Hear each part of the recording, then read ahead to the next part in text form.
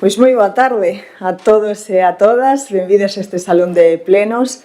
Gracias por acompañarnos, benvidos compañeiros, compañeiras e todas aquelas veciñas que nos ven a través da canle de YouTube. Dá gusto facer de cando en cando un pleno no que asista público, porque dende que son retransmitidos, a verdad é que moi pouca xente ven a ver as sesións, aínda que teño que decir, son moi seguidas a través da canle de YouTube. Damos comezo a esta sesión plenaria, a 4 de 2026, ordinaria, e expoños os antecedentes e a motivación de por que se celebra hoxe día 1 e non, como estaba sinalado, o pasado xoves. A sesión ordinaria do pleno deste Concello, correspondente ao mes de abril, estaba inicialmente prevista para o 30 de abril, ás 8:30, por acordo adoptado polo pleno na súa sesión número 10/2023. Tendo en conta que a orde do día proposta consta de un total de 20 puntos, estímase que a extensión dos asuntos a tratar provocará que a sesión se prolongue máis alá das 12 horas, coincidindo así co inicio do día 1 de maio, festividade do Día Internacional das Persoas Traballadoras.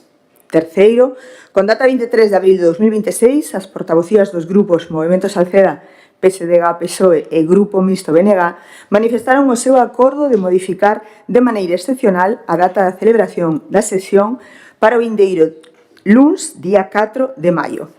Esta modificación fundamentase no respeto ao significado da xornada festiva do Día do Traballador, así como na consideración cara os empregados municipais que deben estar presentes e asistir na celebración do pleno cuya xornada se vería afectada pola entrada na festividade. Esta é a motivación do cambio de día da sesión plenaria. Comezamos, se vos parece.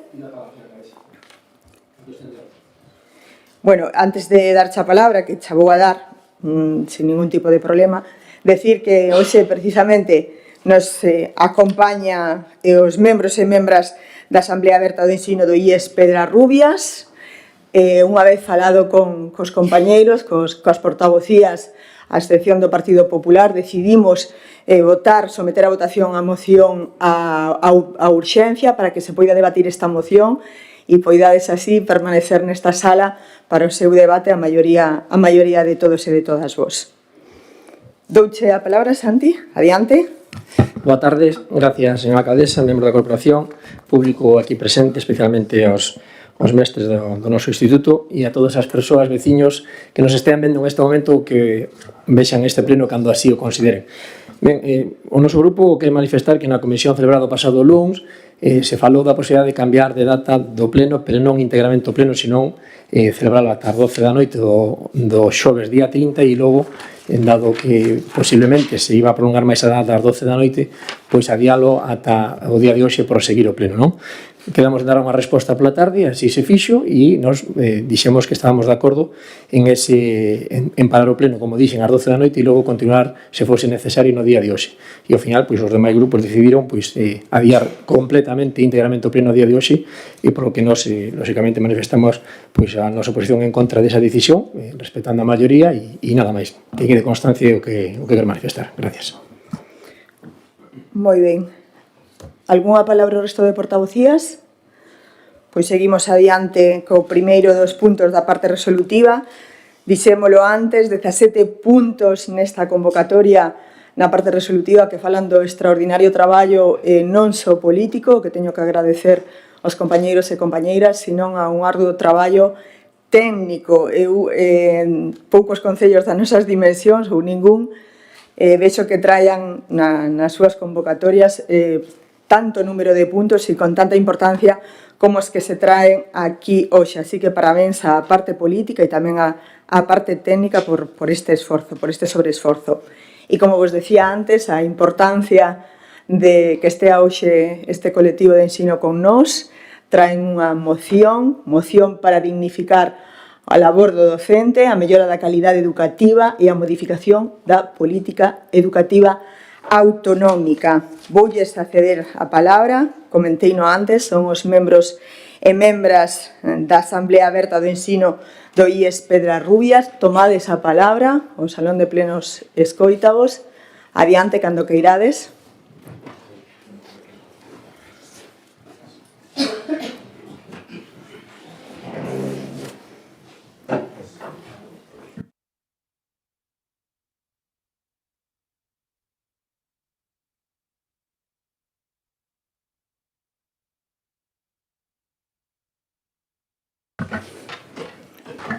Primeiro lei proposta e logo a votación urxencia. Moitas grazas, alcaldesa, moitas grazas, Goberno do Concello de Salceda, moitas grazas aos diferentes membros da Corporación Municipal. Gracias por recibirnos aquí na Casa do Concello.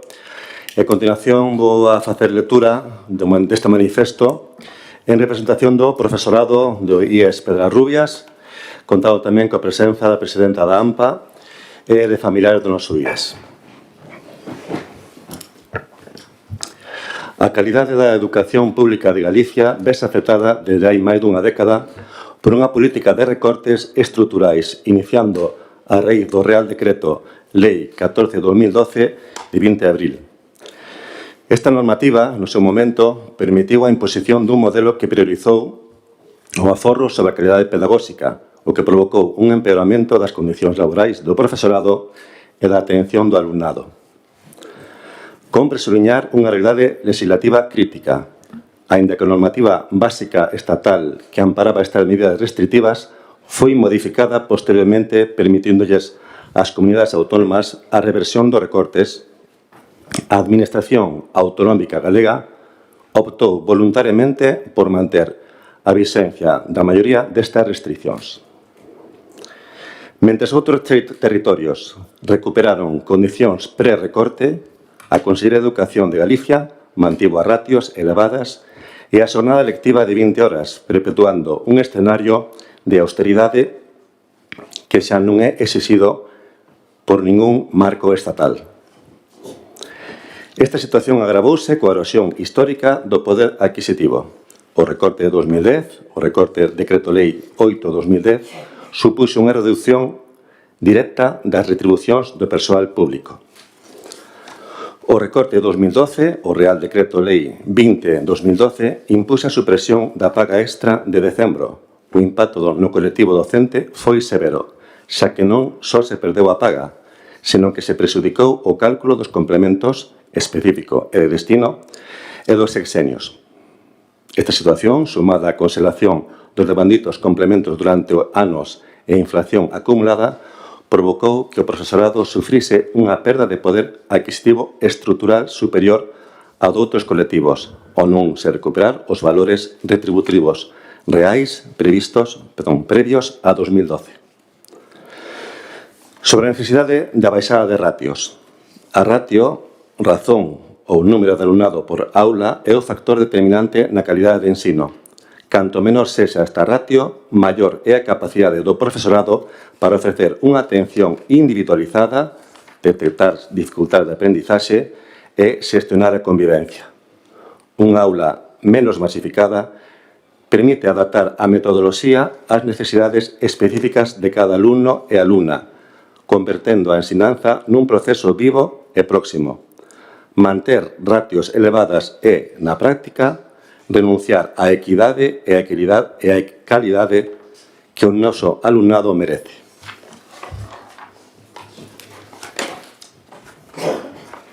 Sobre a innovación e o esforzo docente. Existe unha eiva fundamental na xestión autonómica, a falta de recoñecemento das actividades de innovación. O profesorado desenvolve clubes de ciencia, clubes de lectura, plans proxecta e contratos programa de xeito altruísta. Este labor esencial supón o sacrificio do tempo de descanso e da conciliación familiar, sen que a Consellería ofreza contrapartida horaria ou retributiva ningunha. O IES Pedrarrubias é un exemplo paradigmático desta realidade. O centro cumpre coa legalidade, pero as limitacións autonómicas impiden ofrecer a calidade óptima. Masificación. Grupos de bachelato con ata 35 alumnos. Carencia de especialistas. Unha única orientadora para 469 alumnos e alumnas, lonxe da recomendación internacional de unha por cada 250. Sobrecarga. O profesorado asume tarefas técnicas e burocráticas ante a falta de persoal especializado. Dada esta situación, o Concello de Salceda de Caselas non pode quedar alleo a esta problemática. Por todo anteriormente exposto, proponse ao Pleno da Corporación Municipal a adopción dos seguintes acordos. Baixada de ratios nas aulas. Instar a Xunta de Galicia, a través da Consellería de Ensino, a reducir as ratios de alumnado por aula. Esta medida é imprescindible para garantir a atención individualizada e mellorar a calidade do ensino, usando o IES Pedrarrubias como exemplo desta necesidade. Axuste dos cadros de orientación. Instar a Xunta de Galicia, a través da Consellería de Ensino, a modificación dos cadros docentes para garantir un cadro de persoal orientador e especialista, PT-AL, que cumpra a ratio internacional de un profesional por cada 250 alumnos. Dignificación salarial e laboral. Instar a Xunta de Galicia, a través da Consellería de Ensino, a abrir proceso de negociación para recuperar o poder adquisitivo perdido dende 2010 e reverter as medidas regresivas que, malia non ser xa obrigatorias a nivel estatal, a Administración galega mantén vixentes. Recuperación do horario lectivo.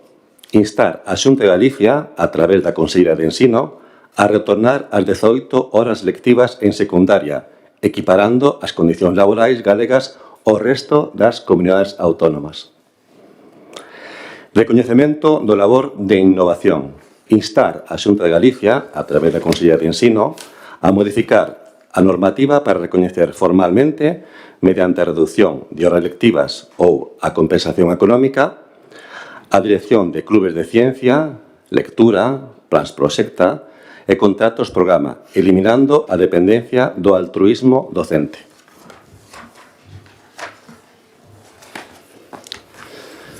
Simplificación administrativa. Instar a Xunta de Galicia, a través da Consellería de Ensino, a eliminar a burocracia que satura o profesorado mediante a actualización dos procedementos autonómicos. Dotación de persoal administrativo e de servizos. Instar a Xunta de Galicia, a través da Consellería de Ensino, a crear postos para o mantemento informático e actualizar os cadros de consellería e limpeza, adecuándoos á realidade dos centros, como o IES Pedrarrubias.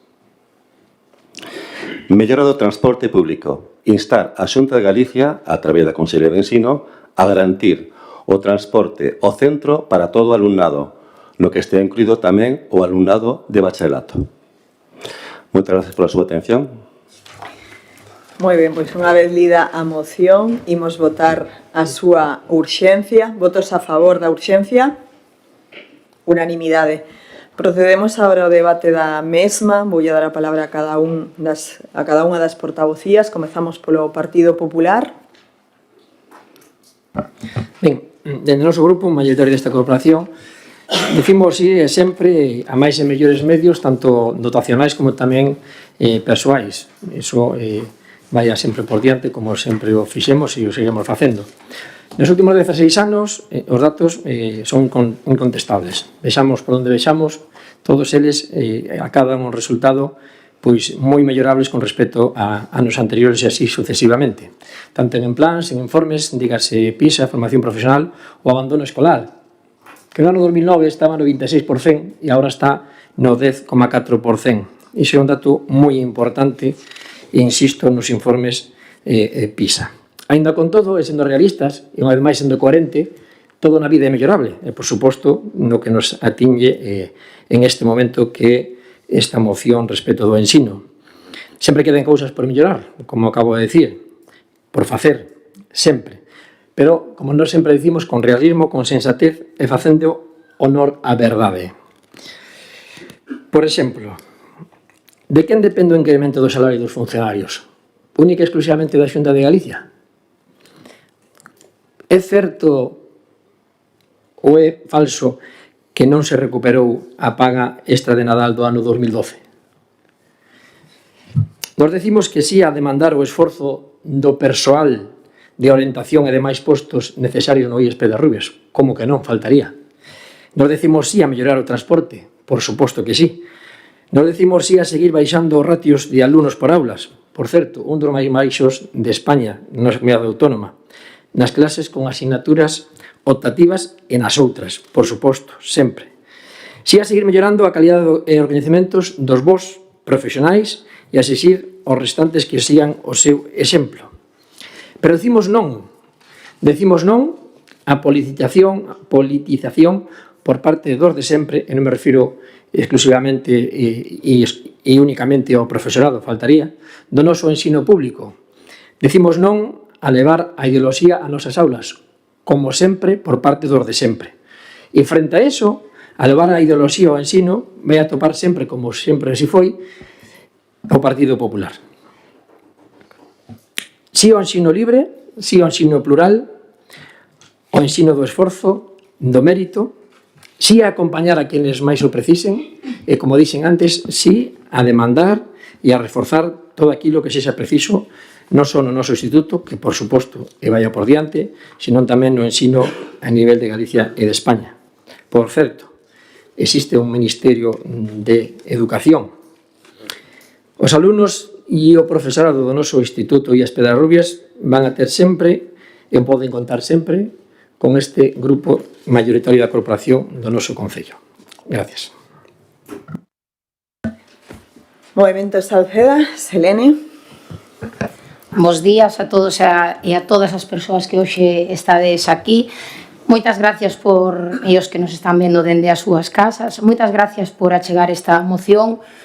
Unha moción que dende Movemento Salceda consideramos fundamental, porque consideramos fundamental tratar o problema dende a raíz. Creo que é unha moción que non fala de temario, entón non está tratando de modificar a ideoloxía ou tratando de que a ideoloxía este dentro de como vender a historia. Aquí estánse dando datos obxectivos, estáse falando dunha lei que está aprobada, estáse falando do número de alumnas e de alumnos que hai no bacharelato do noso instituto, estáse falando da mellora dun transporte público que garantice que as rapazas e rapaces de Budiño, de Entenza, de Soutelo poidan garantizar que poden chegar ao seu instituto en hora e que poden chegar ás súas casas a xantar en hora porque teñen un servicio de transporte público garantido que a día de hoxe non é así.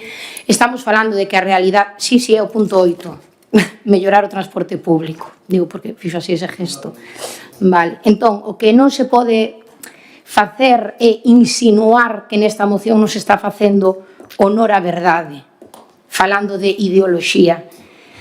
Ter en conta os cambios das familias, ter en conta os cambios das realidades que sufriron as familias nos últimos anos, ter en conta a diversidade do alumnado é facer honor á verdade.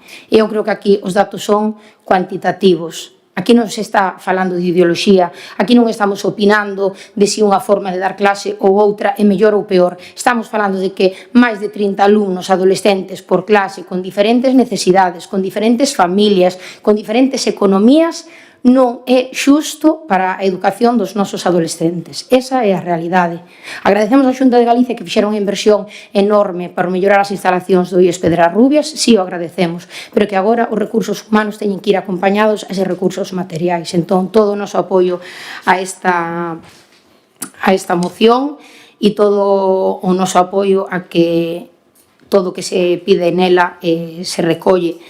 Fai uns meses, previo a unha sesión plenaria que tivemos, se fixo no Auditorio Municipal unhas xornadas encabezadas polos directores dos outros centros educativos públicos, o CRA Raíña Aragonta e o CEP Altamira, no que falaban da necesidade do que hoxe se pide aquí, no que explicaban as familias por que afecta tanto que haxa unha L, que haxa un bo orientador, unha boa orientadora, un PT, por que a baixada de ratios. Foi unha pena que non houvese unha vez máis cando se organizan estas xornadas ningún representante do Partido Popular entre o público, porque o mellor debate hoxe tería outra forza e o mellor poderíamos todos falar no mesmo idioma e chegar a entendementos. Moitas gracias. Partido Socialista. Boas tardes, noites a todos. Gracias á Asamblea do Profesorado de IES Pedrarrubias por asistir. Dicir que, evidentemente, como asinantes, apoiamos o contido desta moción, tanto no que se refire a que o IES Pedrarrubias, tal como pon un exemplo paradigmático de masificación, carencia de especialistas e de sobrecarga do profesorado, consideramos que os acordos que aquí se reivindican, baixada ratio das aulas, axuste nos cadros de orientación, dignificación salarial e laboral, recuperación do horario lectivo, recoñecemento do labor de innovación, simplificación administrativa, dotación de persoal administrativo de servicios e mellora do transporte público, son acaídos para presentar neste pleno. Por lo tanto, anunciamos o noso apoio á moción. Bénega. Boa tarde a todas e a todos. Parece que estamos en novos tempos que queren implantar censura e con mala educación, ademais. Mala educación empezando polo responsable da Consellería que chama elementos para a polarización política a todo o personal do ensino que leva meses loitando por recuperar dereitos, por mellorar o ensino público. Desde logo, non hai maior desprestixio que ter un conselleiro, un responsable político ao frente do ensino público que o primeiro que fai é insultar a comunidade educativa coas palabras que dixo a partir da última folga, a última movilización que realizaron. Estamos en tempos difíciles, indudablemente, non? Pero parece ser que os tempos difíciles son para o ensino público, non para o outro, o que dá ganancias, non? En todo caso, desde o BNG apoiamos totalmente as reivindicacións do personal do ensino e convidámonos a seguir polo camiño que iniciastes, porque as demandas xustas necesitan chegar ao final e completarse. Moitas gracias. Segunda quenda. Movimento Salceda, Partido Socialista. Pois antes de votar a moción, bueno, eu diría yo, portavoz do Partido Popular, que leer unha resposta tipo enviada pola Xunta do PP pois non fala precisamente da opinión do Partido Popular de Salceda con respecto á situación do profesorado do IES e o que máis grave, non fala nin se preocupa da situación que viven os nosos nenos e nenas, a nosa rapazada. Falase de dereitos, de mellorar o ensino, son dereitos laborais, pero que tamén é mellora para a nosa rapazada. Ben defendido pola concelleira Selene. E, por suposto, familias, AMPA e profesorado, o Goberno vai apoiar esta moción. Votos a favor da mesma? Abstencións? Sai adiante esta moción cos votos a favor de Movimento Salceda, PSOE e BNG e ca abstención do Partido Popular. Moitísimas gracias e moito ánimo na vosa loita.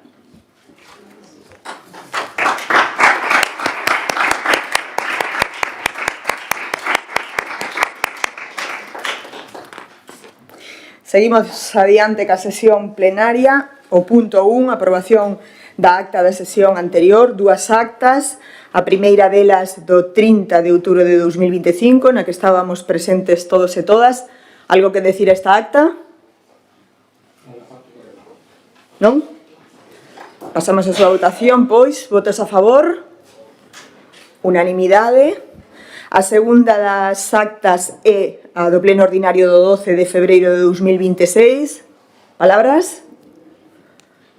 Todo correcto. Votamos, pois, votos a favor da acta, unanimidade. Pasamos ao punto, neste caso sería o punto 3, o expediente 294/2026, aprobación inicial da ordenanza reguladora do uso da biotrituradora municipal para a xestión da biomasa domiciliaria. Vai a defender este punto o concelleiro de Axenda Ecolóxica e Medio Ambiente, Marcos Troncoso. Ben, boas tardes a todos os membros e membras da Corporación Municipal e aqueles veciños que nos escoitan dende a canle de YouTube. Ben, neste punto teremos aprobación inicial da ordenanza reguladora do uso da biotrituradora municipal para a xestión de biomasa domiciliaria. Bueno, para aqueles que non saiban, o Concello ten en propiedade unha biotrituradora de restos vegetais, unha biotrituradora de remolque que pode ser transportada en calquer vehículo normal, pero que nestes momentos está sendo utilizada única e exclusivamente polos operarios do Concello.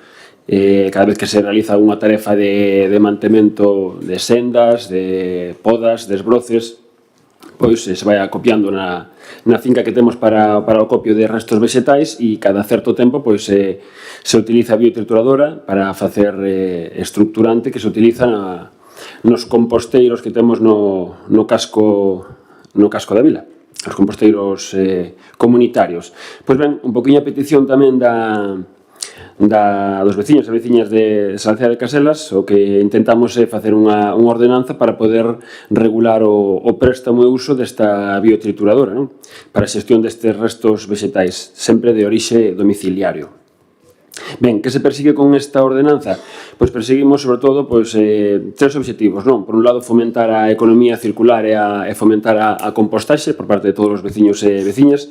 Economía circular, pois estamos eliminando un residuo e convertindo, digamos, nun recurso, non? Un recurso que ao final vaise convertir en compost de calidade. Protección do medio ambiente. Con isto, pois, o que intentamos é evitar o maior número de queimas, máis o triturado para compostaxe, e tamén eficiencia no servizo de recollida de lixo. Moitas veces aparecen ao lado dos contenedores bolsas e restos de vegetais, un pouquiño é intentar evitar estas circunstancias, non? E tamén establecer con esta ordenanza quenes son os usuarios deste servizo, que vai exclusivamente para veciños e veciñas de Salceda e tamén para as asociacións do noso concello, non? En ningún caso para actividades profesionais ou comerciais, nin para actividades con ánimo de lucro, por suposto.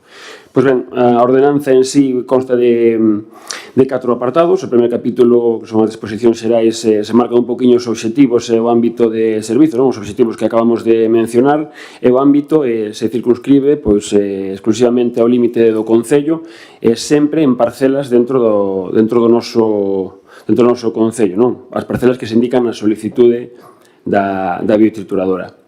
O capítulo 2 fala un poquinho sobre as características desta biotrituradora, o tipo de combustible, como funciona, a guía de funcionamento, o tipo de usuarios do servizo, sempre maiores de idade, por suposto, empadroados en Salceda, e aquelas persoas que non están empadroadas en Salceda, pero que teñen algunha parcela no noso concello.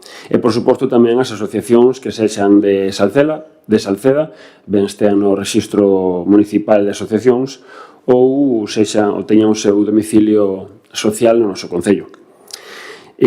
Para utilizar este servizo hai que estar dados de alta valga a redundancia, no servizo de préstamo da biotrituradora. Hai uns anexos para cubrir, para inscribirse no servicio e para solicitar o uso da biotrituradora.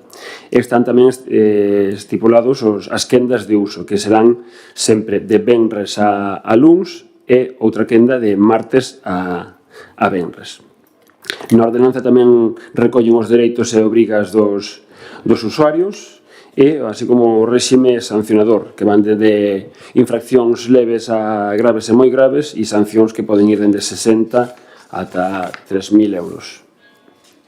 En resumo, esta ordenanza o que ven é para fomentar a economía circular e o fomento da compostaxe, sempre a favor de que se faga unha mellor xestión dos residuos e para ofrecer un servizo á veciñanza, que así non o demanda. Debemos tamén indicar que na comisión informativa houve unhas aportacións do Partido Popular que foron tidas en conta, e agradecemos ao Partido Popular que si as fixesen. Para iso sirven as comisións, para aportar toda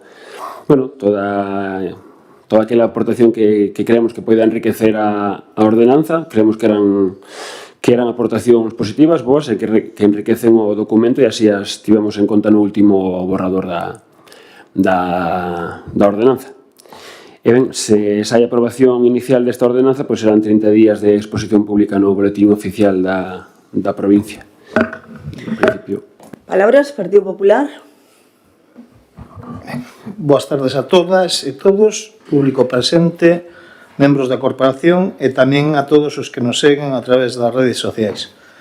Estamos ante unha nova ordenanza que vai a regular o uso da biotrituradora municipal, unha ferramenta coa cal se pretende, esperamos, que contribuya a mellorar a xestión dos residuos vexetais xerados no noso concello. O noso grupo, na comisión informativa celebrado o pasado luns día 27, propuxo unha serie de aportacións en aras de mellorar dito documento, melloras que foron incorporadas e que paso a detallar. No artigo 1, engádese ao final deste artigo a a utilización da biotrituradora terá sempre carácter voluntario e exclusivamente doméstico, non profesional. No artigo 2, o ámbito de servicio queda circunscrito ao uso da maquinaria dentro dos límites do Concello de Salceda de Caselas. Engádese ao final deste artigo e na parcela indicada na solicitude. Artigo 6, no terceiro parágrafo, a biotrituradora non poderá ser utilizada con ánimo de lucro. Engádese nin para actividades profesionais ou comerciais. Artigo 7, retírase no terceiro parágrafo, no caso de solicitudes con igual data de rexistro de entrada, daráselle prioridade ás solicitudes das persoas que participen no plan de compostaxe do Concello, a través da compostaxe comunitaria, veciñal ou individual. Artigo 8, engádese, o Concello poderá suspender temporalmente o servizo por mantemento, averías ou causas organizativas. Artigo 9, no sexto guión, a máquina deberá devolverse co depósito cheo de gasolina sen chumbo, 30 litros. Engádese do mesmo tipo indicado nas instruccións. Artigo 11, engádese dous novos guións. Un guión con a persoa usuaria deberá empregar equipos de protección individual, luvas, protección ocular e auditiva, e outro guión con a persoa ou asociación usuaria deberá garantir un espazo seguro para entrega, uso e recollida da máquina. E artigo 13, no segundo guión, engádese a comunicación ao Concello deberá realizarse nun prazo máximo de 24 horas. Todas estas achegas presentadas polo noso grupo foron incorporadas a esta ordenanza e deixamos aberta a posibilidade de seguir introducindo outras novas que melloren tanto o uso e seguridade da máquina. Seguridade, trátase dunha ferramenta coa obriga de cumplir en tempo e forma os mantementos que precise, así como a comprobación antes de cada uso dos sistemas de seguridade e que estes non estén manipulados ou danados. Estamos ante un servizo que debe converter un problema, un residuo, nun recurso útil, xerando ademais un aforro económico e unha mellora ambiental para o noso Concello. O noso voto vai a ser favorable. Moitas gracias. Moi ben. Partido Socialista. Boas tardes de novo. Bueno, tendo en conta que o regulamento inicial foi feito no Goberno e foron aceptadas as aportacións do Partido Popular, pois evidentemente nos estamos de acordo e, bueno, ainda quedan 30 días para que calquera persoa ou colectivo que queira aportar algo máis está a tempo de facelo. Trátase únicamente dunha aprobación inicial, polo tanto, o noso voto vai ser a favor e, bueno, animamos a quen teña, se houbo algo que a todos os grupos se nos escapou ou que poiden enriquecer o texto ainda máis, o aporte. Benega. Ben, é unha ordenanza aquelada, é unha situación que necesitaba atención. En todo caso, eu pido o mesmo que xa manifestei na comisión, que cando se pase un texto de unha nova ordenanza, sobre todo, se se pode pasar con tempo dabondo como para mirala con máis calma. Eu creo que neste momento o contido do texto cubre perfectamente, coas achegas incluso do Partido Popular, cubre perfectamente o inicio desta nova andaina reguladora da biotrituradora desta máquina. En todo caso, entendo que logo do desenvolvemento real do funcionamento e do préstamo á veciñanza nos poderá tal vez achegar algunha corrección futura. O que si pediría, non sei se pasou polo Servicio de Normalización Lingüística, que antes de publicarse pasara por ali, por favor. Procuramos pasar a maioría dos documentos, non só os que veñen a pleno, sino os que circulan na administración. Son moitos a diario. Este concretamente non o podo garantir o 100%, pero si o 90% que pasou. En todo caso, igual algunha cousa na corrección sobre o borrador inicial igual se puido colar. Estaremos atentos e atentas. Mais? Segunda quenda, Partido Popular. Pois pasamos entón á lectura da proposta do acordo. Primeiro, aprobar inicialmente o texto da ordenanza reguladora do uso da biotrituradora municipal para a xestión da biomasa domiciliaria xunto cos seus anexos do 1 ao 6º. Segundo, someter o expediente de información pública por un prazo mínimo de 30 días mediante anuncio no boletín da provincia e no tabuleiro de anuncios do Concello, para que as persoas interesadas poidan presentar as reclamacións e suxestións que estimen oportunas. Terceiro, establecer que no caso de que non se presentaren reclamacións ou suxestións durante o prazo de exposición pública, o acordo de aprobación inicial entenderase definitivamente adoptado sen necesidade de novo acto plenario. E cuarto, unha vez acabada a aprobación definitiva, xa sexa expresa ou tácita, procederase á publicación do texto íntegro da ordenanza no boletín oficial da provincia para a súa entrada en vigor. Votos a favor desta ordenanza? Unanimidade. Cumplimos así que non o dixemos un compromiso tamén electoral que figuraba no apartado de compromisos de Movemento Salceda, colaboración entre a veciñanza e o Concello. Pasamos ao punto número 4, o expediente 704/2026, aprobación do proxecto de obra e ampliación e mellora do vial municipal. É que antes metín a moción, entón cambiei o orden. Agora temos un máis. O adiantar a moción, que sería 18, agora por iso estou cambiando os números, que seguro que en algún momento da noite me vou a equivocar, porque con tanto sería o máis normal. No lugar do 3 sería o 4 sumar a moción. Aprobación do proxecto de obra de ampliación e mellora do vial municipal Sete Camiños, Cemiterio de Parderrubias, Penedo Redondo. Pois tal como dice a proposta, aprobar o proxecto de obra denominado ampliación e mellora do vial municipal Sete Camiños, Cemiterio Penedo Redondo de Parderrubias. Foi redactado polo enxeñeiro Javier Carballo con data 22 de marzo de 2026, cun orzamento de 140.461,25 euros, IVA incluído, o cal reúne cantos requisitos son exixidos pola lei e polo regulamento de contratos das administracións públicas. Ben, pois neste punto, que ademais vou defender como responsable de vías e obras, comentarvos que este proxecto é dunha longitude de aproximadamente 700 metros, cun ancho de vial que ten na actualidade 5 metros, pasaría a 6 metros con unha nova senda peonil. A nova actuación en total serían 8 metros, para que nos entendamos, 6 metros de calzada e o carrís de 3 metros cada un e os laterais, o lateral da senda de 2 metros. Sabedes que é unha zona, ademais de moita afluencia, conecta con un espazo deportivo, ademais co cemiterio da parroquia máis grande de Salceda.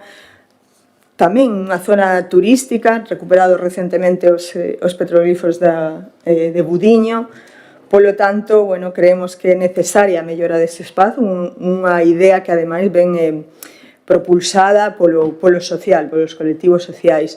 Léase Comunidade de Montes de Parderrubias e a Asociación Veciñal Santo Tomé. Visitamos o espacio, falamos da idea que tiñamos entre todos e todas pensado para toda esa zona. O enxeñeiro acompañounos e de aí o resultado deste proxecto. Ademais de mellorar ese vial e de darlle seguridade a través da senda, pois se falouse, así o recolle o proxecto, da zona frontal do cemiterio, onde, ademais de un adoquinado que dará non só mellor aspecto e maior fermosura a aquel sitio, sino que tamén o dotará de certa comodidade e seguridade. Nos que ali vamos, pois sabemos como é de arriscado permanecer ali moito tempo e o difícil incluso que é para as familias chegar moitas veces a tempo nese momento. Polo tanto, a parte frontal vai a estar destinada ao aparcadoiro de maneira ordenada para a familia. En definitiva, eu creo que é un proxecto ambicioso, tamén a cuantía así o reflicte, pero sobre todo é un proxecto que nace do social, da vontade dos veciños e veciñas de Parderrubias, que viron a ben que destináramos fondos á realización deste proxecto e agora o que toca pois, é buscar financiación. O informe técnico é favorable e no caso de executarse o prazo desta obra sería de 2 meses. Camiñamos xa precisamente agora na búsqueda de financiación para que poida ser unha realidade. Palabras? Sí, gracias, señora alcaldesa. Boas tardes a todos e a todas os que presenten neste salón de plenos, como tamén a toda a persoa que nos está vendo polas distintas redes sociais. Ben, sí, é unha ampliación, unha mellora dun vial municipal, onde se lle vai a incluir unha senda peonil que ofrecerá unha maior seguridade para as persoas que por ali camiñan. Pero nós temos unha pregunta que na documentación que se nos achegou non está reflexada, que eu lera, non? E a pregunta é a seguinte: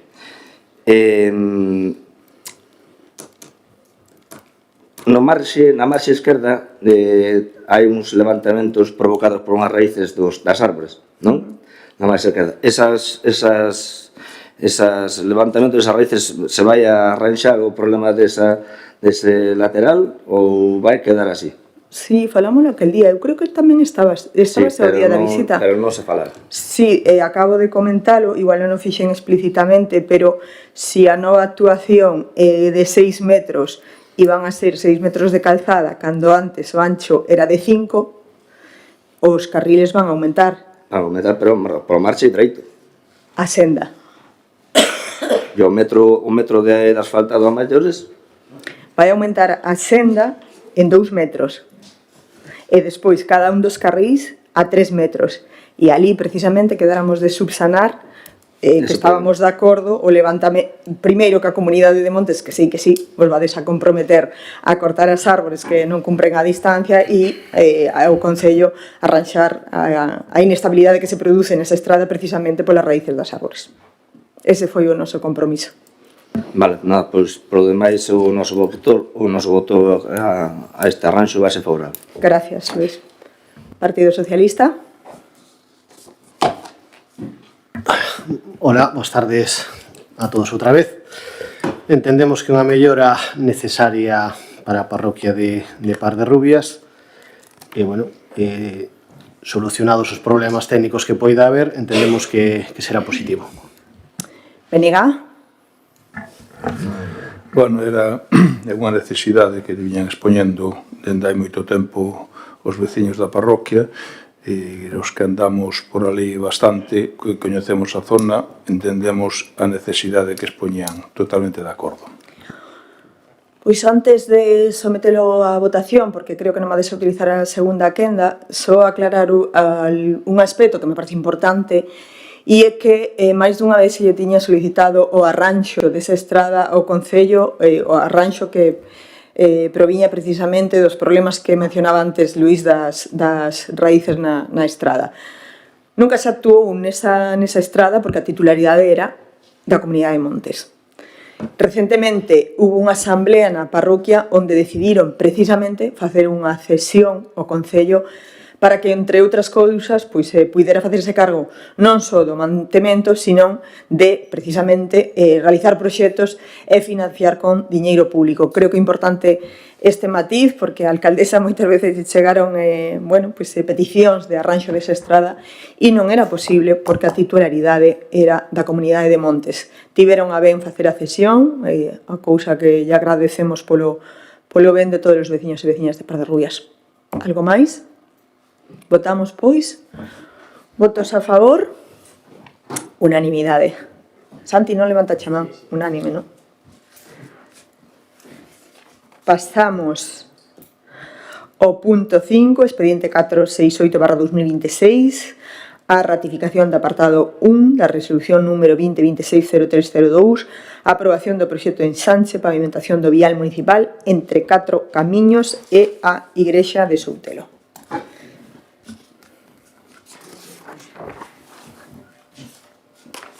Este punto tamén me toca defendelo a min como responsable de vías e obras. Vale, é un decreto que se trae a súa ratificación neste caso, o decreto fixose necesario aprobar este proxecto por decreto para enviar a solicitude en tempo e forma. Os prazos moitas veces das subvencións son moi curtos. Queríamos acudir á subvención da Xunta, que este ano lle chaman Plan Camiña Rural 26-27, e así o fixemos a través deste decreto que dice o seguinte: os concellos poden libremente determinar a elección dos investimentos e actuacións subvencionables que deixesen realizar destinando a axudas e subvencións. No, este é o anterior. Paseime o punto, esperade un segundo. Era raro que non me equivocara hoxe. Aquí está. Este. Vale. Aprobar o referenciado proxecto de obras denominado ensanche da pavimentación do vial municipal entre 4 camiños e Igrexa de Soutelo, redactado polo enxeñeiro de Camiños, Canles e Portes Francisco Javier Carballo. O importe é dun total de 55.563,04, o IBE de 9.643,17 e o orzamento de 45.919,87, este orzamento sen IBE. Ben, esta estrada, que seguro que a coñecedes todos e todas, é a estrada que vai dende o cruce de Sobredo ata a Igrexa de Soutelo. Son aproximadamente 300 metros, 288, creo que marcaba en concreto o proxecto. Trátase de mellorar un vial, unha demanda xa histórica por parte da parroquia. A verdade é que cando hai celebracións ou enterros faise dificultoso ir por esa vía. Son na actualidade 350 metros de anchos que cando se produce precisamente moita circulación en doble sentido causa realmente problemas. O proxecto fala de ampliar ese vial de 350 metros a 6 metros, 1,5 metros a cada lado. Bueno, pues ganaríamos en fluidez de circulación, en seguridade e en outro problema que tamén temos todos os invernos, que ao ser unha zona fonda, unha zona profunda, cae terra dos taludes, ademais de árbores, sendo moi perigoso non só para os coches, sino para as persoas que habitualmente van por esa zona. Os informes son favorables, tanto técnico como xurídico. É decir que nesta subvención, que falta que veña aprobada, pero xa está solicitada, hai aportación do Concello, 55.563,04, a Xunta aporta 47.349 e o Concello 8.214,04. Vamos, que unha das melloras que creo que en Soutelo viñanse pedindo dende hai moito tempo, e agardamos que cando chegue o que da Xunta sexa pronto unha realidade. Palabras? Sí. Nada, un vial que necesita un ancheamento e unha mellora, polo tanto, vamos a estar a favor. PSOE? Entendemos que outra obra necesaria enchar ese camiño, é moi estreita a carretera que vai á Igrexa de Soutelo, polo tanto, tampouco hai moito que falar do tema. Benega? Bueno, todos recoñecemos a necesidade da obra. Pois pasamos a votación, se vos parece. Precisades utilizar a segunda quenda. Votamos, pois, votos a favor da ratificación do apartado 1 de resolución número 2026-03-02 da aprobación do proxecto ensanche e pavimentación do vial municipal entre 4 camiños e a Igrexa de Soutelo. Votos a favor. Unanimidade. Punto 5, e precisamente hoxe vai de estradas e de proxecto de viais municipais. Creo que todas e todos coincidimos en que o inverno foi duro, ademais de melloras en moitos dos viais, e pensar en zonas de humanizacións como a do Penedo Redondo. Os nosos viais necesitan melloras. Este punto, precisamente o punto número 6, o expediente 691/2026, ratificación do apartado primeiro da resolución número 2026-0434 da aprobación do proxecto mellora de camiños en Santa María, Budiño, Soutelo, a Picoña e San Xurxo, fala precisamente diso, da necesidade de arranxo das diferentes estradas. Ben, no decreto, que vos leía antes no anterior punto que pertencía a este, fala de que, visto o obxectivo destas axudas, fala da liña 1 da Deputación de Pontevedra, que foi a liña pola cal se solicitou esta subvención, visto que o obxecto destas axudas está en mellorar as condicións de vida da población rural a tratar de evitar o despoboamento, entre outras actuacións, mediante a mellora de accesibilidade, mobilidade, seguridade e cohesión, os concellos poden, ademais, libremente determinar a elección dos investimentos e actuacións subvencionables que desexen realizar destinándose as axudas, as subvencións, as seguintes liñas. E precisamente nesta liña 1, investimentos de diferentes tipoloxías, foi onde se incluiu este proxecto.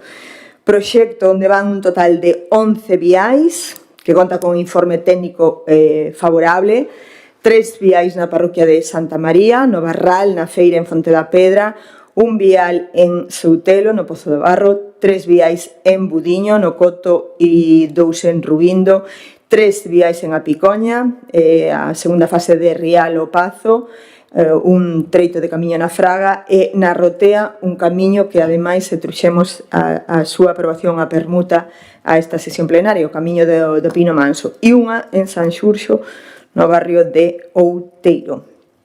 Decíamos antes que as choivas intensas e o paso do tempo fan necesarias estas melloras, por iso o investimento é realmente importante. Falamos de 155.879,43 euros financiados a través da liña 1 do Mais Provincia 2026, que agardemos chegue pronto a súa resolución para pornos a licitar e reparar estas estradas canto antes, unha reparación que duraría como moito 2 meses, que é o que figura no proxecto. Palabras, Partido Popular. Sí. Ben, benvidos sexan, non? Todos e cada un destes camiños e viais para este Concello, incluído no Plan Mais Provincia, claro, da Diputación de Pontevedra. Creemos que mellorar estes camiños garante unha mellor calidade de vida e desenrolo do medio rural, polo que, ademais, o noso voto vai ser favorable. Perfecto, Partido Socialista. Vale, entendemos que o arranxo destes camiños é necesario, polo tanto, supoño que, como ben dixo o compañeiro, bueno, son uns, supoño que ainda quedarán máis, pero todo que veña positivo. Benega. O noso voto a favor. Votamos, pois, votos a favor, unanimidade. E pasamos ao punto número 7, que é o seguinte. Expediente 956/2026, solicitude de autorización previa para a desafección das 2 vivendas da Escola de Fontán e do seu uso educativo. Vai defender este punto a concelleira de Ensino e Benestar, Selene. Ben, boas tardes novamente. Este punto vimos a solicitarlle á Consellería de Ensino a desafección de uso educativo dunhas vivendas que fai moitos anos xa que non teñen ningún tipo de uso educativo, que son destinadas a un uso residencial ligado a, como todos ben sabemos, vivenda social. Este último trámite para poñer en marcha a se publicitar as bases para o acceso xusto a que esta vivenda se poida utilizar como unha vivenda de alugueiro social. E nada, sin esta autorización previa da Xunta de Galicia non podemos continuar co trámite. Palabras, Partido Popular. Ola, boas noites a todos, boas tardes noites a todos os presentes e os que nos vexan a través da canle de YouTube. Nada, sobre este expediente 956/2026, pois non temos nada que aportar ao respecto. Partido Socialista. E nada, lembrar que era unha reivindicación deste grupo poñer como vivendas sociais estas 2 vivendas. Entendemos que este era o trámite que faltaba para darlle para adiante. Por lo tanto, evidentemente, o noso voto vai ser a favor. Benega. Pois precisamente, como ben acaba de decir Xurxo, avanzado o traballo por parte da responsable da área Selene, chegamos a final e Secretaría nos advirte de que durante todos estes anos, que foron moitos de diferentes gobernos, pois non se fixo esta desafectación. Polo tanto, chegado a este punto, o obxectivo que é o que queremos alcanzar precisamente é dotar a ese espacio da posibilidade de vivenda social e quedábanos este punto. Mais cousas? Votamos, pois, votos a favor. Unanimidade.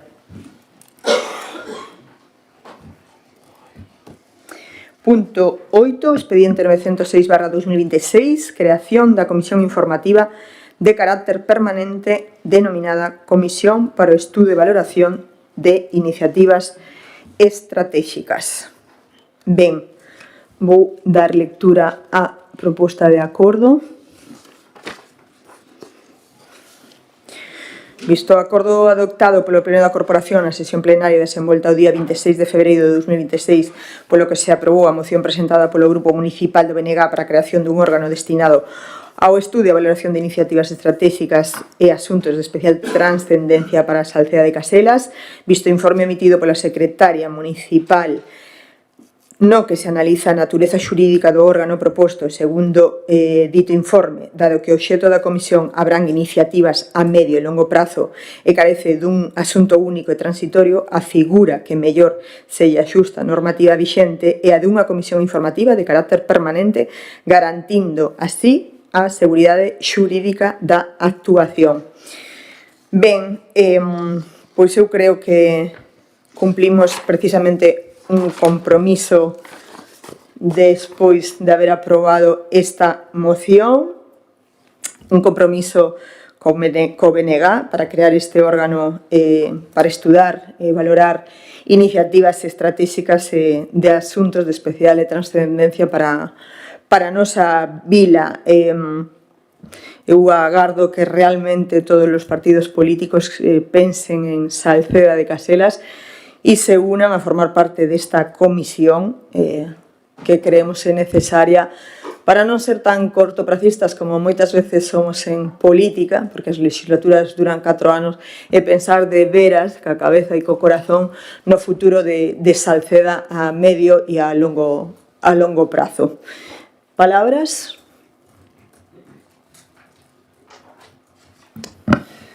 Ben, quería, antes de máis nada, disculpar ao compañero Joaquín, que antes olvidéme de disculpalo, que por mor do cambio da data, entre outras cousas, pois non pode estar hoxe aquí con todos nós.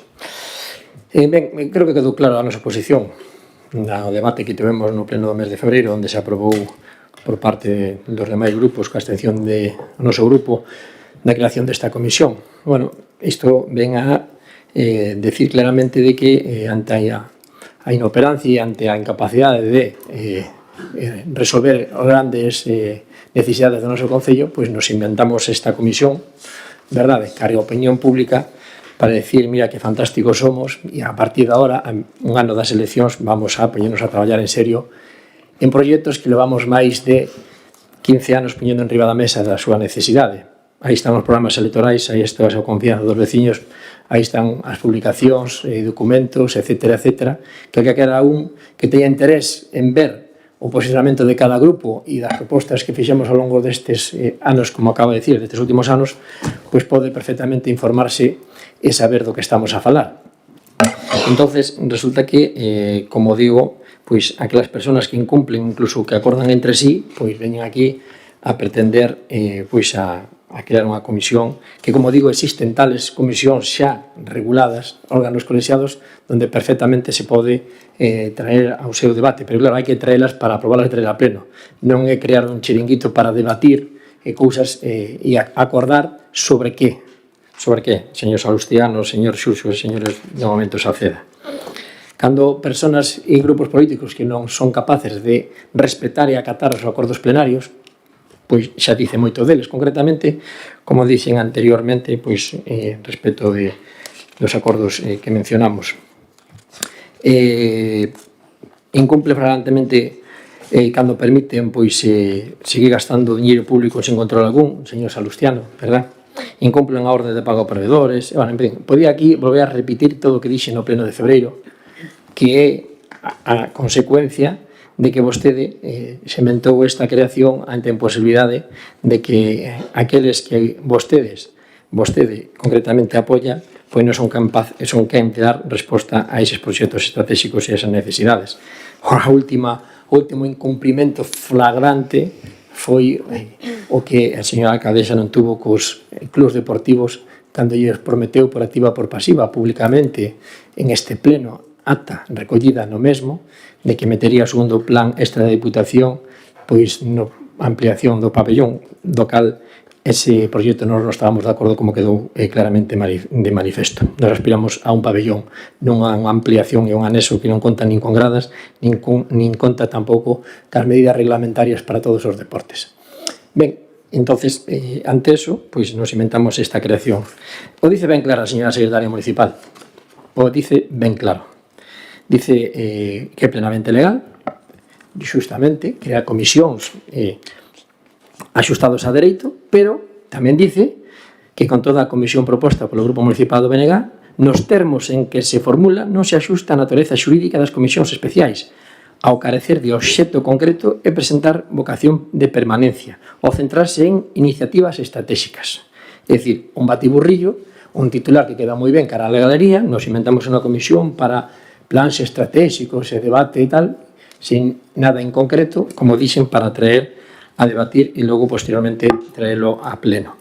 E tamén dice, no terceiro punto do seu informe, que para garantir a seguridade xurídica do acordo, señor Salustiano, a seguridade xurídica, nada menos, o pleno debería optar por unha destas dúas vías, reformular o obxectivo da comisión para circunscribila a un asunto ou expediente específico e determinado, mantendo así o seu carácter de especial, ou constituíla como unha comisión informativa permanente dada a naturaleza continuada e estrutural das materias estratégicas que se pretenden tratar. Bueno, en fin, máis claro, agua. Entonces, nós, como dixen no pleno de febreiro, non vamos a estar en contra da creación de comisións para o debate.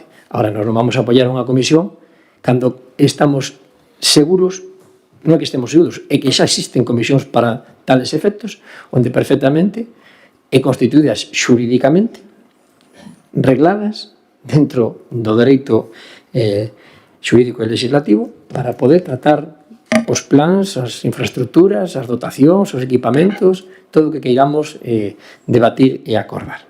Por lo tanto, o noso voto vai ser o mesmo que na moción. Partido Socialista?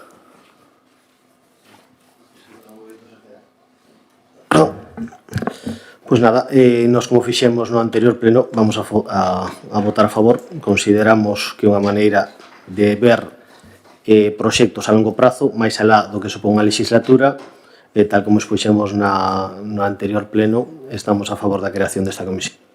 Benega? Ben, a nosa intención, cando presentamos esta proposta, vai moito máis alá do que pretende decir o señor Davila.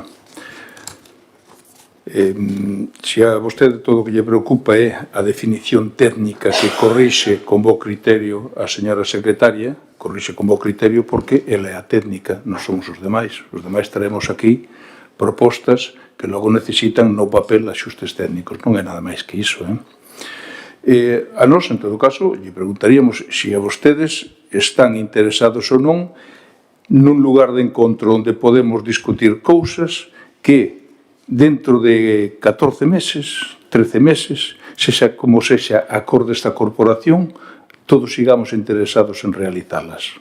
Ese é o debate de fondo. Se vostedes están con interés en participar en debates dese tipo, donde podamos chegar a puntos de encontro todos os grupos que aquí estamos, ou se para vostedes é simplemente un asunto máis, non sei con que intereses e todo máis, e, bueno, pois pasan do asunto. Ese é o asunto. En todo caso, do contido e do que poidamos encher esa comisión, os debates que poidamos ter nesa comisión, indudablemente vai depender de todos, do interés que teñamos en achegar cousas para o debate ou non. o debate de fondo está aí. Bueno, eu creo que interese cero. E o que é máis lamentable é que haxa cero intereses en temas tan importantes para a Salceda como a mellora da mobilidade no municipio, como a solución ao tránsito de vehículos dende as parroquias polo centro urbano cara a outros municipios, ben sexa dende Barreiro a Feira, sexa o tráfico que circula dende Soutelo a Par de Rúas ou incluso dende Tui cara a Salvaterra ou o Porriño. O Partido Popular non lle interesa, non se preocupen que non se xa realizamos estudos, reunións pertinentes e seguiremos adiante solicitando unha demanda que nos fan chegar os veciños e veciñas de Salceda. Tampouco debe ser importante a iniciativa de mellorar os servicios de transporte público en autobuses con maiores frecuencias e axustes de horarios. Por certo, estes dous puntos competencia da Xunta, pero bueno, ustedes teñen que defender os intereses do Partido Popular, ou de defender os intereses da veciñanza precisamente a medio e longo prazo a través destas comisións. Non vai co Partido Popular de Salceda, pídennos e insístenos pleno sí e pleno tamén actuar na área industrial do Cerquido co desenvolvemento do actual plan e debater sobre urbanismo e planificación xeral de desenvolvemento da actual normativa, pero resulta que non queren formar parte desta comisión. E solicitar, e outra das iniciativas que marcaba esta moción, solicitar a planificación de vivenda pública nos terreos da Xunta que a Xunta dispón en Salceda. Bueno, feito, xa se lle ofreceron 3 parcelas, a Ribeira do Caseras. O Partido Popular de Salceda tampouco lle interesa crear unha comisión na que se debata algo tan importante como a vivenda para os veciños e veciñas de Salceda. E tampouco lles parece unha iniciativa axeitada todos aqueles asuntos de futuro que os grupos políticos consideren de interese para o noso concello, incluso os que poidan propor eles. Que pasa? Que non propoñen ningún. Entonces tampouco me extraña, eu xa che decía, Tano, que tiña pouca esperanza de que o Partido Popular quixese participar en algo positivo para os veciños e veciñas de Salceda e sumarse a iniciativas tan importantes como estas que donde tiñan que estar é do lado que tiñan que estar. Non vou pasar por alto que o mellor resulta que non queren pertencer a esta comisión porque non se cobra. Espero que non sexa ese o motivo. Espero que ese non sexa o motivo, porque de verdad que ten suficientemente interés. Non interrumpa, por favor, Ana Cristina. Non interrumpa. Eu creo que deberían ustedes facer en honor a quen representan, que os veciños e veciñas de Salceda, un esforzo e formar parte precisamente desta comisión. Saca sempre o tema do pabillón. Nunca está vostede de acordo cas nosas solicitudes de plan extra e logo véndeos. Fai entender a veciñanza que é o Partido Popular quen consigue eses plan extra. Eu creo que hai un pouquiño falta de coherencia. Efectivamente, os plan extra solicitos ao goberno. O primeiro foi para o saneamento de Entenza e este segundo para o PERI, porque necesitamos dotar a Salceda de moitas infraestructuras, cumplir con moitos servicios como pode ser vivenda, de promoción oficial, espazos precisamente para a construción de novas instalacións, como pode ser auditorio, como pode ser precisamente un novo pabillón ou outras necesidades que ten a nosa vila. Xa veremos que pasa ca subvención da ampliación do pabillón. Este goberno solicitou ata en 3 ocasións que a Xunta remitira a valoración da denegación. Queremos saber como se sumaron eses puntos, como se valorou esa subvención e por que se denegou. Porque a nós tamén nos gusta aprender. E si é que cometemos algún fallo, aprender para a vindeira ocasión, pero, o casualidade, a Xunta sigue sin contestarnos e, polo tanto, tendremos que comezar un proceso judicial que veremos en que acaba, pero todo isto vai ser pola defensa lexítima dos intereses dos veciños e veciñas de Salceda, nomeadamente aquel tecido deportivo que é tan importante no noso pobo. Unha lástima que non formen parte desta comisión. Dende logo, Movemento Salceda PSOE e BNG teñeno claro e seguirán adiante co traballo iniciado en estes proxectos tan importantes. Votos a favor? Sí, pero como non nos están utilizando, vostede no seu mitin estamos escoitando con respeto. Moi ben, me alegro. Así é como hai que escoitar, Santi. Adiante. O de vostede é de unha ruindad, dunha maldad, dunha mezquindad, dunha falta de respeto absoluta. É vostede unha mentirosa, mayúscula. Pero como pode dicir vostede xa se dá por feito que non vamos a formar parte da comisión? Pero sabe o que vamos a votar? Vostede sabe o que votamos no pleno onde se presentou a moción por parte de compañeros salustianos desta corporación? É ruín, home. Vostede é ruín. E a culpa non é de vostede. A culpa é de quen, no seu momento, daqueles lodos, daqueles polvos estes lodos. Vostede é ruín, señora Castiñeira. Moi ruín, ademais. Maldad é o que ten no corpo. Un pouco de respeto, que representamos a 2.200 e pico de veciños. Un pouco de respeto, por este grupo mayoritario desta corporación. Que vostede é unha perdedora das eleccións, entre outras cousas. Un pouco de respeto. E non diga na súa boca palabras que ningún deste grupo dixo. Interpreta vostede o que considere, pero vostede quen é para interpretar o posicionamento deste grupo? Ou do que vamos ou non vamos a facer? Ou de que votamos ou deixamos de votar? Pero de que vai? Quen se cree que é vostede? Pero dice aquí vostede que non nos interesa nada de pabellón ni de circunvalación. Pero se vamos no programa electoral do ano 2011, ganando as eleccións, co apoio dos veciños. Pero que dice vostede?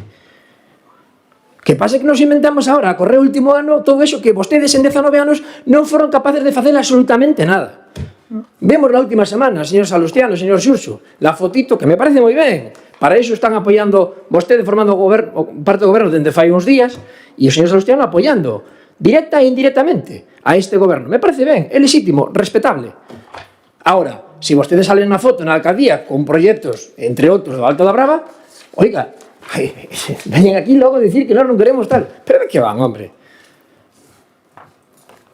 É que non nos interesa nada do que, verdad? Por eso, é dicir que na comisión se vai a cobrar. Pero é que é lamentable, lamentable. Cando vostedes hoxe mesmo se van a poñer outro salario máis dos políticos, é que hai que telas, hai que telos, hombre. Por favor, por favor, por favor. Por iso nós sempre falamos, como digo, nos últimos anos do pabellón, da circunvalación da Lagoela, do Alto da Brava, do gran parque público lúdico e pulmón verde de Saceda ao lado da Ribeira do Caselas, e non vivendas, senón Salustiano, non vivendas, senón un gran pulmón verde, un espazo lúdico, deportivo, de lecer, de esparcemento, como teñen outros concellos, e como outros están creando e xa levan a pleno nos últimos meses. Nós aquí non. Que non se preocupa aquí, plan xeral, para que? O Cerquido dice, pero se vostede se fai un par de anos saliu un titular en Faro de Vigo dicindo que o Cerquido vai ser a súa prioridade neste mandato. Non fixeron nada, absolutamente. Que trouxo vostede aquí do Cerquido? Pero se non foi capaz de solucionar o problema de anegamentos, se fixeron unha chapuza ali, fixeron ali unha fochanga, fixeron un buraco, deixaron ali meses, hombre. É lamentable, é lamentable. O noso voto vai ser exactamente igual que no pleno de febreiro, señora alcaldesa, pois non o ten claro. E o de participar ou non da comisión, xa dixo ela que non vamos a participar, xa dice ela. É que é alucinante. En fin, lamentable. Ruín e lamentable. Que lástima que sempre se compare co resto de concellos e non sinta orgullo polo seu. Partido Socialista? BNG?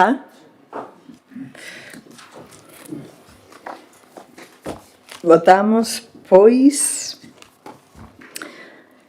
Creación da Comisión Informativa de Carácter Permanente denominada Comisión para o Estudo e Valoración de Iniciativas Estratégicas. Votos a favor. Movemento Salceda, PSOE e BNG. Abstencións do Partido Popular. Sae adiante a creación desta comisión cos votos a favor de Movemento Salceda, PSOE e BNG. Pasamos ao punto 9, expediente 301/2026, ratificación da resolución da Alcaldía número 2026 de adhesión ao convenio marco de colaboración entre a Consellería de Medio Ambiente e Cambio Climático da Xunta de Galicia e os sistemas de responsabilidade ampliada de residuos de envases domésticos e de envases lixeiros, papel e cartón de un só uso. Vai defender este punto Marcos Troncoso, concelleiro da Xenda Ecolóxica e Medio Ambiente. Ben, neste punto traemos, como decía a alcaldesa, a ratificación da resolución da alcaldía de adhesión ao convenio marco de colaboración entre a Consellería de Medio Ambiente e Cambio Climático e os sistemas de responsabilidade ampliada de residuos de envases lixeiros e papel e cartón. Ben, o pasado 29 de xaneiro de 2026 asinouse entre a Consellería e o SRAP, o Sistema de Responsabilidade Ampliada do Produtor de Envases Lixeiros e Papel e Cartón, neste caso é Ecoembes, este SRAP, Ecoembalajes de España, o novo convenio no eido da xestión deste tipo de residuos. Falamos dos residuos de embalaxes lixeiros, cartón e papel e cartón.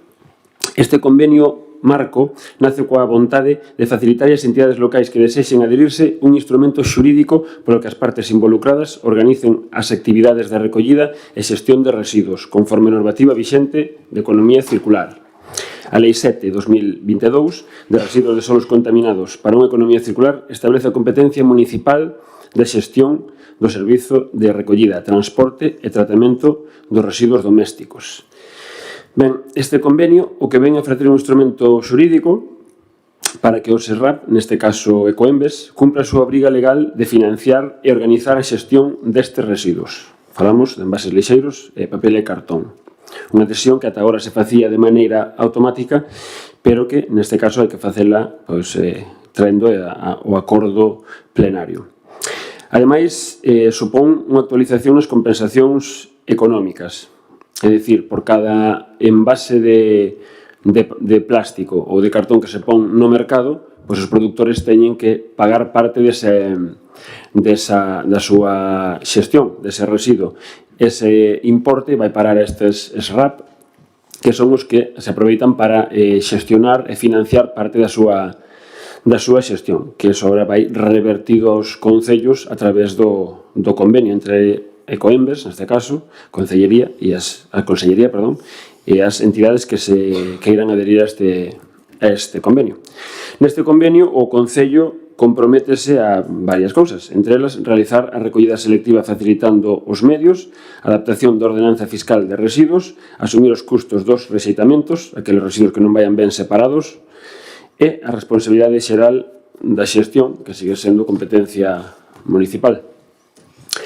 Ben, o 10 de febreiro, a Dirección Xeral de Calidade Ambiental Económica comunica sobre os trámites de adhesión. Temos ata o 31 de abril, foi o pasado xoves, que finalizaba o prazo para a súa adhesión. Por iso se aprobou por decreto de alcaldía e agora teremos a ratificación ao pleno. A duración deste convenio son de 4 anos, con posibilidade de outros 4 adicionais, e, resumen, este convenio suporá melloras no servizo, mellora en canto á dotación de medios para a xestión dos residuos, axuda no cumprimento da normativa dos residuos e acceso a esta contrapartida pola xestión dos residuos, deste tipo de residuos, o que se denomina os fluxos de residuos, pagos por os fluxos. E, bueno, este é un pouco o que resume este convenio. Primeira quenda, Partido Popular. Ben, a adhesión a este convenio marco de colaboración entre a Xunta de Galicia e Ecoembes ven a complementar e a mellorar a operativa da ordenanza reguladora do Servicio de Recollida e Tratamento dos Residuos Municipais que aprobamos no pleno do pasado 26 de febreiro. Un convenio onde se establece un marco de colaboración técnica e económica para a xestión de envases lixeiros, contenedor amarillo e papel cartón, contenedor azul, conforme a normativa vixente de economía circular e que, sen dúbida, vai axudarnos no compromiso de acadar os obxectivos de sustentabilidade e reciclaxe. Un convenio xa presente en moitos concellos de Galicia e que o noso grupo ve beneficioso para o noso concello. Vai mellorar a recollida selectiva, incrementar os porcentaxes de reciclaxe e optimizar os recursos económicos e operativos destinados a este servicio. Un convenio que vai necesitar o compromiso activo de todos nós, de todos os veciños e veciñas, empresas e comercios, xa que a maior porcentaxe da recuperación e reciclaxe maior o beneficio para o noso concello. O noso voto é favorable. Moitas gracias. Partido Socialista. Bueno, como ben dixeron os compañeros anteriores, é un convenio que hai que asinar. Sirve para terminar o proceso de acordos en economía circular, reciclaxe e recollida selectiva. Simplemente que, bueno, un pouco prolongo, o sea, estudiar todo o que viña neste convenio fixose un pouquiño tortuoso, incluso algunhas ecuacións econométricas que, bueno, pero, bueno, entendemos que o convenio vai ser positivo e, nada, o noso voto vai ser favorable. Benega? Ben, o convenio indudablemente é positivo. Agora, eu non achaco o Concello, voto de menos unha política máis agresiva no tema do reciclaxe. Temos que tomar exemplo dos nosos veciños da Lenda Raya, que acaban de implantar o retorno valorizado. Quer decir que págase unha taxa por cada envase, pero a mesma persoa pode recuperar ese importe unha vez que devolve o envase, non? Seguimos moi lonxe de certas cousas, moi lonxe, e moitas veces parece que miramos po norte de Europa, pero non fai falta que miremos po norte, miremos pos veciños de enfrente, que xa teñen en marcha ese proceso. A verdade é unha pena, unha mágoa que aquí as administracións competentes na materia estean aínda pensando que facer con iso, porque ademais é de obrigado cumprimento en un determinado período de tempo. Segunda quenda, Marcos. Por aportar así algún dato, he visto que o convenio di que, bueno, que ese SRAP, cada productor que pon un envase no mercado, ese envase xa está pagando teóricamente, digamos, o 100% da súa xestión. Nos, facendo os nosos cálculos, nos dá que este retorno que temos por a xestión de residuos cubre en torno a un 40%, así datos feitos un poquinho por encima. Eu creo que aquí tanto Ecoembes como a Xunta deberían facer un esforzo maior en que chegase estas contrapartidas que fosen un pouco máis xustas cos concellos. Me dá que todos os concellos da contorna estamos a mesma problemática.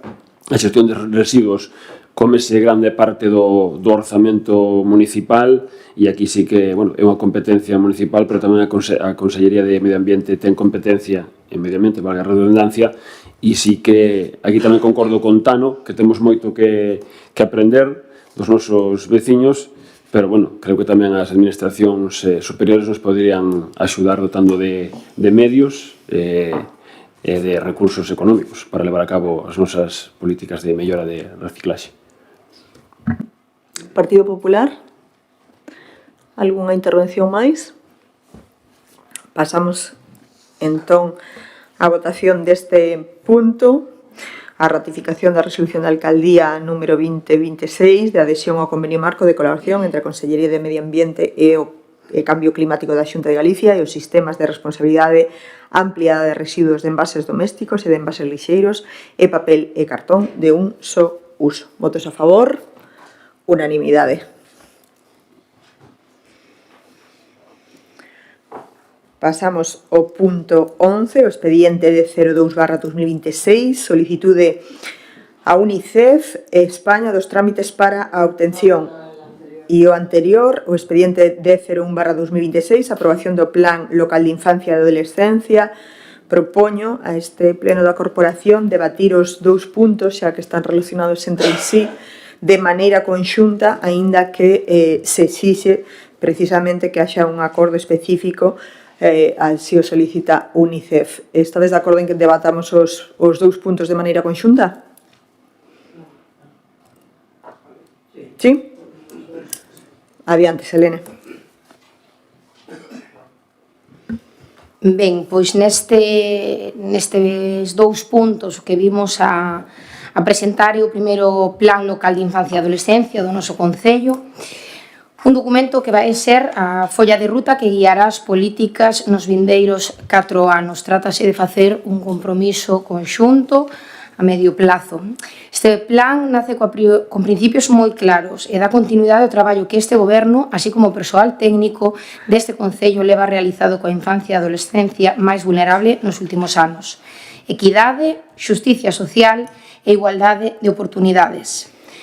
Todo este traballo foi realizado baixo o marco do Convenio dos Dereitos do Neno das Nacións Unidas e a legislación vixente, garantindo sempre a protección xurídica dos e das menores.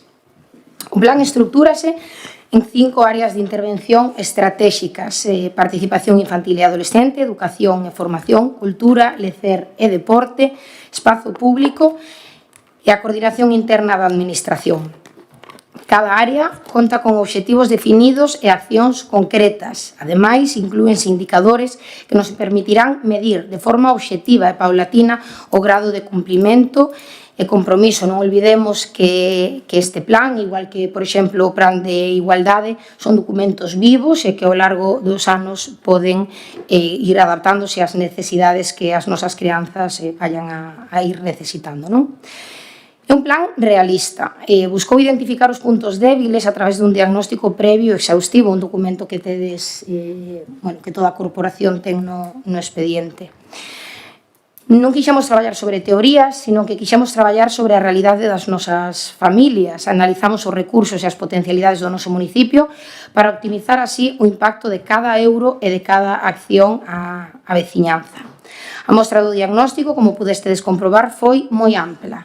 Contouse coa voz de máis de 600 persoas, grazas ao alumnado, profesorado, AMPAs, persoal técnico, entidades do terceiro sector que traballan coa nosa infancia e adolescencia. A todos eles, gracias pola vosa honestidade, polo esforzo de identificar os puntos débiles e por dedicarlle o voso tempo libre a dar a vosa opinión para que Salceda poida mellorar. A voz dos e das protagonistas foi fundamental para tomar medidas inmediatas e tras analizar uns dos datos que se xurdiu, que se deron fruto no diagnóstico, fíxonos reflexionar e actuar incluso antes de aprobar este plan. No diagnóstico vese como 219 menores sentían que as súas opinións non eran tidas en conta, aínda que sexa común que a adolescencia sinta nesas idades que non se lle ten en conta ou que a súa opinión non conta todo o posible, nós queríamos revertelo, queríamos darlle a volta a iso e ter en conta a opinión da infancia e da adolescencia. Froito disto naceu o primeiro grupo de participación infanto-xuvenil.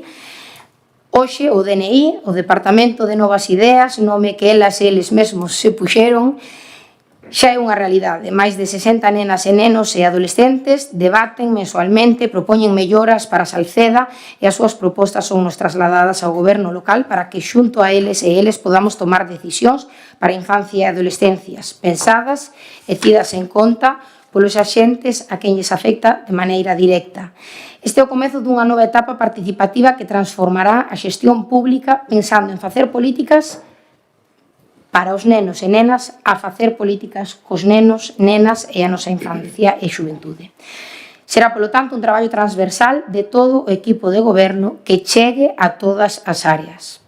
Quero darlle públicamente a Noraboa polo seu compromiso, pola súa axuda fundamental na elaboración deste plan, pero sobre todo pola educación, o respeto entre as compañeiras e compañeiros que están a demostrar que moitas veces as persoas adultas non deixamos clara, sobre todo en espacios como poden ser estes.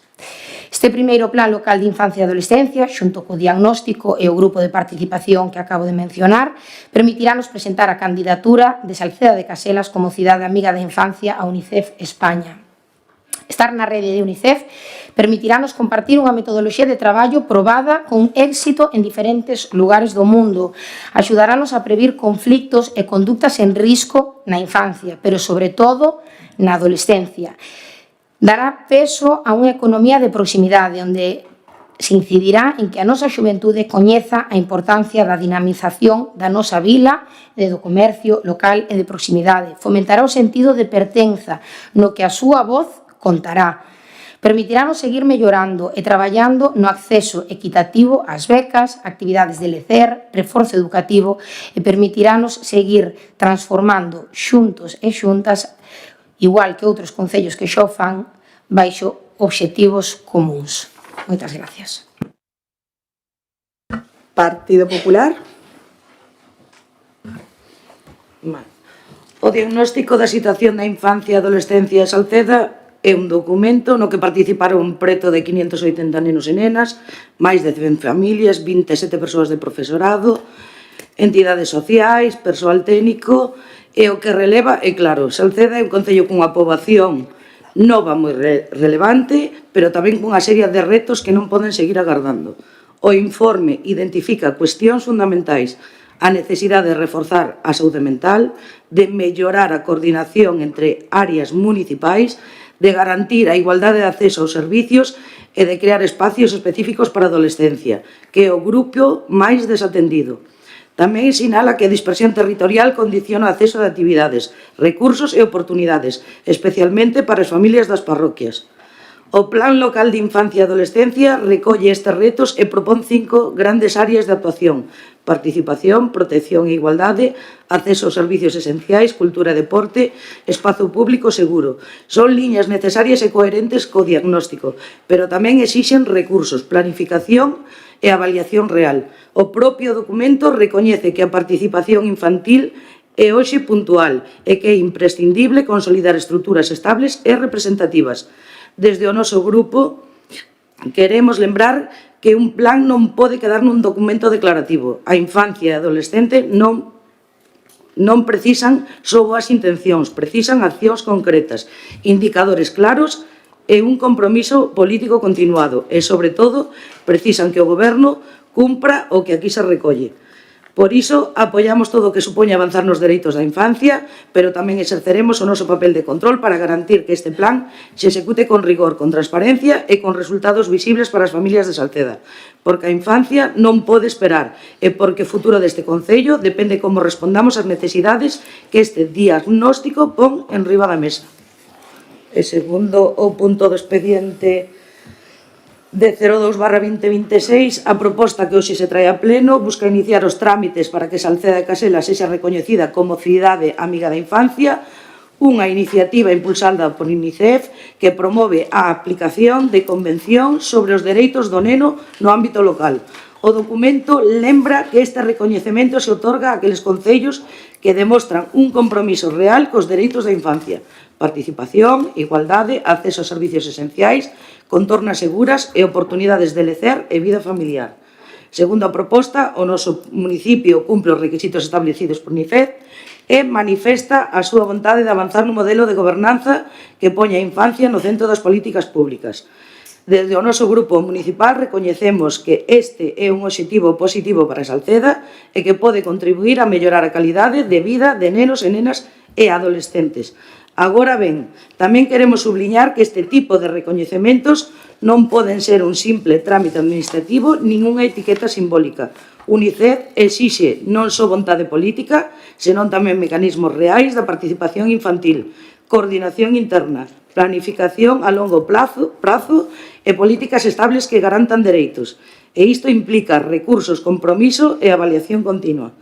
Por iso, como responsables, apoiamos que Salceda aspire a este recoñecemento, pero tamén lembramos que é importante non a candidatura, senón o traballo que ven despois. A infancia e a adolescencia deben estar presentes nos orzamentos, nas prioridades municipais e na toma de decisións. E o Goberno debe garantir que os compromisos que se adquiren hoxe se cumpran con rigor e transparencia. Partido Socialista. Bueno, non creo que mereza a pena que sea repetitivo. Penso que estamos todos de acordo tanto no análise do punto primeiro que se debate como no de que sería positivo que Salceda sexa cidade amiga da infancia. Polo tanto, o noso apoio aos 2 puntos. Penega. Bueno, eu quería facer algúns apuntes. Primeiro, o documento de diagnóstico. Eu, sinceramente, creo que o de Salceda móvese, eu creo que sobra, sinceramente. Unha primeira cousa é que cada vez que vexo un documento que fala do municipio e da descripción do municipio sempre fala do mesmo. Atopas atravesado pola autovía 55 e pola Estrada Nacional 550. Non hai ni un kilómetro nin de unha nin de outra. E máis ao oeste da autovía non sei se queda algo de Salceda. Fais un repaso ao patrimonio, falase do Entroido, das festas e firas populares. Eu creo que falta unha referencia a actividades e festas que hai nas parroquias, que son importantes, penso. Temos logo, hai aquí un cadro que nos sinala o movimento natural da poboación. A min gustaríame que o cadro, ou un segundo cadro, incluíse o movimento migratorio, a xente que ven e a xente que sae, non só nacementos e defuncións, non?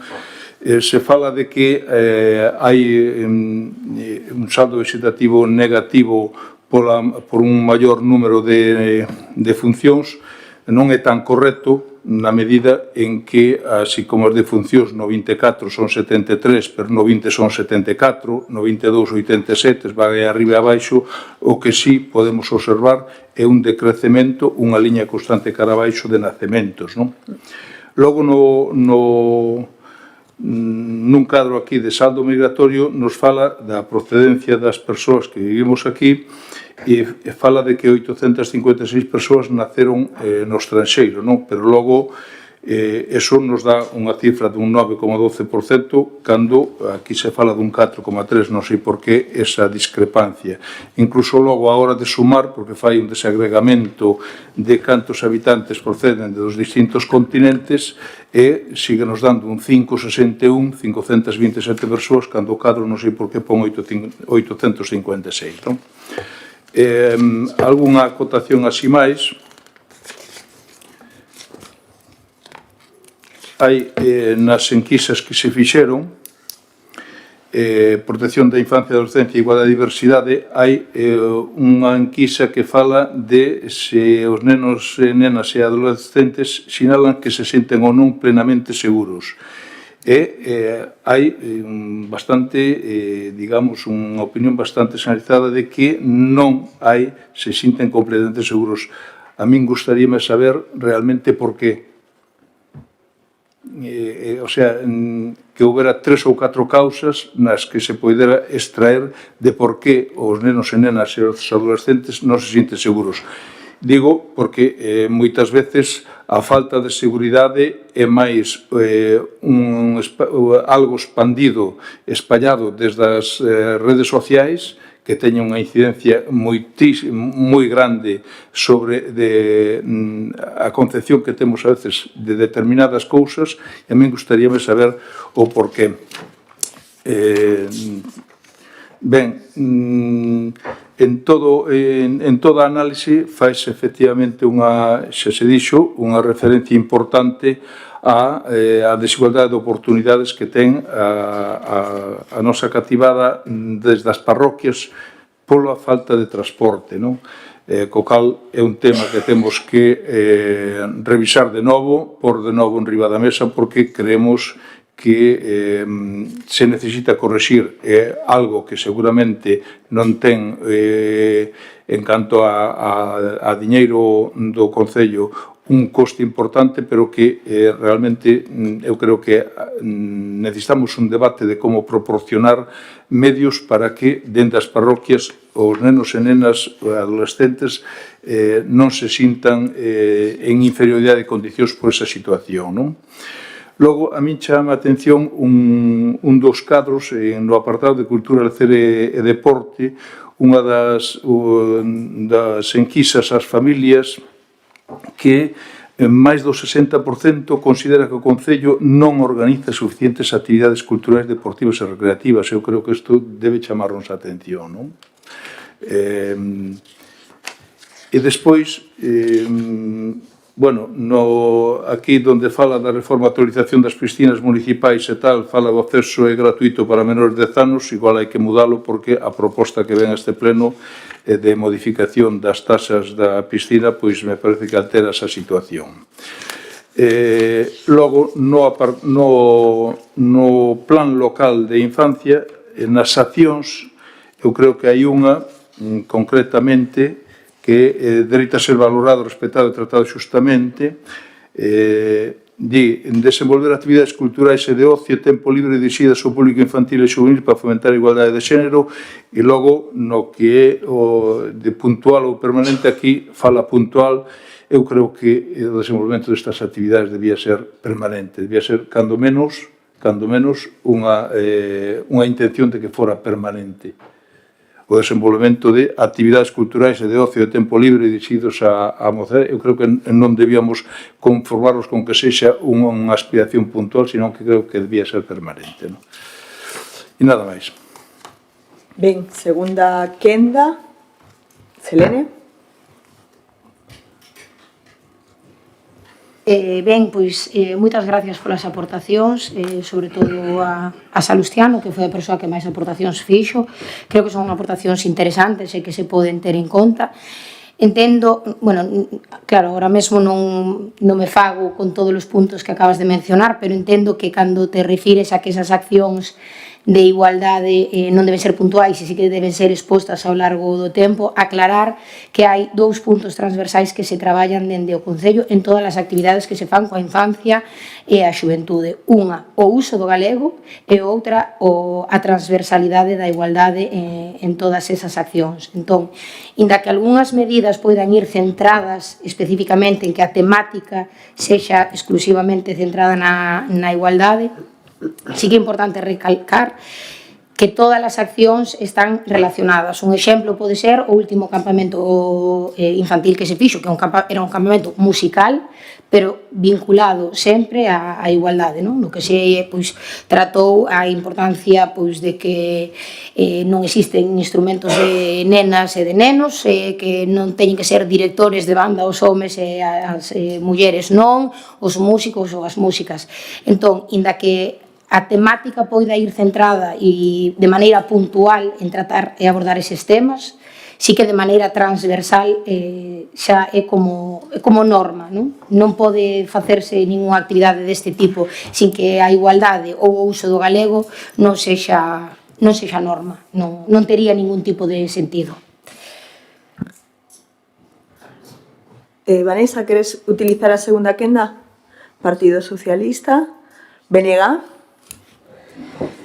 Votamos, pois, por separado os dous puntos. Primeiro, a aprobación do Plan Local de Infancia e Adolescencia que traemos esta sesión plenaria. Votos a favor, unanimidade.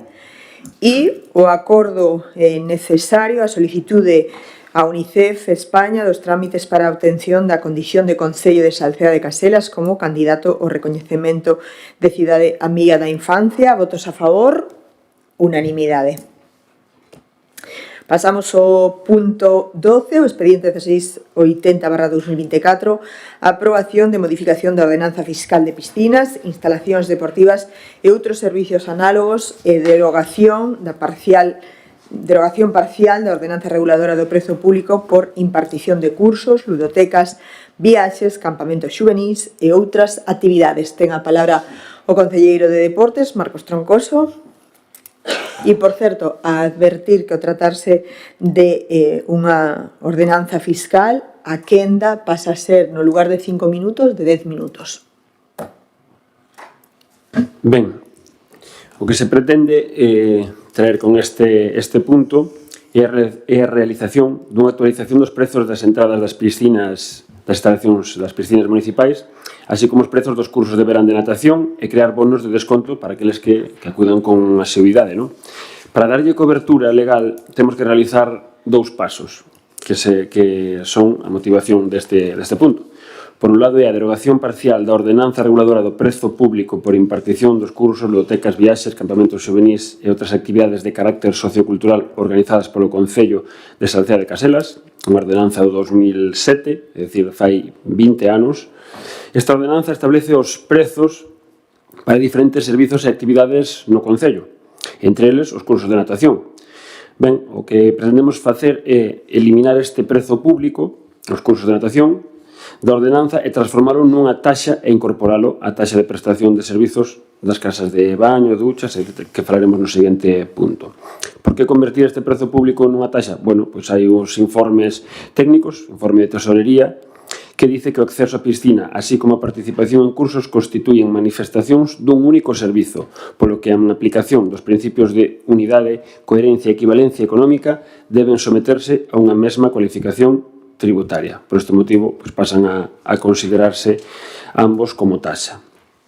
Co cal, derogaríamos este punto da ordenanza que estamos a falar. E o seguinte dos movimentos a fazer é a modificación da ordenanza fiscal reguladora da taxa por prestación de servizos de casa de baño, duchas, piscinas, instalacións deportivas e outros servizos análogos. Esta é unha ordenanza que está vixente dende 1998, é dicir, ten casi 30 anos, pouco máis nova que min. A modificación que se realizaría nesta ordenanza é a actualización dos prezos da entrada e a incorporación dos bonos e tamén dos prezos do curso de natación. Ben, os novos prezos serían para as idades de 0 a 4 anos entrarían de balde. De 5 a 15 anos terían un importe de 1,50 euros e a partir dos 15 anos 2 euros. Ben, os bonos serían bonos de 25 entradas, ata 5 anos serían, ata 4 anos serían de balde, de 5 a 15 anos os bonos de 25 entradas serían a 25 euros, é dicir, casi quedaría na mesma cuantía que están hasta ahora, e a partir de 15 anos os bonos de 25 entradas serían de 35 euros, subirían 20 céntimos o actual prezo. Ben, estaríamos falando de descontos do 33% e do 30%. Ben, en canto aos cursos de natación, serían pasar de 25 euros para as persoas de 4 a 14 anos, é dicir, de 25 a 30, e para as persoas a partir de 15 anos, pasar de 30 a 35 euros. Estamos falando dun incremento de 20% e do case 17%. A aprobación inicial de ambos pasos, tanto a derogación parcial como a de modificación, terá que ir a exposición pública durante 30 días para a aprobación definitiva. Ben, a previsión de aumento de ingresos con esta modificación dos prezos non é moi grande, estamos falando de en torno a 8.000 euros. Non se fai esta modificación con afán recaudatorio, ese non é o obxectivo. O obxectivo é crear un servicio de calidade e un servicio que, por unha banda, o que intentamos é ter diferentes beneficios, non? Evitar o efecto chamada das piscinas de Salcea de Caselas con respecto aos concellos da contorna, igualar os prezos tanto a concellos como Tui, como Salvaterra, que non son os nosos referentes, eliminar as longas colas que se producen cada ano, con este sistema, sobre todo, gracias aos bonos, se poderá acceder de maneira máis rápida, sin ter que esperar tanto tempo e sin crear esas longas colas que a todos nos molesta, non? Esta ordenanza tamén contempla a creación destes bonos que ao final o que fan é que o prezo prácticamente non mude con respecto a estes anos, aos anos que, ata agora, e, por suposto, tamén un pouco é a responsabilidade que nos toca como Concello de facer que os nosos servizos e instalación sexan o menos deficitarios posible, non? As instalacións das piscinas é un servizo, digamos, con un custe bastante elevado. As recaudacións, tanto polas entradas da piscina como polos cursos, nin moito menos van a cubrir o servizo, pero, o que se intenta é, canto menos, que sexa o menos deficitario posible, pero neste caso se dice que unha ordenanza que non ven con ánimo de recaudación, pois se falamos de eso, son 8.000 euros, que apenas é un incremento, senón para intentar mellorar este servizo e bueno, un poquinho porque tamén a demanda dos veciños e veciñas, non? Que tiñamos que facer algo para evitar estas colas e para, bueno, evitar este efecto chamada que todos os anos se producen nas nosas instalacións. E, bueno, pois tamén por dar un dato, non? O incremento de IPC dende 1998 pois foi en torno a un 80%, non o que estamos subindo, pois nin sequera un 70%, non? Moito menos que ese incremento de IPC. Palabras, Partido Popular. Señora alcaldesa, concelleiros e veciños, atopámonos hoxe ante unha proposta por parte do Goberno que o presenta como unha simple actualización das tasas das piscinas, pero os datos din algo moi distinto. Estamos ante unha subida de tasas que non respeta o principio de gradualidade nin a situación social de Salceda e consideramos especialmente un ataque á mocidade pola ruptura, neste caso, de tramos. Vamos a poñer os veciños en contexto no que temos actualmente. De 0 a 10 anos a entrada ás piscinas era de balde. De 10 a 20 anos de 0,90 ao día e de 20 anos en diante de un 20 euros ao día. Ca vosa chamada actualización, a análise técnica dos incrementos queda así. Cambiamos de tramos. De 5 a 14 págase un 50 e de 15 anos en adiante 2 euros. É dicir, os nenos agora cambian de idade. Pasan a pagar desde os 5 anos ata os 14 dun 0,90 a un 50, é dicir, un incremento de 66,6%, e xa se consideran adultos desde os 15 anos, pasando, neste caso, de pagar entre 0,90 e un 20 a 2 euros, é dicir, o incremento está entre o 66 e o 122%. Ata hoxe, un rapaz entre 10 e 20 anos pagaba unha entrada de 0,90 euros ao día. Caso a nova taxa, reducen a protección ata os 14 anos. A partir dos 15 anos, vostedes deciden que un mozo xa é adulto e pasa a pagar e desembolsar cada día 2 euros. É dicir, estamos falando dunha subida de golpe do 122%. É dicir, como lle vamos a explicar a un estudiante ou a un adolescente entre 16 e 17 anos que non ten ingresos, que agora se baixa a idade de paga de adulto aos 15 anos, é unha medida exclusivamente recadatoria, pese a que digas o contrario, e que rompe cun consenso histórico de protección á mocidade. A realidade dos bonos realmente é un falso aforro. Vostedes presentan os bonos como unha solución, pero se analizamos o prezo por entrada, a realidade é ben distinta. Os bonos entre 5 e 14 anos para 25 entradas é de 25 euros, é dicir, sairía a 1 euro por entrada. Xa estamos subindo o que temos actualmente. E o bono de 15 anos en adiante, 25 entradas, é de 35 euros. Seguimos subindo, sairía por un 40 a entrada diaria. A incoherencia, incluso un veciño que compre o bono para un neno vai pagar 1 euro por día. É dicir, estamos aumentando a entrada solta, sen o bono de 0,90 a 1 euro. É dicir, isto realmente é un incremento neto encuberto.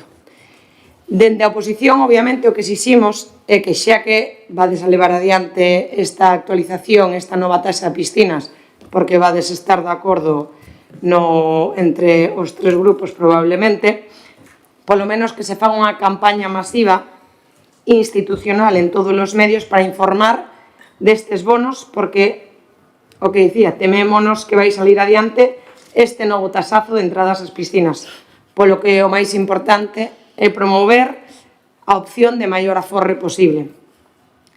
Obviamente entendemos que se fixeron melloras nestas instalacións, que o mundo cambiou e que os precios tamén cambiaron, pero este cambio ten que realizarse, sí, pero de forma progresiva, gradual, non como se fixo neste momento.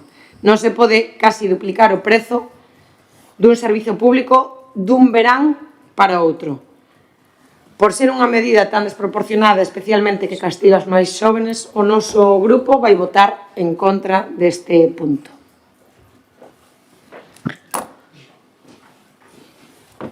sabe o que é protexer a mocidade, Ana Cristina? É ter servicio de transporte, é ter servicio de transporte para todos eles. Partido Socialista, non interrumpa que uno non fixen, sexa educada. Como? Como que estou interrumpindo se xa acabou a súa quenda? Pero quen dirixe o pleno son eu, Ana Cristina.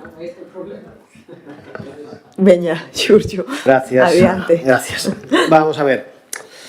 Unha das queixas que tivo sempre a piscina de Salceda nos últimos anos foi a saturación.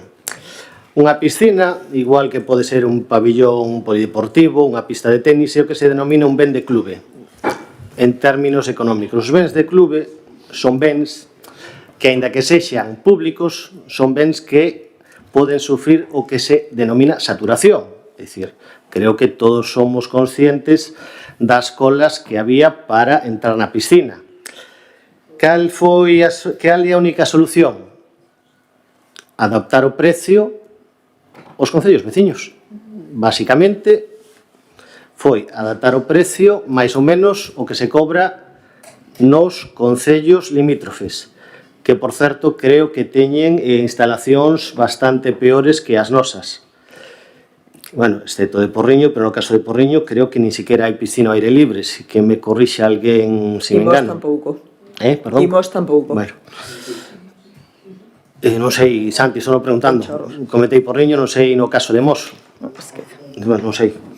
Vale, entonces, a idea é adaptar o precio aos concellos veciños para evitar que veña xente de outros concellos, xa que, como se falou na comisión e como se leva falado, non hai opción ninguna de prohibirlle a calquera veciño dos concellos limítrofes, como tampouco a ningún de nós nos gustaría que nos prohibisen usar os servicios de outro concello.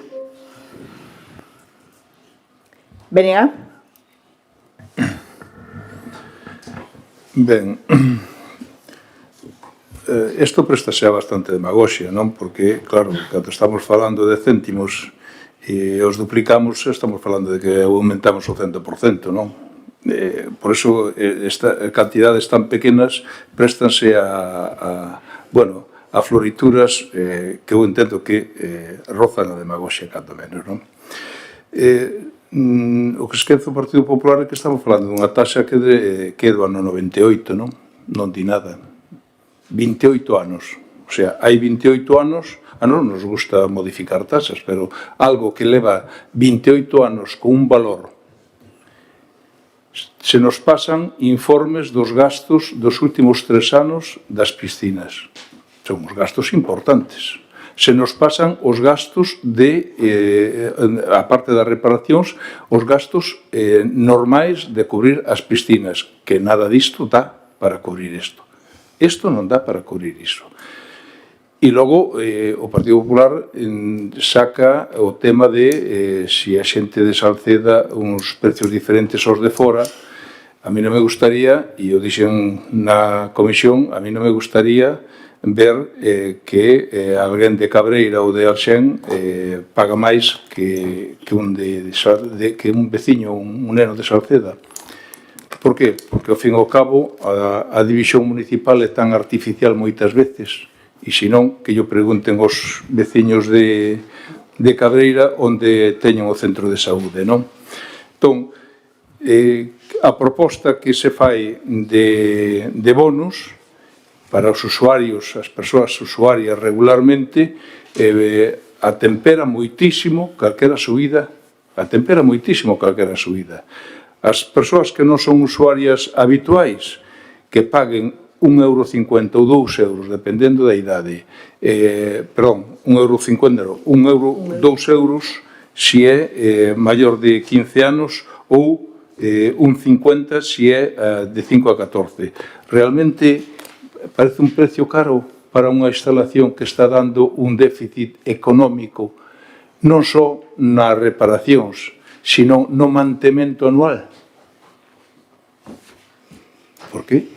Non vai ser que en algún momento non se poida manter as piscinas e non se poidan abrir. Poiderá ser en algún momento, non? Non sabemos que diría o Partido Popular chegado ese momento, non? Segunda quenda, Marcos. Sí. Falou o Partido Popular de que é unha subida grandísima de taxas. O que é unha subida grande de taxas é a taxa do lixo, o canon de Sogama. Eso sí que é unha subida que repercute no orzamento do Concello, non? Añadindo ao que decía Loli. Nos, aquí o que fixemos, efectivamente, é unha ordenanza de 1998 que incluso estaba en pesetas.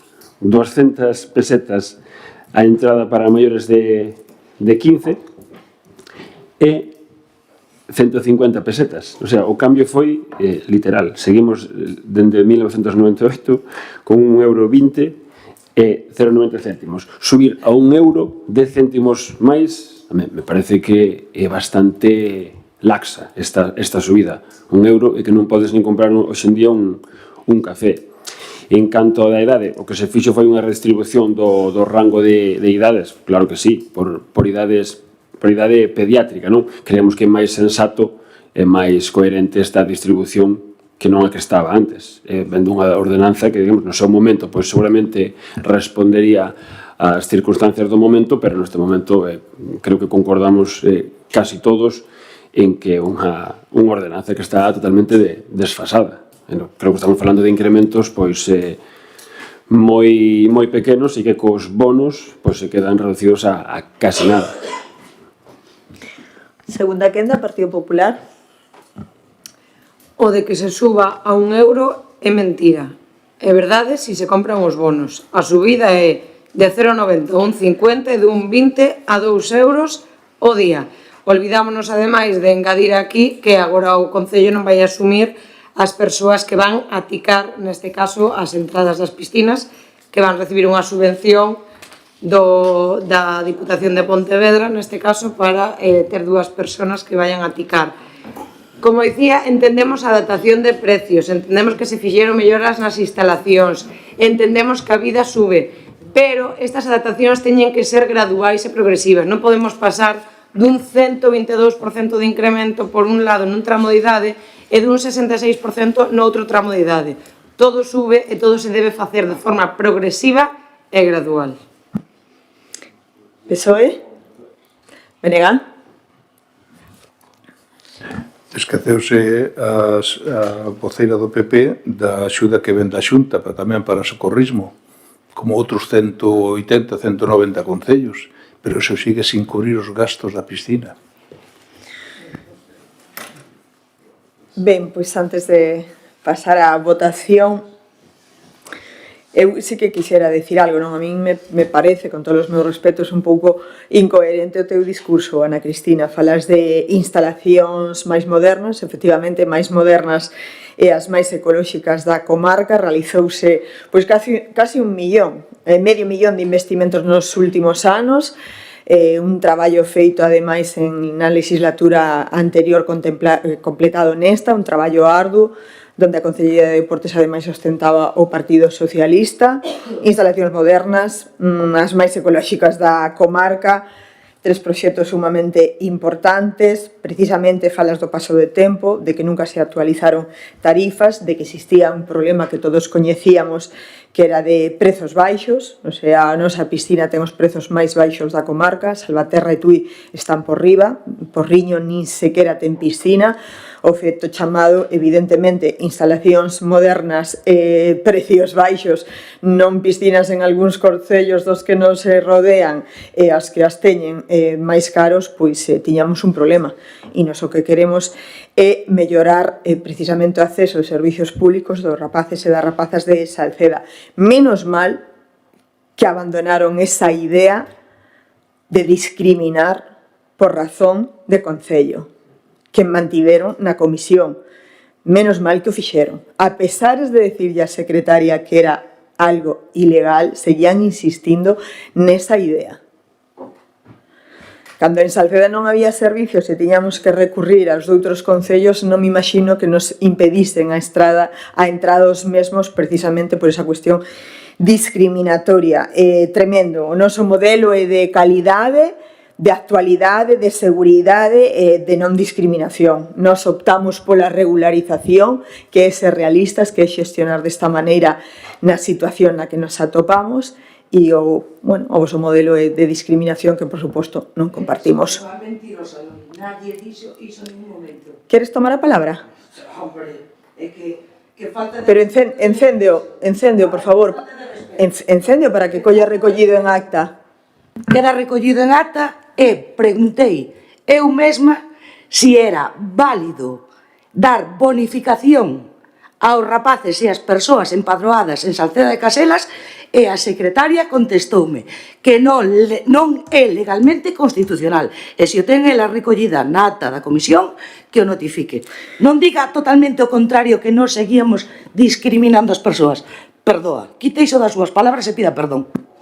Repito porque sei perfectamente o que eu escoitei e o que escoitaron os meus compañeiros na comisión. Pois que se manifesten, a ver se o dicen, que é verdade. Que o manifesten, a ver, que o dicen tamén. Dale opción de que falen, que o manifesten se pode matar. Bueno, da igual. Sabemos perfectamente o que escoitamos, Vanessa. Ahora, de verdade, que me alegro moitísimo. Me alegro moitísimo de que abandonases esa idea que, por outra banda, non acabábamos de entender. Non se abandonou a idea, preguntouse a posibilidade, nada máis. Como se preguntan outras cousas. Expuxéchela e a secretaria manifestou que era ilegal e anticonstitucional, efectivamente. No, expuxéchelo. Non é unha pregunta, non é o mesmo que unha exposición, Vanessa. Pero que me alegro. Vamos seguir discutindo por esa tontería, que se manifesten, a ver si teñen voz. Os que estamos dous que están aí, no. Que se manifesten e que digan se iso foi verdade ou mentira. A ver si teñen o valor tamén para facer. Queredes facelo? Neste caso estaban Alex, Xurxo e Salustiano na comisión.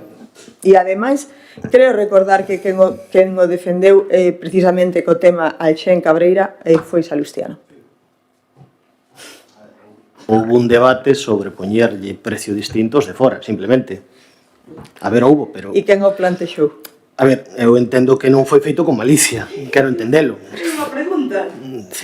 A ver, sí que é certo que se preguntou o tema, quero pensar que non foi con malicia. Preguntouse, sí ou non? Sí, preguntouse. Dixo que era ilegalmente inconstitucional. Sí, sí, punto. Pois xa está, pois non diga ela o contrario. No, Vanessa, incluso, corríxame, creo que... Da igual, está che dicindo o que se... Pero vamos a ver. E preguntouse a secretaria. A ver, respetade as quendas e os turnos. Logo creo que incluso o compañero Salustiano falou que para ele era unha pena falar dos de Cabreira. Pero estámoslo facendo, Ana Cristina. Vanessa, un momento, eu dixeches que querías que falase Xurxo, abrinlle o micro, igual que yo abro a Salustiano. Por favor, Ana Cristina, non interveñas de maneira sistemática, que xa levas feito hoxe en varias ocasións, cando non tes a palabra. Está falando a túa compañera Vanessa, xa solo por respeto, xa solo... Ui, oxe, estaste saltando a normativa de maneira repetida. Deixas que continúe a compañeira Vanessa. Vanessa, algunha cousa máis? Insisto, que retires e pidas perdón, porque non foi así como se falou na comisión. É a túa opinión, eu non vou pedir perdón por algo que sei que non se deu. Son as miñas palabras, e se están recollidas na ata da comisión, xa se mirarán, se as queren recoller, claro, evidentemente. Porque normalmente as comisións tampouco se recollen. Cando interesa recoller esas palabras e cando non, non. Pero estás pondo en cuestión o traballo da secretaria. Non. É que é ela quen fai a acta. Non. Cando se quere recollese, cando non. Tano, adiante. Vamos a ver. Na comisión, o Partido Popular expuxo que non consideraba xusto bonificar mediante bonos xente que non era de Salceda. Tan claro como a alcaldesa dixo que eso non era legal, a secretaria aclarou o tema e acabouse o debate. Sen máis. Bueno, da igual, non foi unha pregunta, teño claro que non. Está claro que non foi unha pregunta. En todo caso, que me alegro que existise esta rectificación.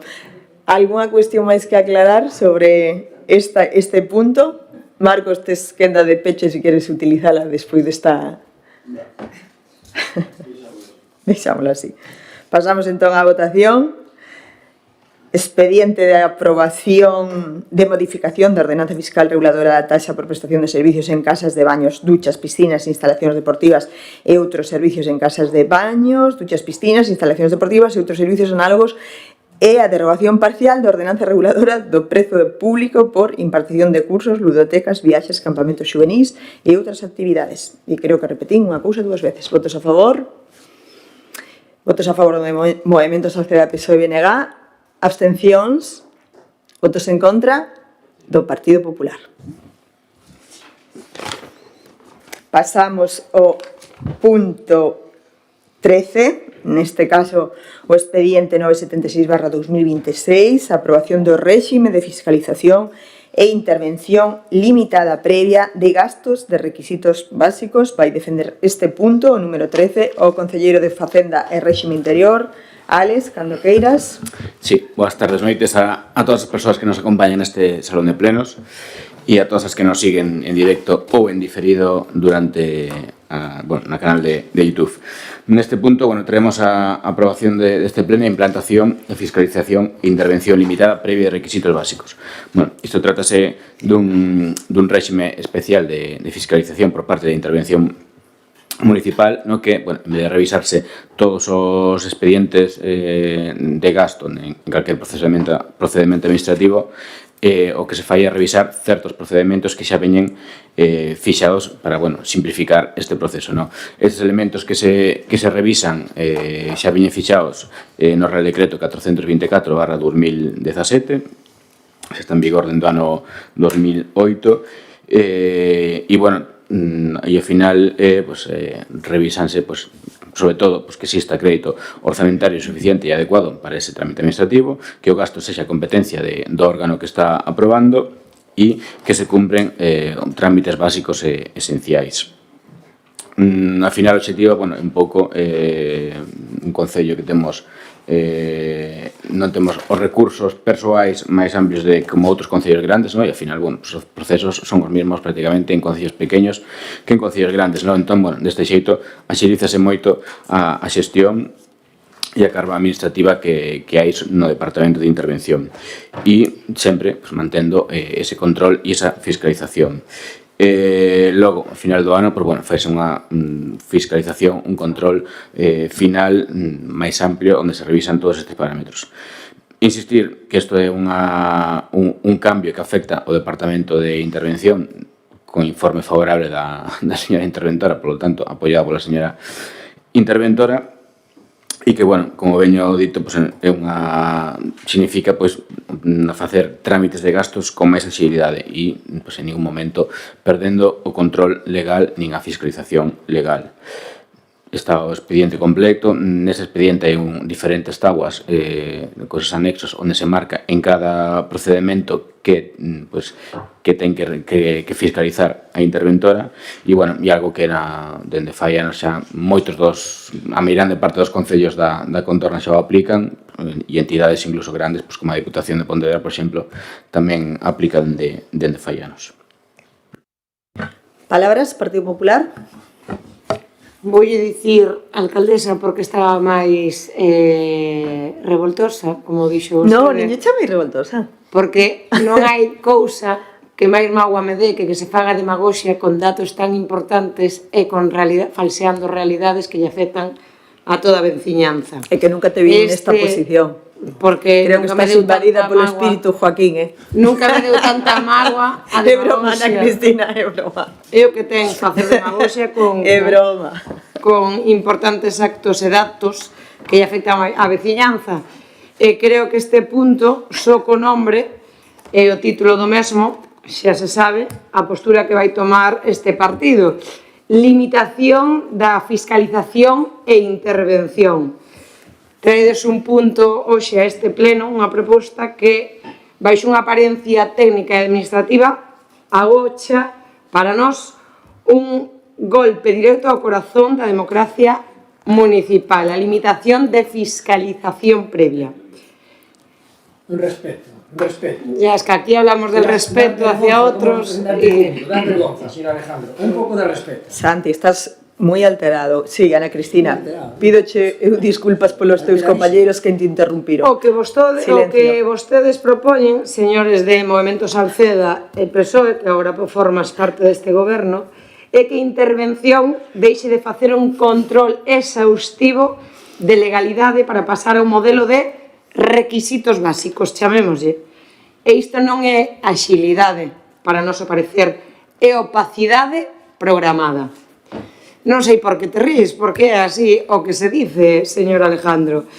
A intervención limitarase a comprobar 4 puntos básicos: existencia de crédito, órgano competente e aspectos formais, renunciando a fiscalizar o fondo dos expedientes antes de que se aprobe o gasto. Este réxime aplicarase a tareas tan críticas como persoal, contratación, subvencións e urbanismo, entre outras.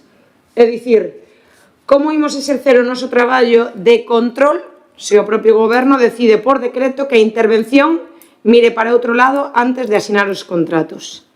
É dicir, para nós, é un perigo para o diñeiro público. O informe de intervención, como dicía vostede antes, Alejandro, deixa claro que este modelo busca minimizar as demoras, pero en administración pública apresa e inimiga da legalidade. A fiscalización previa é a única garantía de que un erro ou unha irregularidade se detecte antes de que o diñeiro saia da caixa. Co novo sistema, é dicir, o control real será posterior, é dicir, avisaránnos de que algo se fixo mal cando o diñeiro xa este gastado e o dano á veciñanza, polo tanto, se irreversible. Para nós é unha decisión política e nada que ven ter con unha decisión técnica. E non se escuden na lei. O artigo 13 do Real Decreto 424/2017 di que o Pleno poderá acordar este réxime, non que sexa obligatorio. É unha decisión política de vostedes para gobernar con menos ollos vixiándolles as mans. Limitar a fiscalización é limitar o traballo da oposición e a transparencia cara, neste caso, a veciñanza. É un cheque en branco que, obviamente, este grupo non vai asinar. Ademais, queremos correxir que, neste caso, falan vostedes continua do anexo 2, cando o anexo que se presenta nos tipos de gastos sometidos a fiscalización é o anexo 1. Esta é unha corrección que queremos facer. Pola reprobación, neste caso, deste modelo e pola integridade dos fondos públicos, o voto do noso grupo vai ser en contra. Partido Socialista. Vamos a ver, este réxime foi acordado con intervención, polo tanto, entendemos que cumple coa legalidade. Polo tanto, non vemos esa opacidade que reclama o Partido Popular. Benega. Ben. Pido respeto para o compañeiro, igual que lo ten con vos. No informe que se nos pasa, no apartado terceiro di que o réxime de fiscalización e intervención limitada previa de requisitos básicos será aplicable sobre esas materias. Eu pregunto se agora mesmo isto se aplica. Incluso a existencia de crédito orzamentario e que o proposto ou axeitada na natureza de gasto é a obrigación que se propón contraer. Algo falla. Porque en este momento estamos falando, temos posteriormente aí un par de puntos nos que se fala de moitas cousas que teñen que ver con descontrol de gasto e quer decir que agora mesmo non hai un control previo, ou entendemos que non hai un control previo desta situación. Outra cousa é que eu non me creo nada que a intervención, a señora interventora este informando favorablemente a unha, digamos, laxación do control do gasto. E a mí non se me ocurre tampouco pensar de as mans, eu escoitei por aí as mans, non? Unha cousa é que se gaste desmesuradamente, que se gaste sin control, e outra cousa é, bueno, pois, outras palabras que poden levarnos a malas interpretacións que eu evitaría, non? En todo caso, se a señora interventora propón esta situación, non sei que capacidade ten o goberno de contradecir a intervención, non o sei. Non o sei. Agora, se a señora interventora está asinando un informe conforme está dentro dos parámetros legais o que é o réxime de fiscalización e intervención, eu non son quen para decir o contrario. Alex, Movimento Sociedad. Vale, sí, bueno, respecto ao compañeiro Tano, bueno, vostede o dixo, non? Conta con informes favorables, entre eles o informe, bueno, é o único informe que hai, o informe de intervención, por todo exposto, informes favorablemente, co plena aprobe, adopción de tal. Ela ben describe o que é o réxime de fiscalización e intervención limitada e, bueno, aclarar que, bueno, parece que non leestes ben bueno, todos os informes, ao final non se reduce o control, en ningún momento se diga que se reduce o control. Bueno, para moitos procesos administrativos e ben marcado nos cadros, hai procesos que ten que facer de intervención a interventora que ao final que sobran, que son, pois, hai que comprobar isto, check. No, pois para personal, que é necesario? Pois que haya crédito, que se cumplan as bases, que as bases estean aprobadas por a alcaldía, que estean informe de secretaría, etc. O sea, marca os parámetros que hai que fiscalizar, é como unha guía para fiscalizar, e non se trata de deixar de fiscalizar nin de reducir o control. Respecto da intervención do Partido Popular, bueno, fíxome gracia que comezase falando de demagoxia e despois realmente fixera ela aquí o sumum da demagoxia, non? O Partido Popular e os outros grupos, o Partido Popular e o Grupo Mixto BNG, con isto non lle estamos limitando a fiscalización, vostedes van seguir tendo acceso a todo o mesmo, o sea, non se escuden, o sea, o seu traballo non escuden nun proceso que nada ten que ver coa fiscalización por parte da oposición. Hai unha fiscalización que se fai dende a intervención municipal que é moi diferente á fiscalización que fai a oposición. Non confunda esos términos, Ana Cristina, que nos ordenamos por decreto. Que decreto? Donde hai un decreto no expediente? En que momento ordenamos isto por decreto da alcaldía? Home, queda moi ben esa frase de cara a galería, ¿no? Ese discurso que traía vostede aprendido dende a casa, pero, home, a realidade é outra, non? Para outras cousas, se quere dicir que foi ordenado por decreto, pues, por lo menos cerciórate de que no expediente existe algún decreto.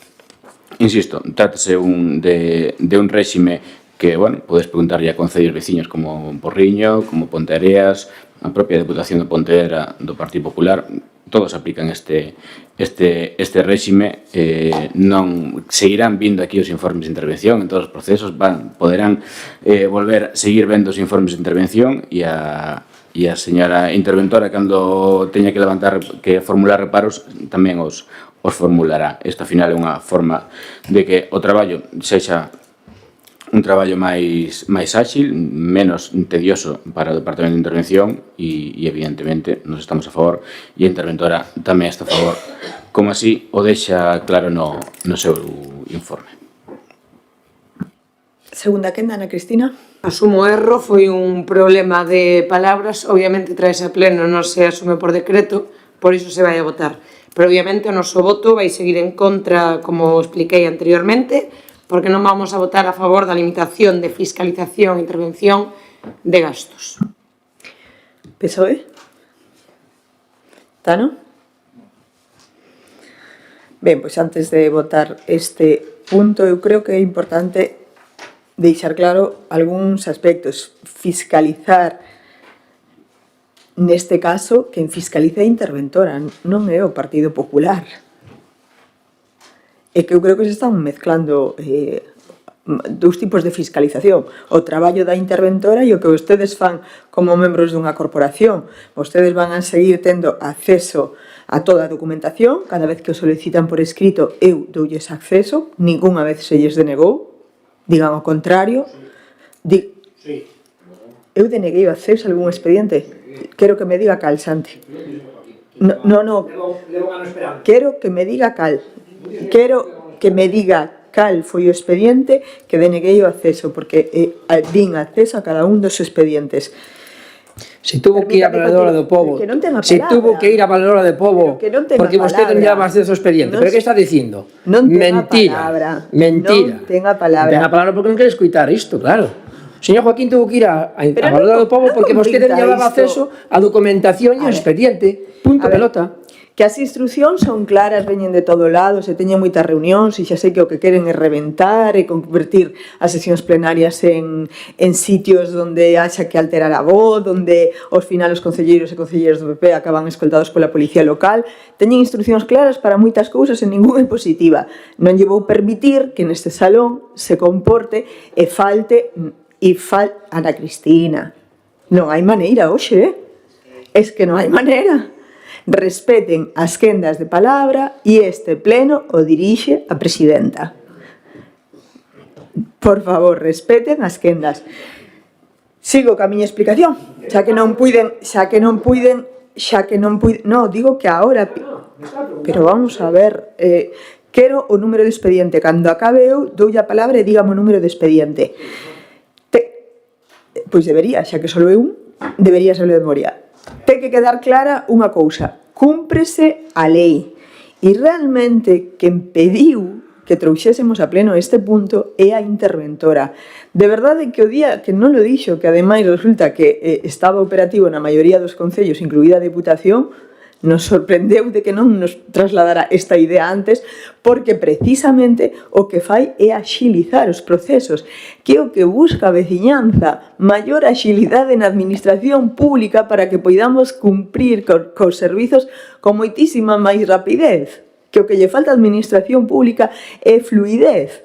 Pero ese é un tipo de fiscalización que exerce intervención, que nada ten que ver ca tarefa que ten que facer a oposición, e que poden facela igual.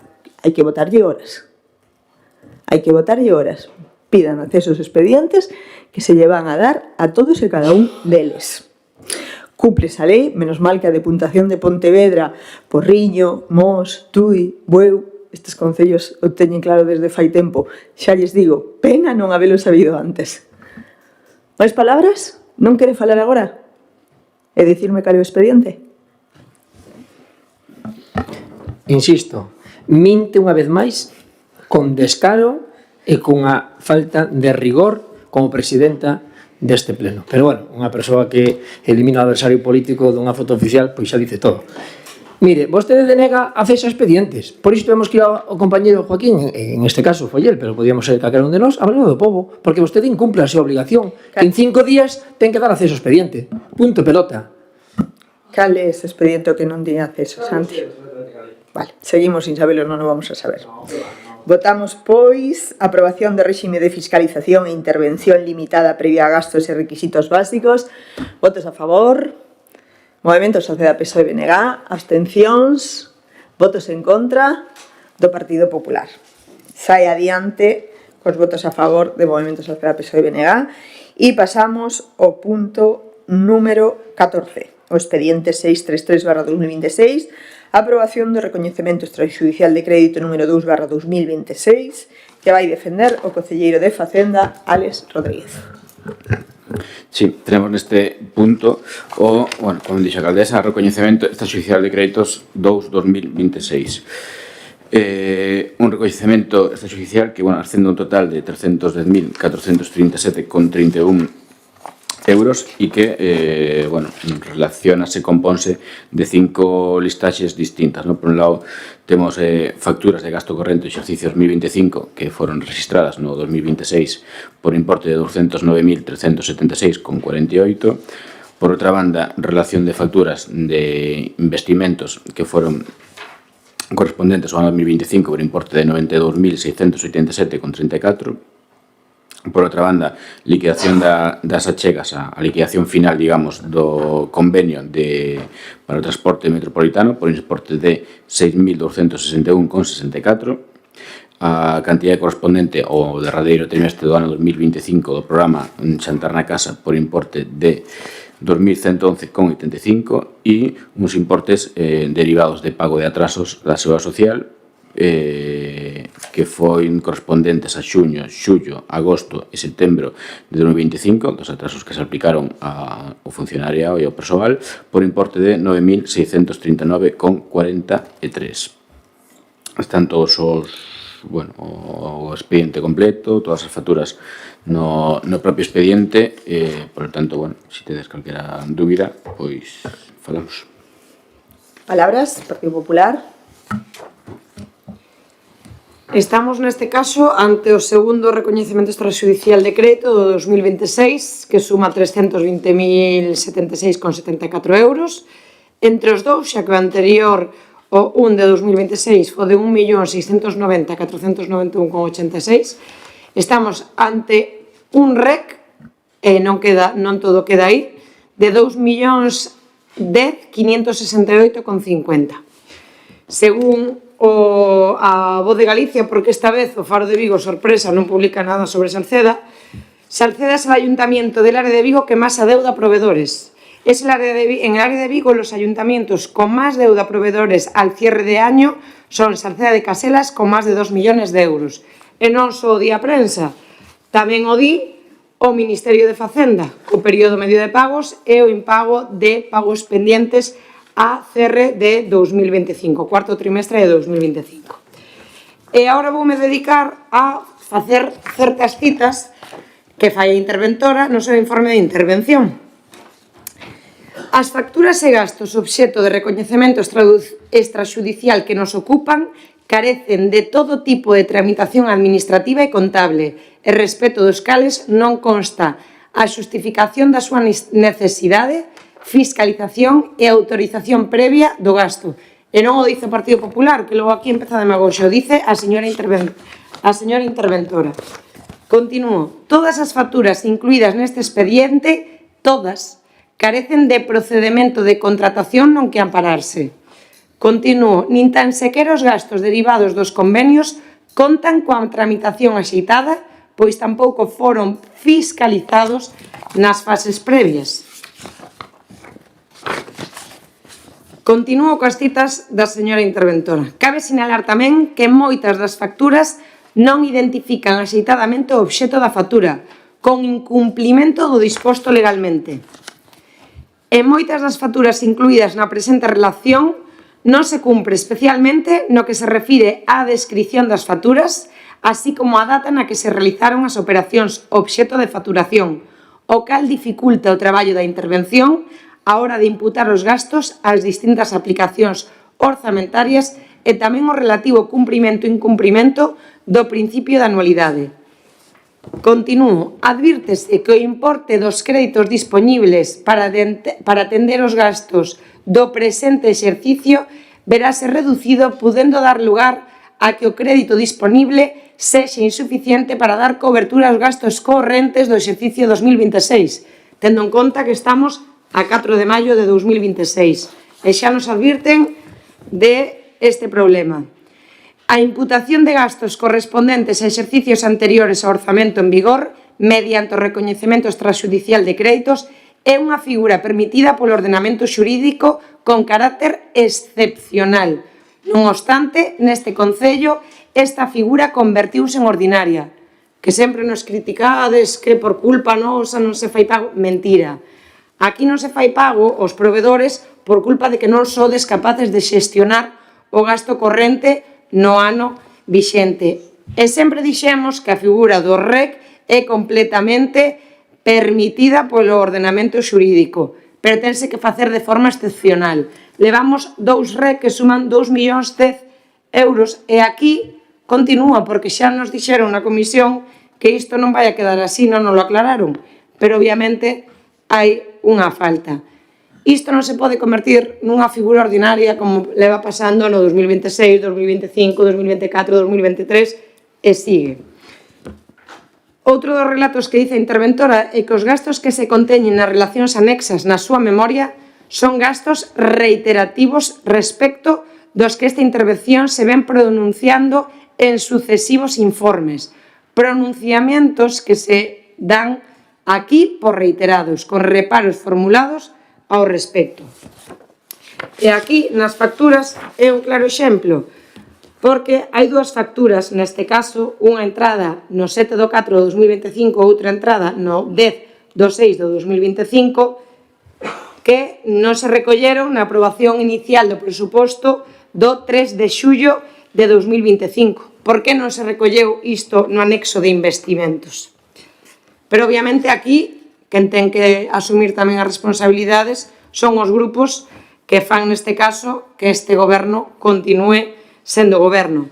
Temos aquí unha cita dos compañeiros do Partido Socialista no pleno do 27 de febreiro de 2025, no que o REC era de 1.052.000 e agora estamos falando de 2.010.000, no que se decía que xa na anterior vez que debatemos un REC xa dixemos que era o último, que íamos a apoiar e vamos a ser consecuentes co que dixemos nesa ocasión.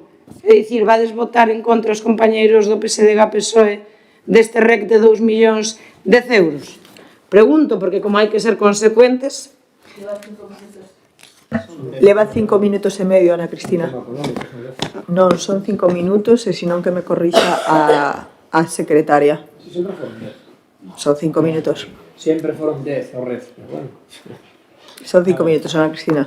Vale, podo dicir dúas frases? Sí, podes. Gracias. O mismo co compañeiro do BNG, xa que no pleno do 29 de febreiro de 2024, cun REC de 1.210.000 euros, dixo que con todos os dereitos que teñen que ter estes fornecedores de servicios a cobrar, que xa debían estar todos liquidados, tamén nos cabe a posibilidade de dicirlle a este goberno local: chega, abonda, non podemos seguir así, e que isto xa se mirou hai 4 anos, hai 6 anos, hai 8 anos, é da bella escola que falábamos antes.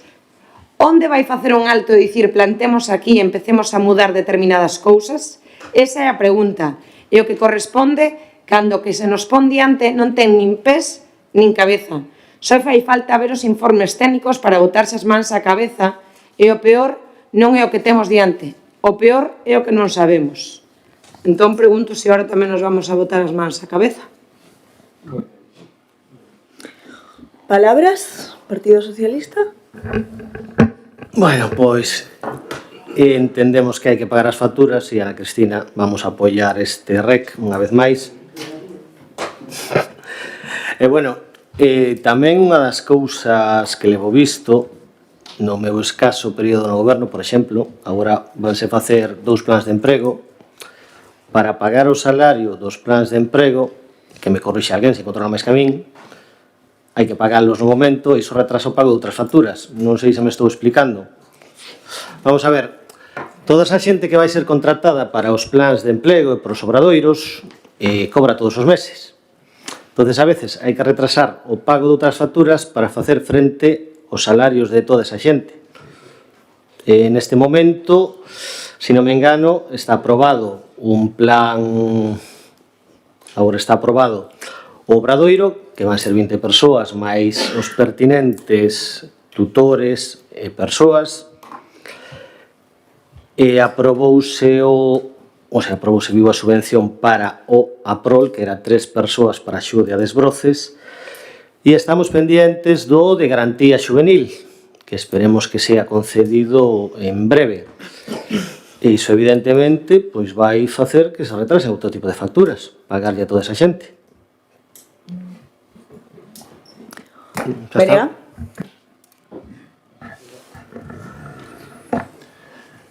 Ben, eu pediría ao señor concelleiro que, se non ten os datos que lle vou pedir, que mos pase posteriormente, ou que nos los pase a todos, se alguén máis ten interés.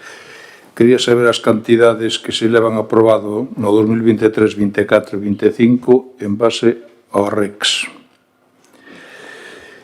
Logo, unha pregunta: a débeda que hai coa tesorería, se foi un despiste no pagamento das cotas da Seguridade Social ou se é que se pagaron agora os atrasos fora de prazo, como se pagan moitas veces os atrasos, non?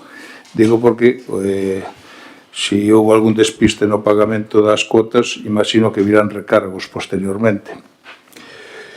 Eu pedía outro dato e é que na páxina 9 do informe de intervención saber canto suman as facturas que non se incluen nas bolsas de vinculación 22, 32, 26 e 36. Quería saber eses importes, non sei se se teñen, pero nos, se non se teñen agora, que se nos pasen, porque queremos ter eses datos a efectos de facer o seguimento da situación. Segunda quenda, Alex.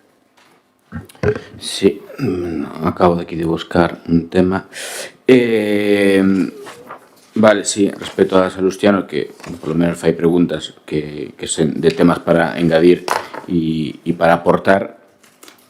As cantidades aprobadas en 2023, 24 e 25 non as teño aquí a man, pero bueno, vostede xa era concelleiro, ten acceso a elas ou tivo acceso a elas, entendo que non terá problema.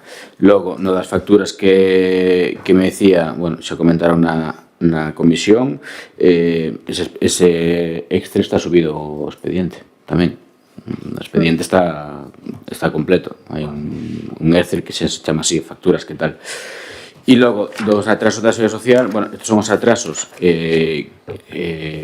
durante o ano 2025 houve unha subida de salarios ao funcionariado e entón iso págase por atrasos porque era retroactivo, creo lembrar, ao mes de xaneiro de 2025 ou a todo o ano 2025. Como se pagaron esa retroactividade para atrás, son atrasos, ¿no? Que se paga tamén nóminas de atrasos. O caso, que isto xa quedou pagado en o de junio, julio, agosto, setembro, pagouse en tempo, pero quedaron sin contabilizar. Por iso hai que traerlos ahora ao REC a contabilizar. Xa están pagados no seu día, pero iso, quedaron sin contabilizar, por lo tanto, hai que traerlos a contabilizar. Ana Cristina, segunda quenda, pero antes de que comeces, sí que me gustaría preguntarche, fixeche fincapié na situación económica e avalada nunha noticia, díxechelo, non? Nunha noticia publicada por La Voz e fixeches algún comentario máis, non?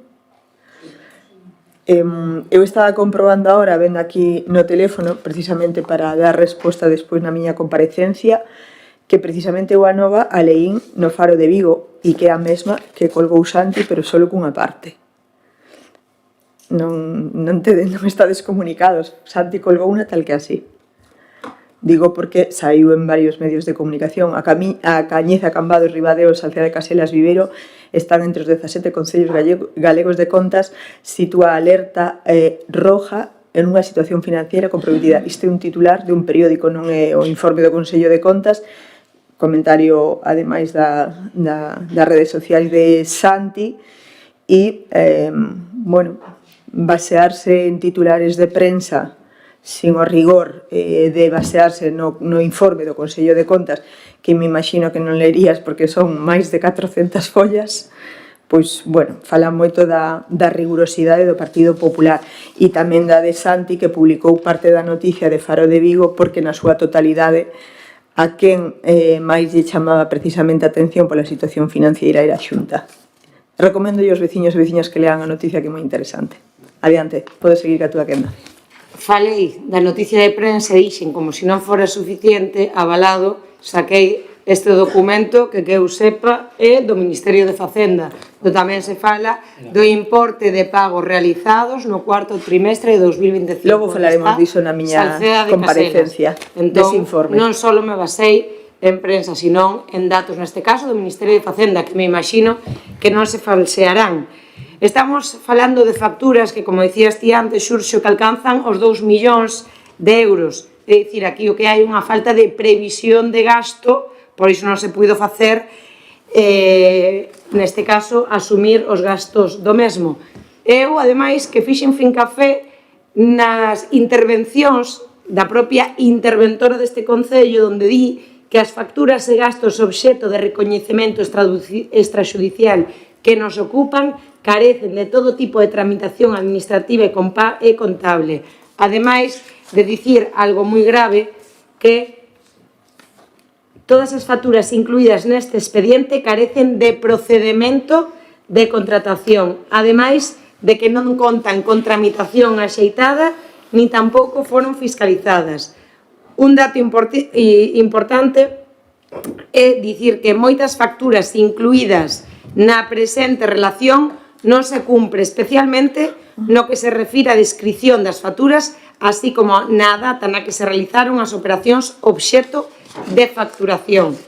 E o que está dicindo, ademais, é que lle dificulta o seu propio traballo de intervención. Nada máis. Partido Socialista, BNG. Pasamos, pois, á votación deste punto. Punto 14, aprobación do recoñecemento extrajudicial de crédito número 2/2026. Votos a favor. Votos a favor de Movemento Social e Partido Popular. Abstención do BNG. Votos en contra do Partido Popular. Sai adiante esta proposta aprobada por Movemento Social e Partido Socialista. Pasamos ao seguinte punto da parte resolutiva. Neste caso, punto 14, expediente 758/2026, aprobación inicial do Plan Económico Financiero do Concello de Salceda de Caselas para o horizonte temporal 26-27 e tócalle novamente ao concelleiro de Facenda, Alex Rodríguez, defender este punto. Sí, bueno, neste seguinte punto vimos a ter o pleno aprobación do Plan Económico Financiero para os vindeiros 2 anos, non? Bueno, o Plan Económico Financiero é un documento que sí que é certo que non se le ha traído nestes últimos anos, pero, bueno, realmente porque non era obrigatorio facelo, non? Este é un documento que cando se suspenderon as regras fiscais, que, bueno, a verdade que fixo as regras fiscais que incluiu o señor Montoro daquela que todos lle protestábamos, bueno, sí que cando foi a COVID se eliminaron as regras fiscais que nos favoreceron bastantes concellos e agora volven a estar activas. Por lo tanto, bueno, hai que facer este plan económico financiero. Bueno, como podedes ver no expediente, o plan compónse de varias fases. Por unha banda temos a primeira fase que, donde se fai as causas, o diagnóstico e a previsión temporal. Nesta fase consiste en realizar unha análise de todas as magnitudes descritas e outras que se consideran tamén pertinentes para detectar cal é o motivo do incumprimento das regras fiscais. Isto todo de conformidade coa legislación vixente e para saber cales son as previsións tendenciais baixo o suposto de que non se producen cambios nas políticas fiscais e de gastos. Depois ten unha segunda fase. Esta segunda fase é de medidas, de descripción, de cuantificación e de calendario. Esta fase consiste, sobre todo, en determinar diferentes estrategias de actuación e as medidas a adoptar. Propóñense principais medidas que se pretenden levar a cabo para, sobre todo, corrixir a situación cuantificando o efecto que ditas medidas terán sobre a economía da entidade. Nesta fase, silanse os obxectivos a lograr coa implantación do plan en relación coa capacidade e ou necesidade de financiamento, o límite de gasto e tamén o nivel de débeda.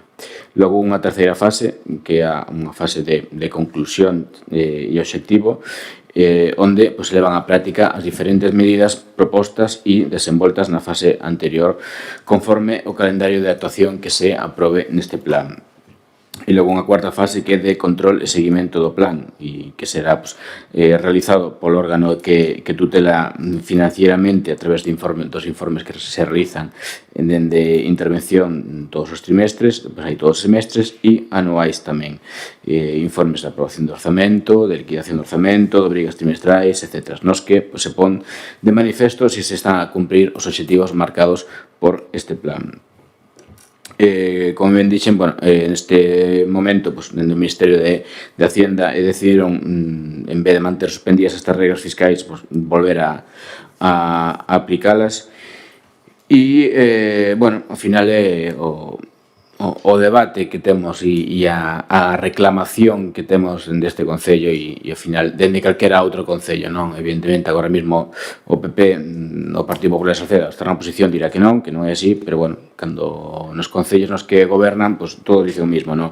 O que é preciso é reformar dunha vez por todas o financiamento das entidades locais.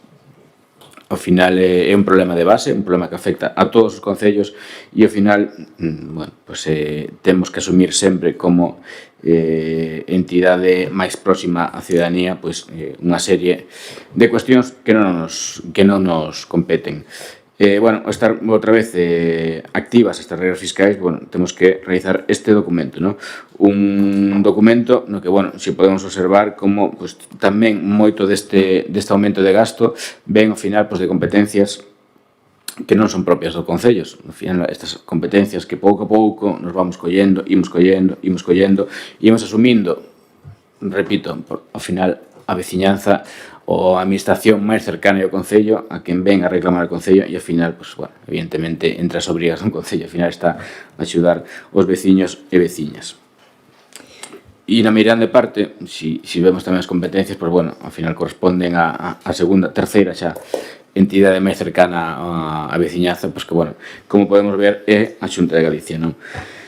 Falaba o Marcos tamén antes no outro punto, bueno, podemos ver como pues, a factura dunha empresa pública da Xunta de Galicia con Mesogama pues, pasou de 170.000 euros a máis de 242.000. E isto non é demagoxia, Ana Cristina, isto son datos reais.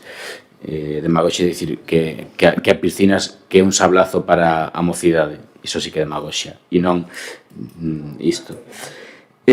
O servicio de atención ao fogar, no? A min gostaría que lle preguntaran aos seus compañeiros e compañeiras que gobernan no seu concello que pensan do servizo de atención ao fogar, no? Ao final, un servizo, o que dicía antes, unha competencia que fomos asumindo os concellos, bueno, o que a Xunta nos obrigou os concellos a collela e que ao final pues, o que fai é afogar as contas do Concello de Salceda, pero de todos os concellos, o Concello de Porriño, o Concello de Tui, de Mos, Ponteareas.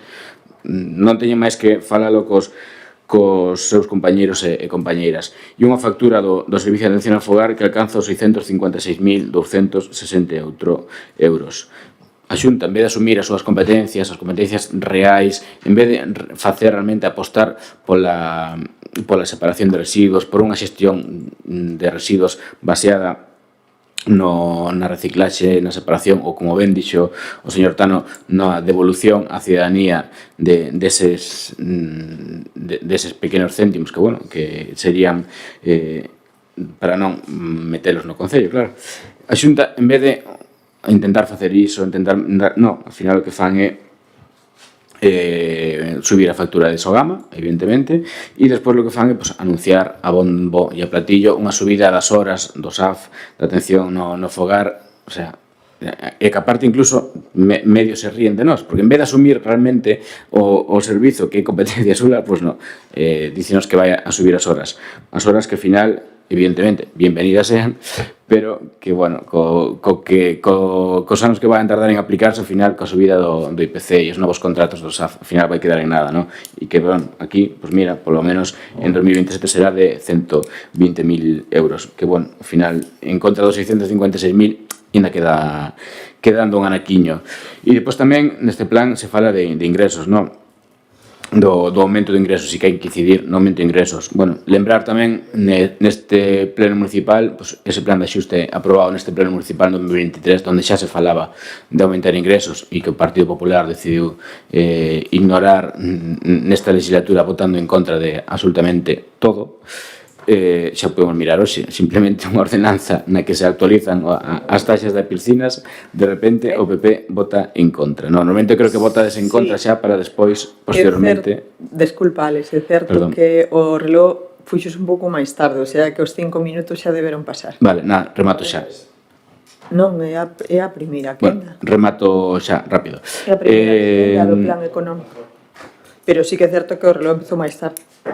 Bueno, lembrar que este goberno xa neste mandato elaborou un plan fiscal no 2023 coa actualización de distintas medidas de diferentes taxas, de diferentes impostos. Viñeron a este pleno, as votacións foron que non, pois porque sí, evidentemente. Incluso tuxemos o IBI actualizando e volvendo a telo 0,50 cando supuñan casi 400.000 euros de aumento de ingresos, e o Partido Popular votou que non. Cando o Partido Popular, naquela moción, cando o imposto estaba en 0,56, o propio Partido Popular pedía que o baixáramos a 0,50, pois agora non, agora 0,50 non lle vale, e o que lle vale é 0,40. Bueno, en fin, típica política de o non a todo, e ao final ves os gobernos os concellos onde gobernan que fan totalmente o contrario. Eses gobernos que viñeron a apoiar a Santi, por exemplo, aquí ese día na Praza do Concello, podes preguntarlle de paso iso. Nada máis. Gracias. Ana Cristina, Partido Popular. Creo que o teu discurso non se refire nada ao punto deste pleno, intentaches derivalo á Xunta e gobernos que realmente eu creo que é unha obviedade que eu voto en contra ou a favor independentemente de quen goberne cada administración, se o que vou votar favorece a unha persoa, a veciñanza de Salceda. Creo que é unha obviedade completamente. E o que falas de Sogama, igual vos olvidades de que se trata dunha lei estatal do goberno de España. Hoxe traedes a este pleno o plan económico financiero. Hoxe hai moitos puntos económicos e creo que isto é unha proba máis, unha proba irrefutable da súa incapacidade para xestionar o diñeiro público. Estamos aquí porque este goberno incumpriu a estabilidade orzamentaria en case 400.000 euros e a regra de gasto en máis de 583.000 euros. É dicir, é un recoñecemento do caos no que é a xestión económica. O informe de intervención é demoledor. Fala dun descontrol xeralizado do gasto.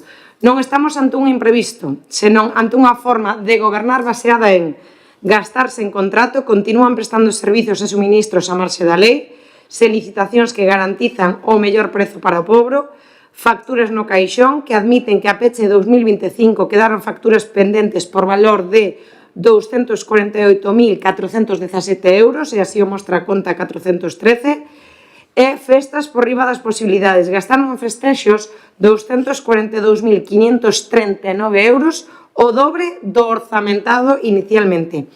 Mentres tanto, faltan investimentos básicos en parroquias. O tasazo, porque para mí si é un tasazo, que é o descontrol que pagan os veciños. A súa única solución para tapar o burato que vostedes mesmos crearon é subir a presión fiscal. Este plan prevé subida do IBI, pasar do tipo de gravamen do 0,40 ao 0,50. Isto supón 331.000 euros máis aos veciños no 2027. É unha subida de tasas, incrementos nos servizos deportivos e na piscina municipal. É dicir, aquí realmente os perxudicados son as familias de Salceda que teñen que pagar máis porque este goberno non sabe controlar as súas contas. É dicir, a opacidade e o recoñecemento de débeda. Non contentos con isto, hoxe traen no mesmo pleno unha licitación de fiscalización e un recoñecemento extrajudicial por valor de case de máis de 2 millóns de euros. Queren menos control, menos ollos mirando as facturas e máis facilidade para seguir parcheando unha economía municipal ferida.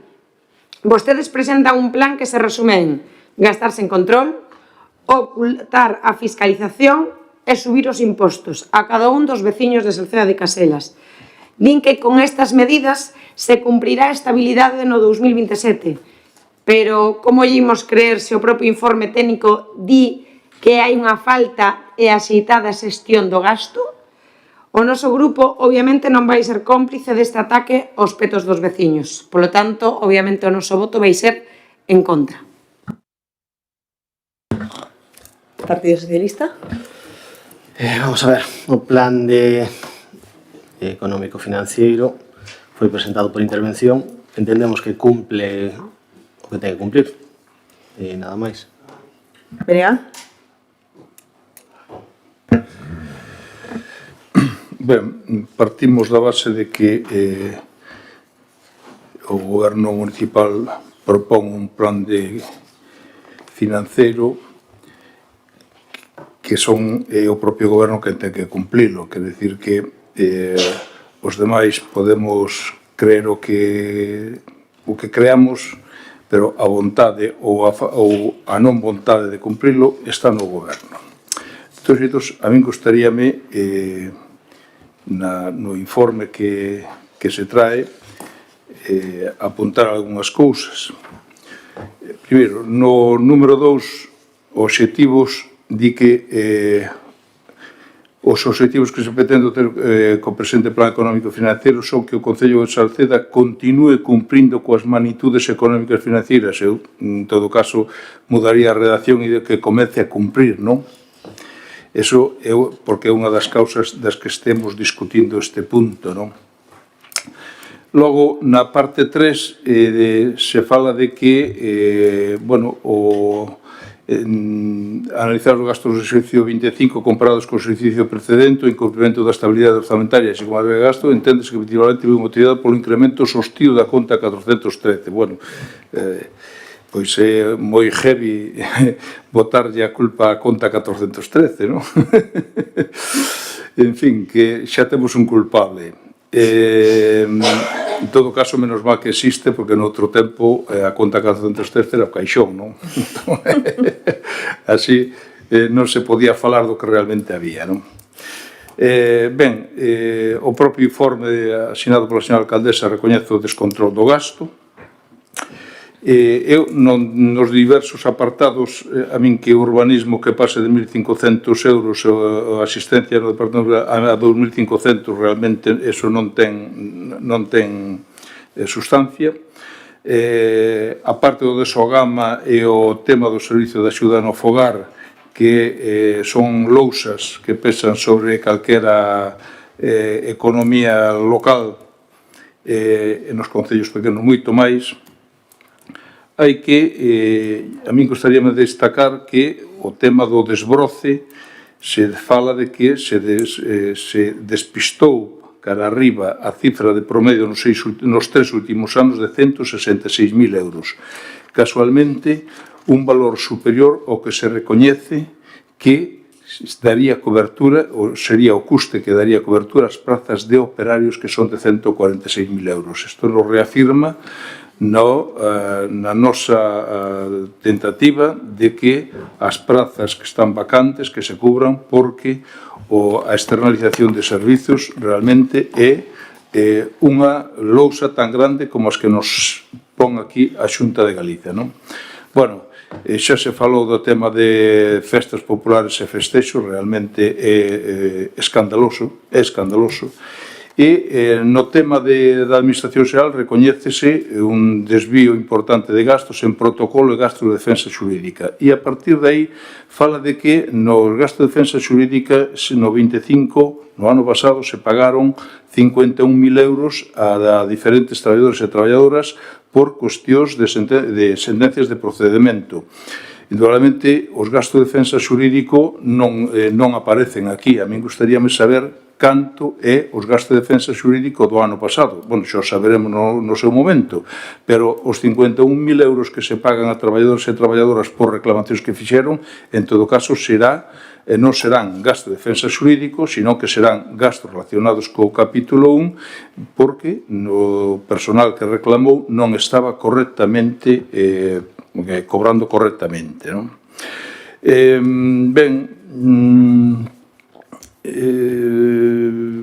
Fala logo de por onde ir na páxina no estado de gastos no 4.1 di que é necesaria unha reducción importante de gasto para poder cumprir coa estabilidade orzamentaria. En primeiro lugar, en relación coa causa enumerada no apartado A, unha medida sería cubrir a praza de técnico de Administración Xeral. Eu mudaría e será cubrir, porque esta praza está en marcha e, bueno, as funcións que se lle adxudican a esta praza de xestionar expedientes de persoal evitando que cheguen aos tribunais, bueno, non sei se será moi ambiciosa esa situación.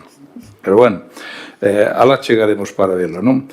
Seguindo as causas dos apartados B, C, ocorre en xeral coa atribución do gasto deste Concello, o axeitado sería datarse orzamentado. Indudablemente, eu creo que é unha verdade como unha casa que estaríamos todos de acordo en suscribilo, non? Fala logo, efectivamente, do importante gasto en servicios externalizados, e pon o exemplo do desbroce, que o ano pasado foi a 420.000 euros só en desbroces, cando efectivamente cubrir as prazas que farían o mesmo traballo desde o personal do Concello serían 146.000, unha desviación de 260.000 euros, non? Ben, o tema das festas e festeixos, realmente eu creo que deixalo na cantidade do ano pasado 176.000, eu creo que sería realmente fora de lugar, dada a situación fora de lugar, porque cando a situación económica é a que é, como se fora en calquera casa, o primeiro que hai que empezar a recortar é donde menos se necesita, non?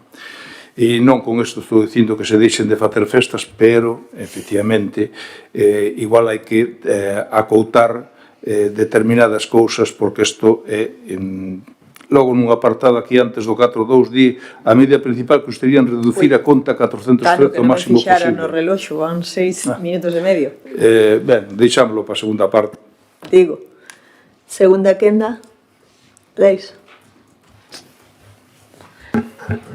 Sí, bueno, creo que xa está todo explicado. Simplemente, bueno, aclararlle ao Partido Popular que non diga que hai facturas no caixón, porque agora non hai facturas no caixón. Xe dixo o compañeiro Tano, pois está a conta 413. Noutras épocas sí que había facturas no caixón, pero agora non. Agora entran todas por rexistro e están todas registradas, e vos, como concelleiros da oposición, podedes solicitalas. E, bueno, non poñas a venda antes da ferida. Non estamos traendo a este pleno ninguna subida de impostos, porque xa vos estou vendo que xa vais a anunciar que, bueno, xa dixeche de aquí que vamos a esquilmar os veciños. Non intentes confundir a veciñanza, porque non se está traendo a este pleno ninguna subida concreta de negocios, de impostos. E respecto aos impostos, bueno, vamos a vamos a seguir traballando no que sempre traballamos, que os impostos sean xustos, que máis teña, que máis pague. Ao final, a realidade da carga impositiva debe ser esa. E respecto ao de Tano, nada, espero a que remate e xa lle contesto despois a todo. Partido Popular? Creo que te equivocas, non dixen subida de impostos, dixen subida de tasas. Ou eu estou moi enganada ou saleu adiante a subida de tasas das piscinas municipais. Creo que, non, dixen tasazo, que significa tasas altas. Mais que nada porque o teño escrito, por iso sei. Claro, si traio as cousas escritas e estudiadas antes, sí. Dixen que se admiten que ao peche de 2025 quedaron facturas pendentes por valor de 248.417 euros, e así o estipula a conta 413. Dixen tamén, como se asinou a señora alcaldesa, hai un recoñecemento do caos na xestión, descontrol xeralizado do gasto, gastarse en contrato, continúan prestando servicios a suministros a marxe da lei, hai facturas pendentes de pago por valor de máis de 248.000 euros, hai festas por riba das posibilidades. A min o que me extraña é que o señor Xurxo, pese a que, neste caso, se firme e se asine un descontrol xeralizado do gasto, diga que non ten nada que engadir. A verdade é que é algo que nos chama moito a atención, que por parte dun partido que estaba hasta fai pouco na oposición, que non teñen nada que engadir ante un descontrol xeralizado do gasto. Obviamente, o señor Salustiano, o compañeiro do Bloque Nacionalista Galego, sí que debeu estudiar o tema e sí que añadiu moitos datos, como fixemos nós, sobre o descontrol deste gasto neste Concello. Partido Socialista. BNG, continúa, Tano? Sí, bueno, só para rematar de que a medida principal consistiría efectivamente en reducir a conta 413. O Goberno está recoñecendo efectivamente que ten que tomar medidas. A cuestión é se realmente vai ter a capacidade de tomar esas medidas e de controlar o gasto. Nós imos absternos non imos a votar a favor porque non vai ser un plan no que nos teñamos algunha opción de control do que se gasta. Lamentablemente, pues, non estamos no goberno e é así. Entón, quen ten que asumir realmente o contido incluso do propio informe da alcaldía é o goberno e poñer todo e moito máis da súa parte para decir que a final de ano realmente dá controlado, eu xa non digo toda a situación, pero cando menos unha boa parte da situación. Queres contestar, Alex? Se non, vale. Ben, pois, sí, certo, Ana Cristina, xa hai moitos puntos económicos, moitos puntos de todo. Hai proxectos, hai obras, hai servizos, hai que supón pagar a proveedores e, efectivamente, hai moitos puntos económicos. Hai moitas cousas, moita xestión e moito traballo, como xa dixen ao principio, e está ben que o recoñezas. A mí me gusta porlle número, cifra, as cousas, porque aquí gustanos moito os titulares, non? E quedarnos solo no titular, que me parece bastante pobre, pero é unha opción. Descontrol do gasto, creo que repetiches ata en 6 ocasións. Descontrol do gasto, 583.203,26. Este descontrol do gasto son 3 hipotecas de 3 fogares, nun concello ca cantidade de servizos que temos en Salceda de Caselas. E con unha poboación que ten unha medida de 40-41 anos e que demanda inxentes cantidades de actividades e de servizos. Unha poboación, ademais, que ronda os 9.500, pero que a realidade é que o noso concello presta servicios a un concello que parece que ten 20.000 habitantes. Estes son os datos, Ana Cristina. Está moi ben, as cifras que, bueno, non falades de cifras, vos falades sempre de alarma, esa alarma que lle interesa sistemáticamente xerar o Partido Popular, bueno, sobre todo en períodos determinados, creo que levan con ese sonsonete moitísimos anos. Moitísimos anos. Siguen nesa senda, na senda de criticar, de non comprometerse, de non participar nos orzamentos, de non aportar absolutamente nada. Vos seguide nesa senda, nos seguiremos a traballar. É un clásico, non? Sobre todo antes das eleccións, falar de catástrofe económica, non xa hai tempo que está en campaña, catástrofe económica porque despois é o seguinte paso é cando o Partido Popular ten a oportunidade de gobernar, vamos, subir impostos. Acabamos de velo no Porriño, acabamos de velo en Pontareas, e son datos obxectivos, non é que vos estea contando, son datos obxectivos que calquera pode comprobar. De verdade, eu animaríaos a que sumasen máis, que participasen máis e logo entón terían dereito á crítica da xestión económica deste goberno que levan criticado pois hai moitos anos, veñen os homes de negro, de momento non chegaron, Ana Cristina. E logo, antes de someter a votación, eu creo que hai que ter valentía. E a valentía se demostra gobernando e dando un paso adiante, que é moi difícil. É moi difícil, Tano. Cambiar as cousas se cambian dende dentro.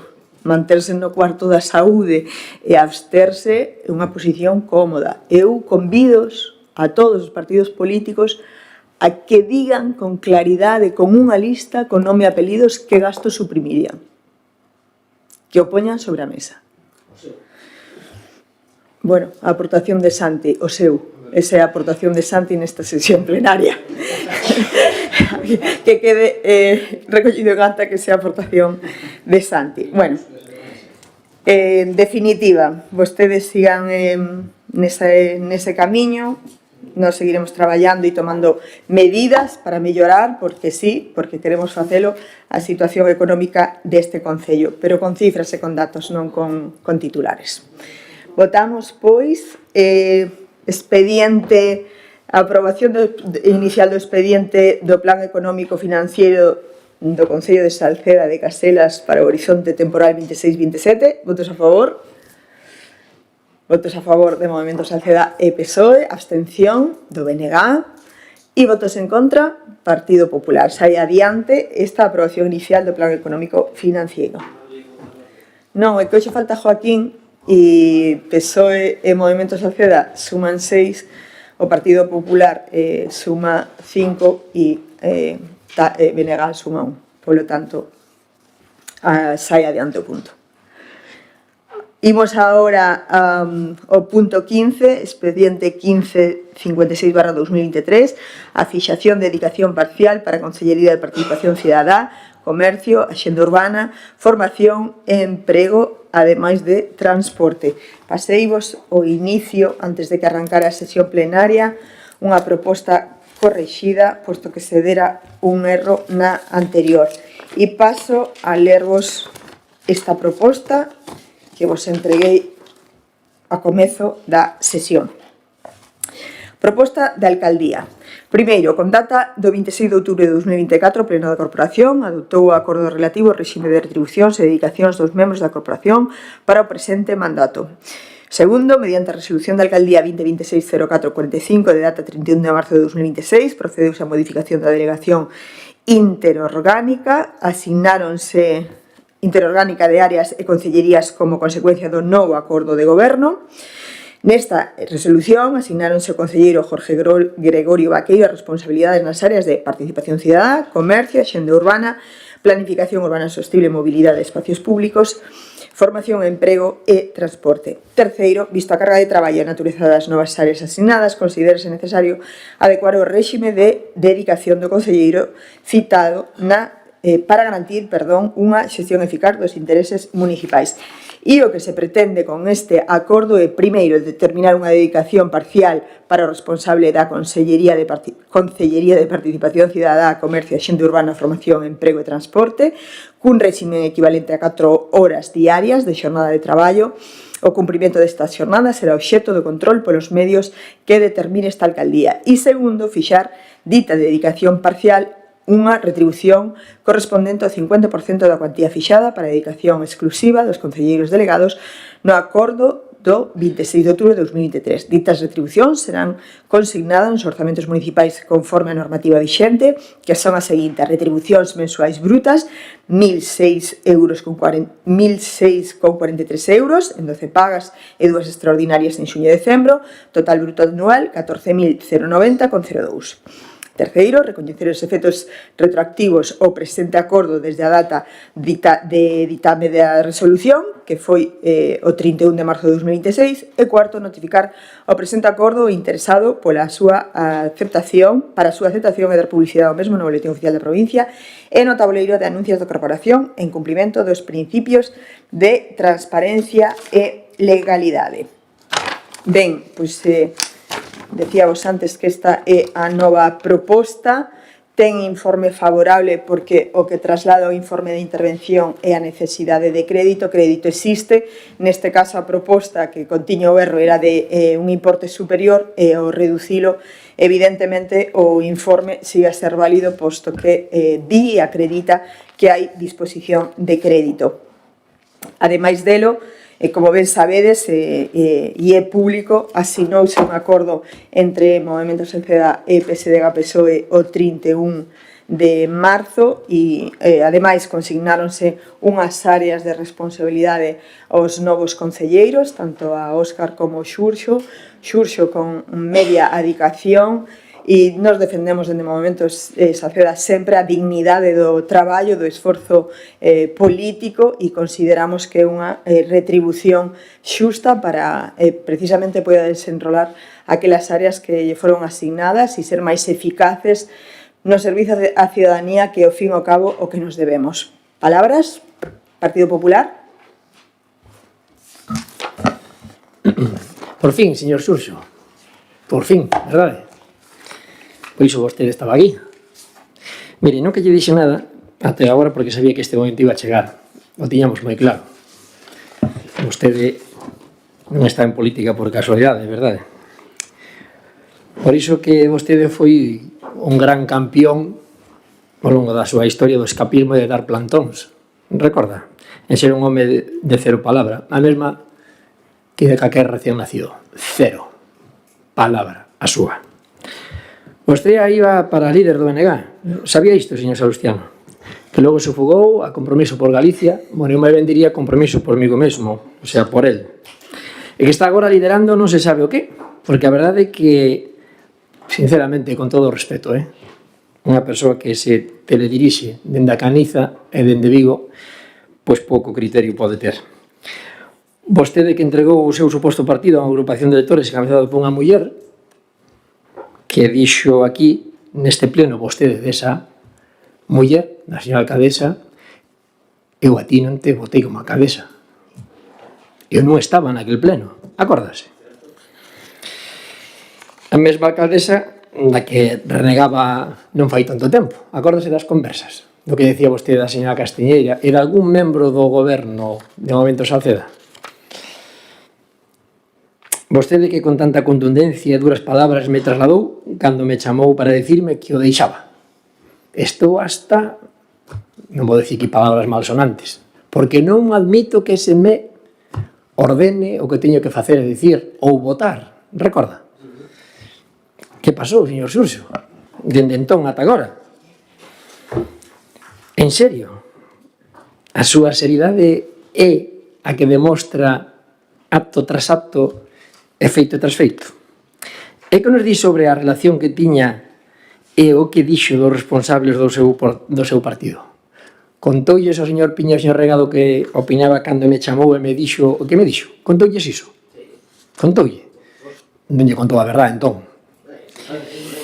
Vostede que unha hora antes do pleno donde supostamente ia dimitir nos dixo e me trasladou vía WhatsApp ao meu teléfono particular o que me trasladou e, oh sorpresa, apareceu, créame sinceramente, que eu sabía que algo iba a pasar. Sabe por qué? Porque no expediente non había nada.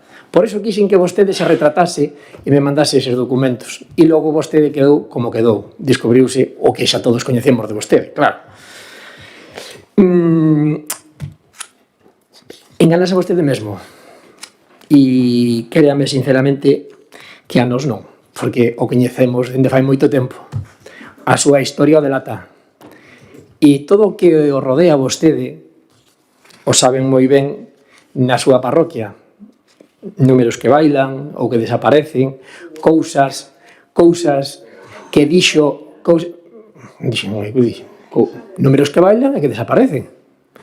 Reitero, se cada un interpreta o que quere, alá cada quen.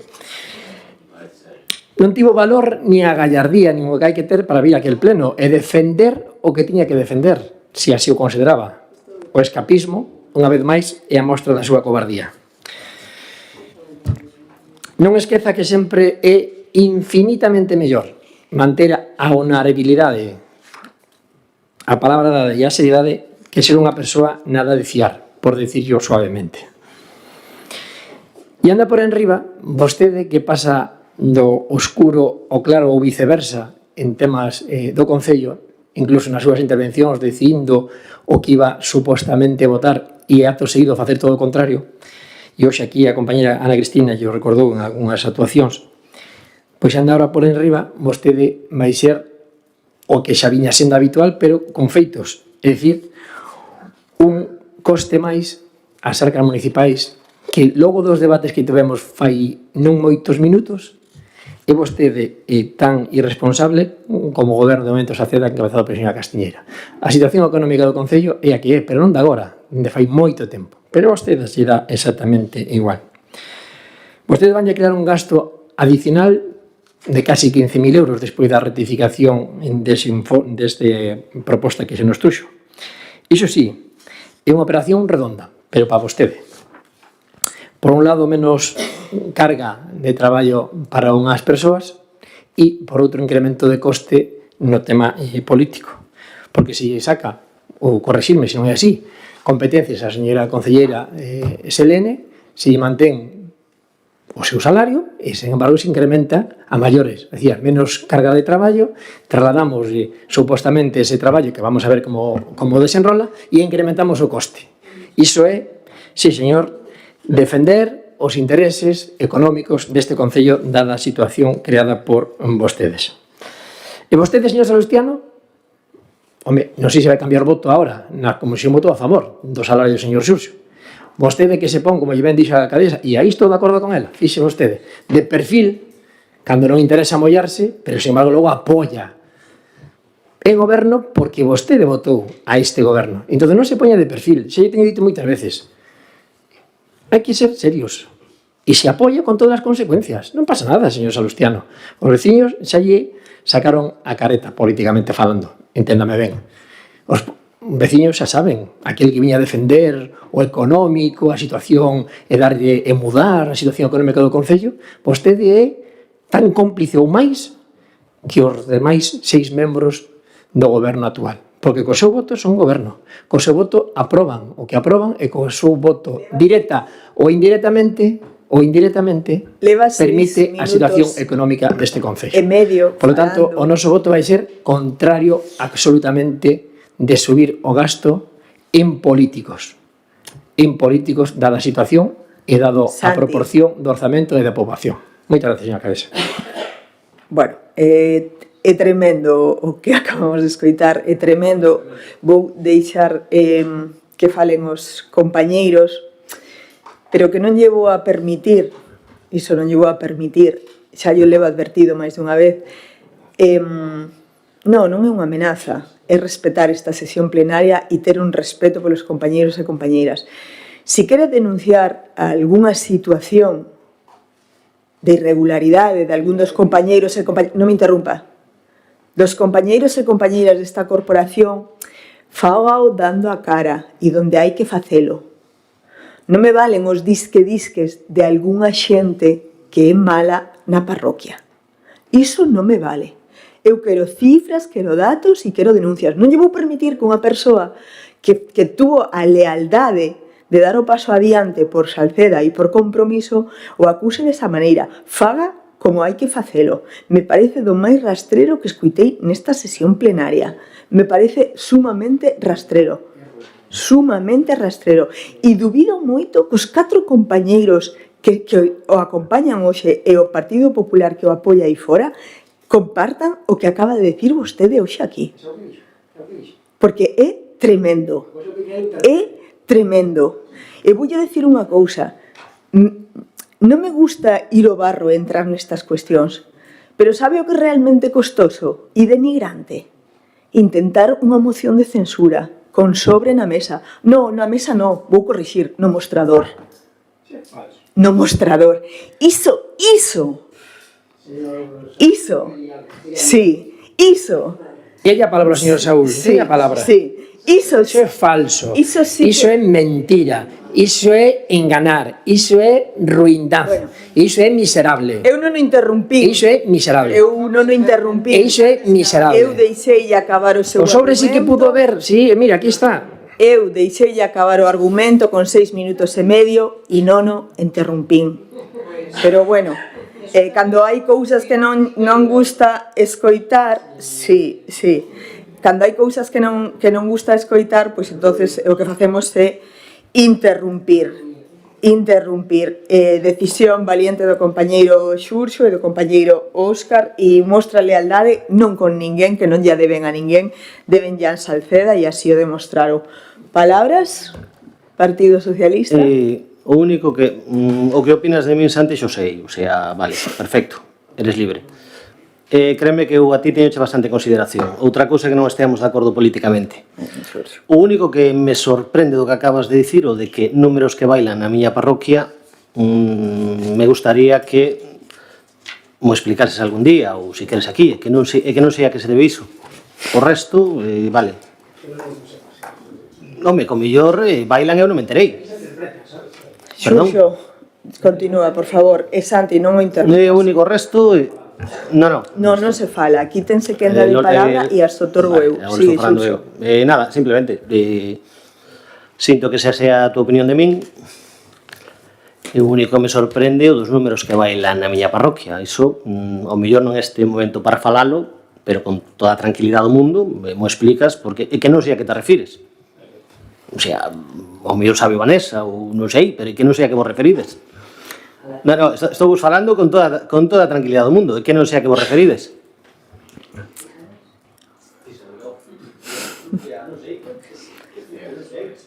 Moi feo. Venega, adiante.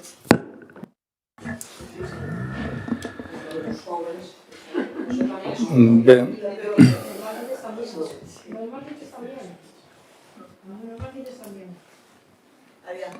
Pódese falar.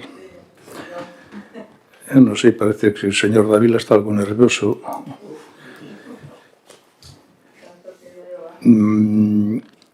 Non, é que agora, nós podemos ter dúbidas de se esta incorporación vai a chegar ou non positividade ao goberno, pero a nosa dúbida non pode impedir de que eles o intenten. Eso primeiro. Tal vez a vostede se lle acabou o que aquí continuamente estaba manifestando de que vostedes eran 6 e o goberno eran 4. Mellor por aí xa empeza vostede a perder algo de ritmo, non? Eu, con independencia do que pense de vostede, nunca usarei nesta sala os calificativos que vostede acaba de decir sobre un concelleiro aquí. Porque me parece que, sobre todo no espazo público, cousa que o PP parece que últimamente perdeu o norte, o que se necesita é algo de cordura, saber estar. Mire, se o problema deste concello é unha dedicación de 14.000 euros, o que haberá que restarlle as existencias de plenos e comisións, que se vostede tivera a ocasión de ver os números, resulta que do ano pasado foron 2.000 e pico euros no concelleiro en cuestión. Se eso fora o problema económico deste concello, non habería problema, ningún. O problema deste concello económicamente está bastante máis a fondo. Se esta achega dos concelleiros do PSOE axudan a mellorar a xestión municipal, nos encantados. Temos serias dúbidas polo tempo no que é. Agora, as nosas dúbidas non as vamos por a contra. En todo caso, dentro dun ano, nós poderemos facer a nosa valoración, vostedes supoño que farán a súa, e a veciñanza fará a súa. E verá se foi positivo ou non. Agora, vostede o que non pode facer é soltar a cantidade de calificativos que ten soltado e quedarse tan ancho, señor Davila. Non pode. Poder pode, non debe.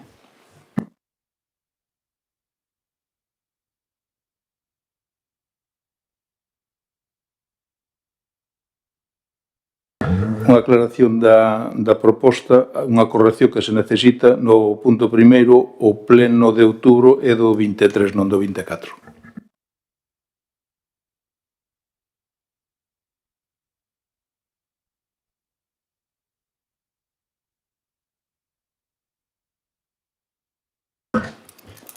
Segunda quenda, Partido Popular. Señor Salustiano, o que non se pode vir aquí é dicir o contrario do que se dixo fai 3 anos e a defender o indefendible nas súas palabras, non nas miñas. Aquilo que tanto criticou ao inicio deste mandato, que votou en contra, que tanto criticou, que tanto se envalentonou dicindo que foi o conseguidor da reducción do custe político, e agora vostede se é cómplice do aumento do mesmo. Cómplice da suba das tasas da piscina municipal, fai un ratiño, e cómplice do aumento do gasto. Por un lado, lle sacamos máis aos veciños, recaudamos máis aos veciños, e por outro, permitimos que sigamos gastando no que non se debe. Me reafirmo no que dixen, porque é describir a acción política do señor Xurxo, non do personal. El sabe o ben. E sabe ben que o que dixen aquí respecto da actuación del políticamente é a correcta, é a acertada, é a súa historia política. Nos podrá gustar máis ou menos, a min non me gusta nada, porque non me gustan as persoas que dan bandanzos, que se cambian de coche, por decir unha maneira. E eu digo claramente e públicamente, e iso non lle ten que parecer nada a ninguén. E eu digo con toda contundencia, con toda claridade. E nada máis. E, polo tanto, me reafirmo no que dixen. Pero sen ninguna dúbida, porque o teño ben claro o respecto. E logo da situación, insisto, económica deste concello. Vostede sabe que se nos últimos 16 anos anteriores a este mandato, se tivese un gasto en políticos en torno ao que se leva tido nestes últimos 3 anos, o Concello tendría 1,2 millóns de euros máis nas arcas municipais. Vostede sabía iso? Vostede sabía que dende o ano 2007 ao ano 2023 o custe a maior e desproporcionado dun Concello en relación á poboación e orzamento incrementouse en 1,2 millóns de euros con respecto a este mandato? Sabía eso? E agora vamos a volver outra vez ás andainas. Pero non pasa nada, señor Salustiano. Se vostede era o defensor de todo aquilo que dixen antes, no económico, que viña a poñer a orden, que non ia permitir o despilfarre o gasto incontrolado, e vostede cómplice absoluto e total. Absoluto e total. Entón, molesta a veces poñerse de perfil, pero, señor Salustiano, tocar e estar na procesión é imposible. Entón, vostede, bueno, pois xa quedou manifesto aquí. Os momentos Salceda, a señora Cadés e os demais compañeros xa sabemos o seu posicionamento e punto. E o señor Xurxo e o compañeiro Óscar pois acaban de dar o salto mortal, pois defraudando aos seus... Non vou ser eu quen defendo o Partido Socialista, faltaría. Ahora ben, vostedes mesmos se retrataron, señor Xurxo. E vostedes non é que defraudaran os seus votantes, senón aos seus propios compañeiros que vostede lle faltou a palabra, a lealtade e todo. E ese é o máis triste dunha persona que dice ser unha persoa de fiar. Vostede non é de fiar, con todo o respeto eu digo. Primeiro... Un segundo, Xurxo, que me toca a min. Déxame contestar a mí. Sí, ahora che dou a palabra. Ahora deixasme contestar. No, ahora che dou a palabra. Le corto la palabra, alcaldesa. Veña, vale. É unha cuestión persoal. Punto. Non che gustan as persoas que dan bandazos? Entón, todas as persoas que apoiaron mocións de censura en Galicia nos últimos meses debes estar cabreadísimo coas agrupacións do PP que os ficharon. Perdón? No, pero e os que se sumaron para apoiar as mocións de censura non existen. Non sei se me entendes o que estou dicindo. Ah, vale. Logo, falas de bandazos. Mira, outro día estive ordenando a biblioteca, topei un libro, debeume valer €1, moi bo non era, a verdad. Titúlase o libro Memorias de un maldito.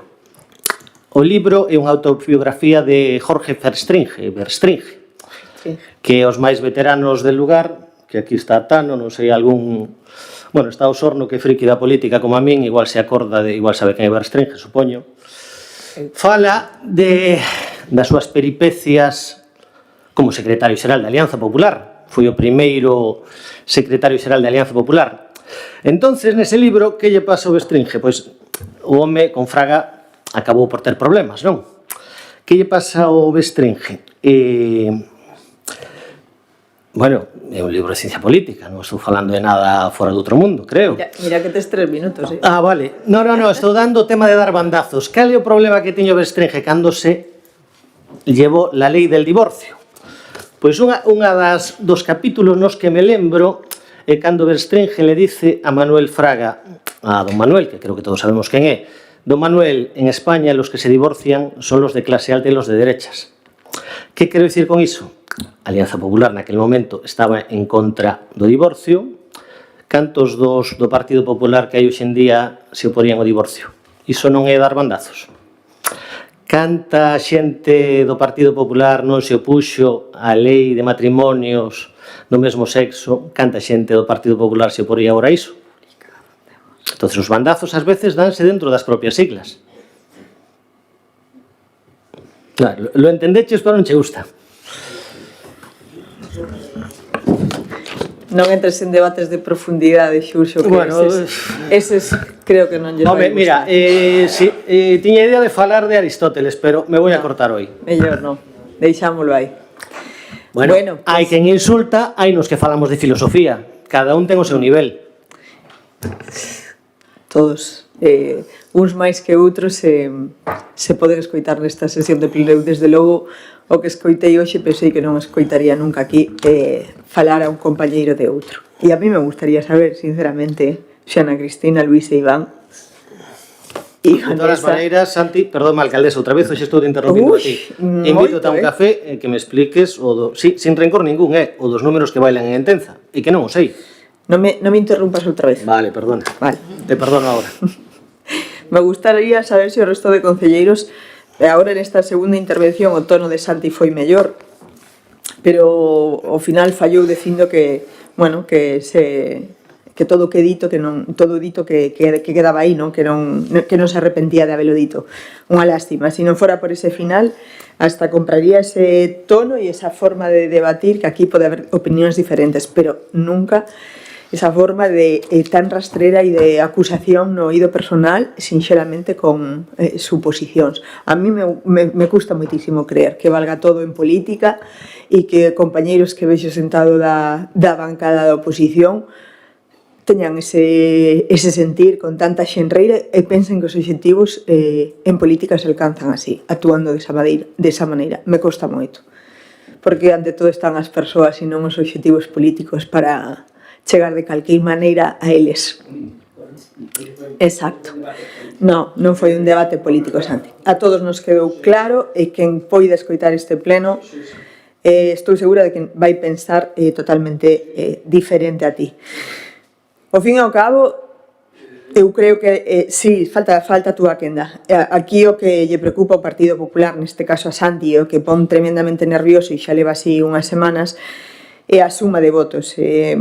Ese sonsonete que escoitábamos de maneira sistemática de que era maioría maioritaria, con 401 votos, sin respetar a democracia, porque a democracia é representativa e son os concelleiros e concelleiras que escollen a alcaldesa. Agora, ata ese discurso se lle cae, porque a suma de votos de Movementos Salceda e PSOE, 1.690 máis 763, suman 2.463, que son máis que os seus votos, tendo o mesmo número de concelleiros. Efectivamente, se lle cae algo que estuvo sistemáticamente recordándolle a este goberno en minoría, que foi quen de sacar as cousas adiante con moito esforzo e que agora une o seu esforzo precisamente polo ben de Salceda e por compartir un proxecto de esquerdas co Partido Socialista de Salceda. Quen traballa, teño claro, asume unha responsabilidade e ten dereito á retribución e puñao antes Tano sobre a mesa. Eu creo que os resultados se van a ver moi pronto en positivo desta nova situación do goberno. Tano, queda a túa palabra. Bueno, dicirlle ao señor Davila que nos vamos seguir analizando e fiscalizando os números deste Concello a parte de outras cousas. O que si lle pediría é que non vaya polo camiño da señora Paula Prado ou do señor Tellado. Salceda non merece nada disto, porque estou seguro que a gran maioría dos seus votantes son bastante máis educados que vostede. Pasamos á votación. Votos a favor da fixación. A ver, vamos a facelo ben. Expediente 1556/2023, fixación de dedicación parcial para a Consellería de Participación Cidadá, Comercio e Xenda Urbana, Formación, Emprego e Transporte. Ahora sí, perdón. Votos a favor. Votos a favor de Movementos Salceda e PSOE. Abstencións. BNG. Votos en contra do Partido Popular. Sai adiante a aprobación desta adicación parcial. Pasamos o punto número 17, moción do Grupo Mixto BNG en defensa das traballadores e traballadores galegos e contra a tentativa de criminalizar as baixas laborais por parte do Goberno da Xunta de Galicia. Adiante, Tano. Recentemente, no marco do debate sobre o Estado de Autonomía, o presidente da Xunta de Galicia, Alfonso Rueda, presentou como principal medida en materia laboral unha proposta dirixida a endurecer o control sobre as baixas por incapacidade temporal. Esta iniciativa, lonxe de abordar as causas estruturais da precariedade ou da saúde laboral, supón un ataque directo aos dereitos da clase traballadora galega. A proposta do Partido Popular parte dunha premisa insultante: situar o foco da sospeita sobre as traballadoras e os traballadores, cuestionando a súa honestidade e tratando o persoal médico como cómplice de prácticas fraudulentas. Esta visión ignora deliberadamente a realidade estatística do noso país, que desmonta calquera teoría sobre o abuso da incapacidade temporal. Galiza sitúase como a segunda comunidade autónoma co índice máis baixo de baixas laborais de todo o Estado, 27 por cada 1000 afiliados, fronte á media estatal de 40. O problema en Galiza non é o asentismo injustificado, senón unha xestión sanitaria deficiente e unha precariedade laboral alarmante que se manifesta nos seguintes puntos. Siniestralidade laboral. Galiza lidera sistemáticamente as estatísticas de accidentes de traballo, con cifras dramáticas como as 43 mortes registradas o pasado ano. Colapso da sanidade pública. Se as baixas teñen unha dirección maior no noso país, é debido ás listas de espera e ao desmantelamento da atención primaria e especializada, o que atrasa inevitablemente diagnósticos e tratamentos. Privatización encuberta. Esta proposta pretende utilizar o colapso sanitario como excusa para derivar competencias e recursos cara ás mutuas privadas, debilitando aínda máis o sistema público de saúde. Criminalizar a quen padece unha enfermidade ou sufrir un accidente laboral é socialmente impresentable. O que compre non é perseguir a doentes, senón reforzar o persoal sanitario e mellorar as condicións de seguridade nos centros de traballo. Por todo exposto, con anterioridade, polo Bloque Nacionalista Galego, sometemos a debate e aprobación polo Pleno deste Concello esta moción propondo a adopción dos seguintes acordos. Primeiro, a Corporación do Concello de Sarceda de Caselas amosa o seu rexeitamento á proposta irresponsable da Xunta de Galiza de endurecer e dificultar o acceso ás baixas laborais por considerar que criminaliza de xeito injustificable a clase traballadora galega. Segundo, o Pleno do Concello de Sarceda de Caselas solicita da Xunta de Galiza que pida disculpas públicamente ás traballadoras e traballadores galegos polas acusacións intoleráveis de fraude e absentismo vertidas desde a presidencia do Goberno galego.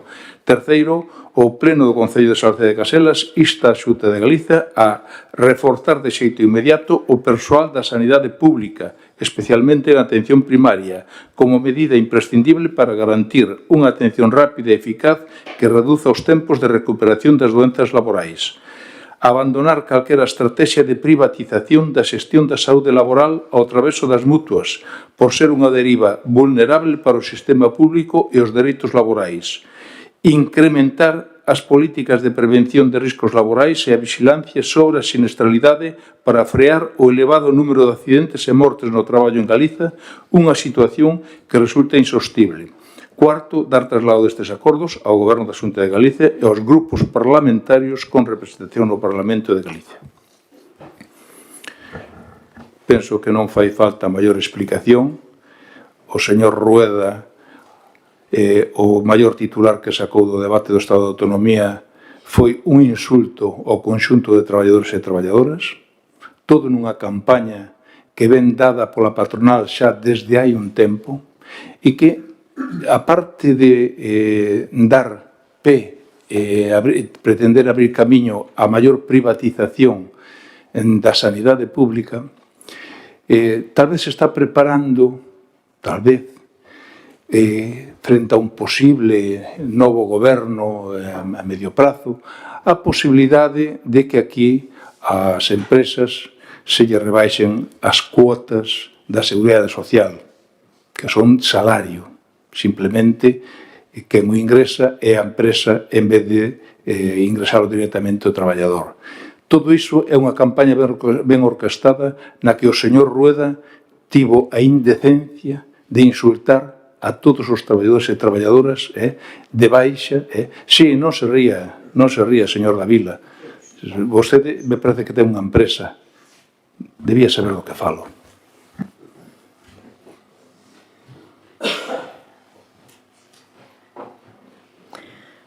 Pasamos ás quendas. Partido Popular, primeiro. Partido Popular. Vostede se autoproclama e o BNG o portavoz e o defensor de todos os traballadores e traballadoras. Falso. Pero bueno, igual que cando falan da maioría dos galegos, falso. Pero bueno, non pasa nada, señor Salustiano. Usted pode decir o que considere e nos escoitamos e o respetamos en la que non o compartamos. Igual que en la anterior intervención, verdade? Hombre, ven usted aquí a falar de privatización. Ustedes, pero vostede, que trae esta moción, o que apoia a maior privatización da historia e sigue permitindo a maior privatización da historia do noso Concello a un goberno que vostede, como dixen antes, é copartícipe directa e indirectamente. Si vostede o dice reiteradamente en diferentes plenos, e sigue sucedendo, levamos casi 3 anos de mandato e a privatización neste Concello non é que se paralizaran, non, é que siguen aumentando. Vostede ve igual que nós, igual que os demais, pero que eles ven porque o permiten e demais, e o executan. As facturas de contratos, mellor dito, de proveedores sin ningún tipo de contrato, facturando barbaridades mensuais, cos informes contundentes de intervención, e vostede é cómplice deso, señor Salustiano, da privatización, do despilfarro, do mal gasto, do descontrol, de todo. Vostede é máximo responsable e cómplice. Mire, por suposto, o noso apoio, o noso alento, o noso recoñecemento, porque nós tamén somos traballadores, señor Salustiano, ou pensa que vostede só dice ou fala dos que vostede cree que representa? Non. É que resulta que agora a maioría do pobo galego que apoia o Partido Popular non traballa nin Dios. Aquí non traballa nadie, solo a outra parte dos galegos e das galegas. Por tanto, o noso apoio, o noso recoñecemento aos traballadores, sí, aos traballadores con mayúsculas, e o noso apoio, respeto e alento de recuperación aos traballadores, homes e mulleres que teñen que estar de baixa xustificadas por calquera índole, de saúde, de calquer outro problema que lle atinxe a súa persoa. Por suposto, se o dixo ben claro o señor presidente, pero claro, aquí vemos unha posibilidade de facer algo e de campaña, de ruido, de pancarta, de sacar os megáfonos, porque claro, contra o goberno central non o sacan, levan 4 anos ou 3 anos e algo, caladiños, moi, como dice o presidente, moi bravos en Galicia, pero moi blandiños en Madrid, verdad? Porque tamén son cómplices en Madrid, igual que vostede é cómplice aquí con este goberno. Entón é moi fácil ese posicionamento. Por lo tanto, como dixen, si respeto e apoio aos profesionais con mayúsculas do ámbito laboral e sanitario que exercen con rigor o seu traballo, si aos plans de seguimento e control do fraude nas baixas, veña de onde veña, por suposto, si a inspección e seguimento ás persoas maleantes que as hai e moito, e as persoas que son malos compañeiros, porque son uns vagos que o que fan é que os demais compañeiros que si van a traballar pois lle repercute no seu día a día con máis carga de traballo. E na vida hai de todo, señor Salustiano, claro que si hai de todo. Hai xente, claro, é tremendo, pero é a verdade, hai xente que vive do que vive, de enganchar cousiñas tras cousiñas, etcétera, etcétera. E iso claro que hai, pero dice, non que diga o Partido Popular, é que dicen os informes, é que dicen todos os estudios con rigor respecto da problemática do absentismo e de outras índoles do traballo. Claro que o hai, por suposto que sí. Por lo tanto, reitero e termino. O noso apoio ao reconhecemento aos traballadores que, por suposto, teñen dereito, faltaría máis a estar de baixo cando son justificadas e cando son necesarias, e moitos, desgraciadamente, durante moito tempo. E claro que eu viví en primeira persoa, señor Salustiano, claro, en primeira persoa, de toda a índole, vale, de toda índole. E a nosa contundencia, pois, aquelas persoas que abusan do sistema, que o mantemos entre todos, non se esqueza, o mantemos entre todos. Por lo tanto, e en definitiva, si o noso apoio ao plan anunciado por o presidente da Xunta de Galicia, a outra non existe, señor Salustiano, en beneficio dos traballadores e das traballadoras, por suposto que sí, en beneficio dos traballadores e das traballadoras, de todos, en defensa de todos, aínda que a vostedes non lle guste. Deus, hoxe, ademais de por longo, vamos a quedar sin alento por moitas cousas. Álex, adiante. É unha vergoña, Santiago, que representante político como a ti, que se supón de todos os veciños e veciñas, como che gusta decir, Álex non te interrumpiu, que esteas dicindo esas barbaridades aquí nunha sesión plenaria, vamos. Só che faltou falar dos inmigrantes, que tamén somos culpables de que a sanidade vaya mal.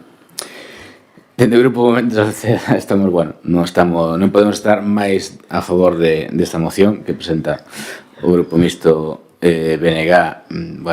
Creo que cando escoitamos o señor Rueda, o presidente da Xunta de Galicia, criminalizar dese xeito as baixas laborais, eu pensei que era un bulo, que era un meme ou que era cousa de inteligencia artificial, pero non, era a realidade.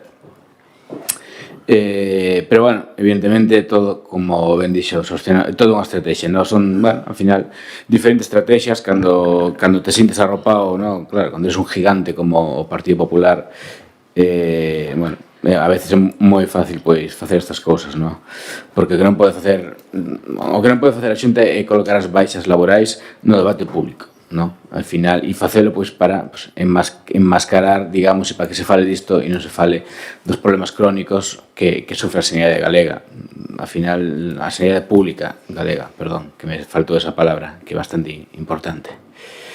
Os datos se os deu o compañero Salustiano, creo que claros e concisos.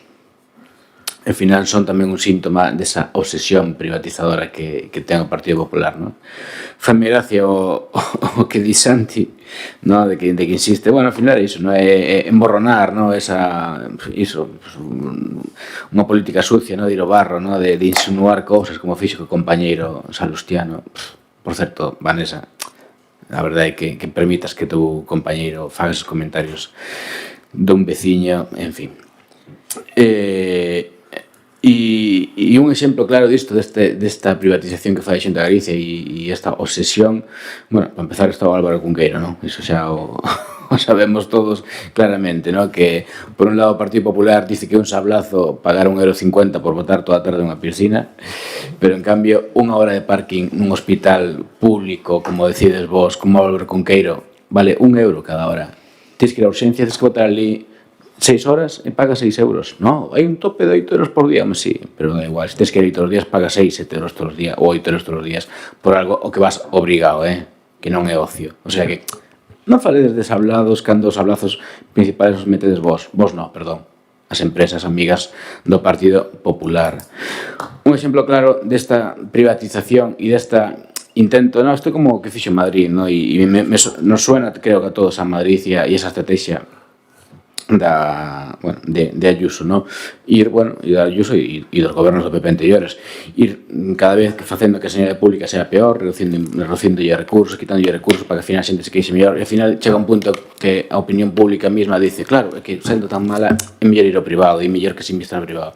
É un pouco esa estrategia que está comezando o Partido Popular aquí en Galicia, que xa leva dende varios tempo. Un exemplo claro, as derivacións á sanidade privada, sobre todo para operacións, porque a Xunta, isto tamén se ve no ensino, a Xunta, en vez de investir en mellorar o público, dice que o público é moi malo, e entón o que fan é, claro, van derivando o privado, que ten máis, ao final, claro, no momento que faz que o público sexa malo, evidentemente o privado é mellor. E decía porque tamén o fai no ensino, en vez de investir nunha segunda Galiña Azul en Salceda, en vez de investir nun ensino público de verdade, de 0 a 3, o que fan é financiar a todas as empresas privadas que se dedican ao ensino infantil. Eu creo que todos coñecemos a alguén, e a mí é algo que me parece moi triste, porque eu tamén coñezo a alguén e notei esa desesperación. Eu creo que todos coñecemos a alguén que despois de levar a mellor 6 meses, 7 meses, chábano para operarse.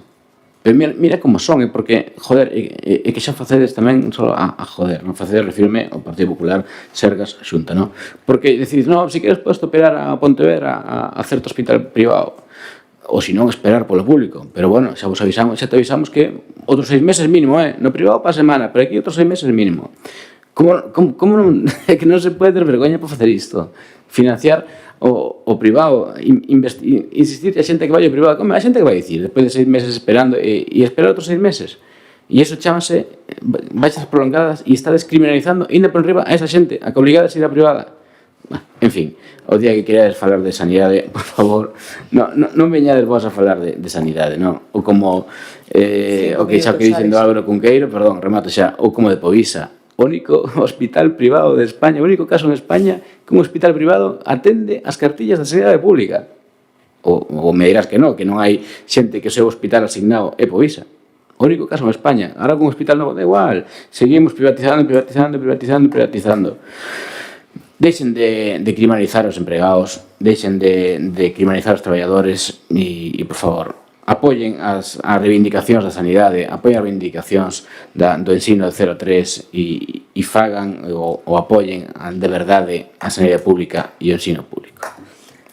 Venega, perdón, PSOE. Sí. Bueno, non quero ser repetitivo, pero bueno, penso que criminalizar a clase traballadora creo que está fora de lugar. É dicir, simplemente, non, xa barallei bastante. Venega. Non me equivoquei en absoluto.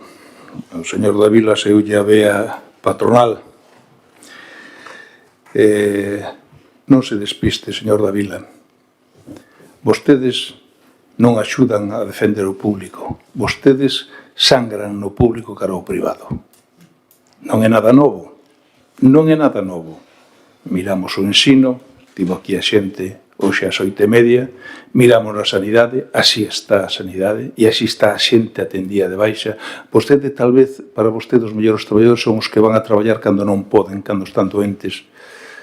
E hainos moitos, hainos por medo, pola precariedade, polos abusos que hai dentro das empresas, ou somos parvos.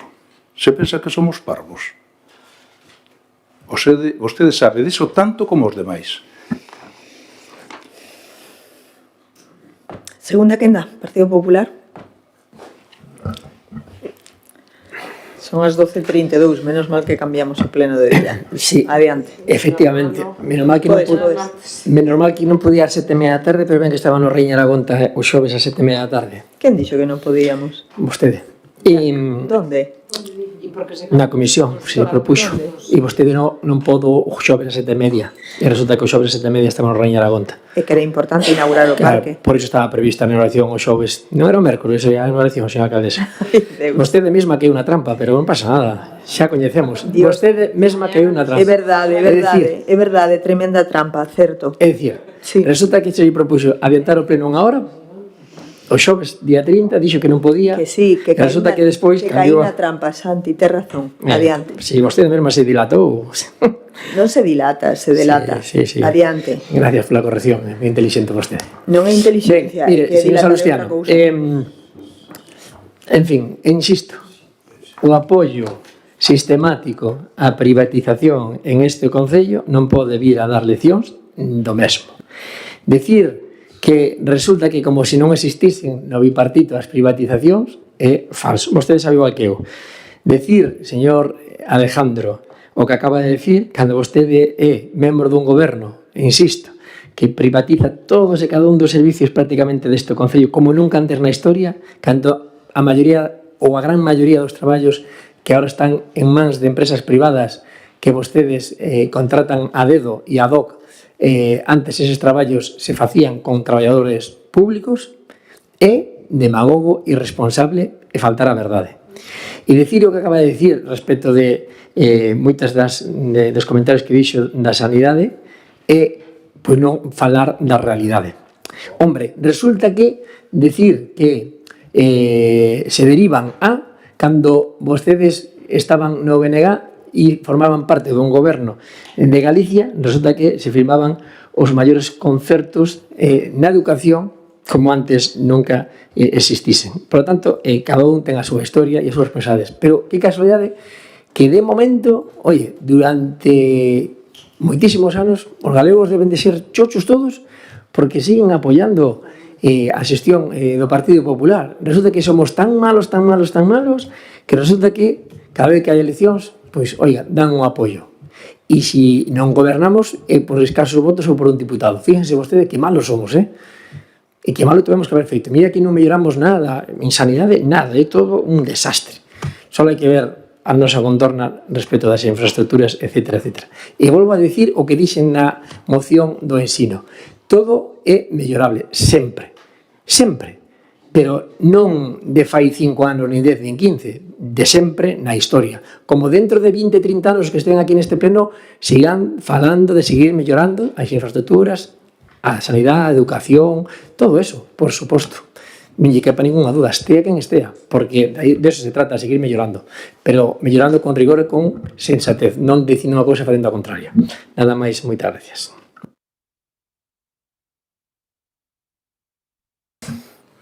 Que, bueno, hai que insistir no mismo, que veña o Partido Popular falando de mellorar, o sea, xa das infraestructuras, non, si, a xunta, as inversións que leva a Salceda, vamos.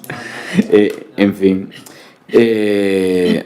insisto, estamos falando de sanidade, estamos falando de que en vez de criminalizar as baixas, o que debería facer a xunta de Sergas é investir de verdade en sanidade, e eu non lle discutí en ningún momento que foran a forza máis votada de Galicia.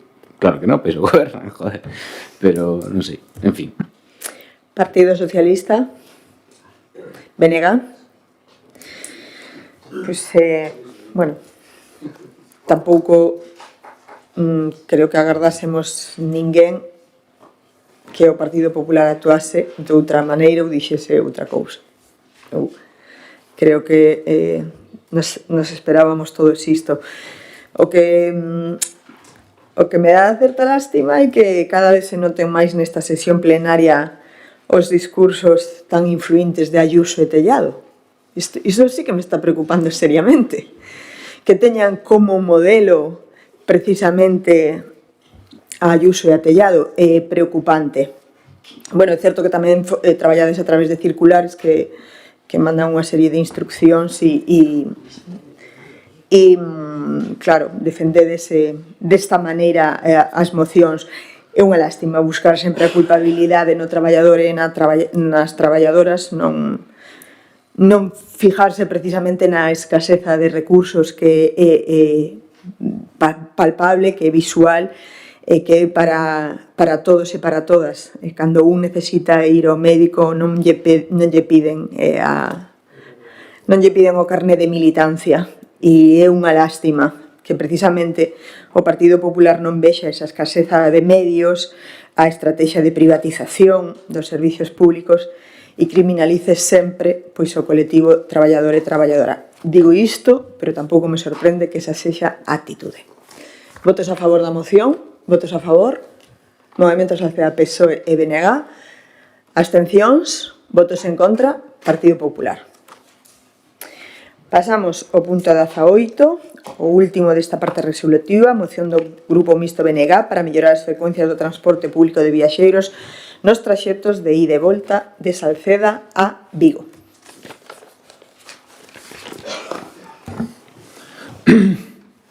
Non hai ningunha dúbida a respecto da importancia do transporte metropolitano para as persoas que a diario precisan desplazarse desde Salceda a Vigo e en correspondencia regresar a Salceda. Durante o pasado ano 2025 desenvolveronse iniciativas tanto por entidades sociais como polo Concello para promover unha mellora sustancial das frecuencias que actualmente existen de ida e volta á cidade de Vigo. En canto ás idas, Salceda-Vigo, nos días laborais luns a venres, pódese concordar con que as frecuencias son axeitadas á maioría das necesidades da ciudadanía.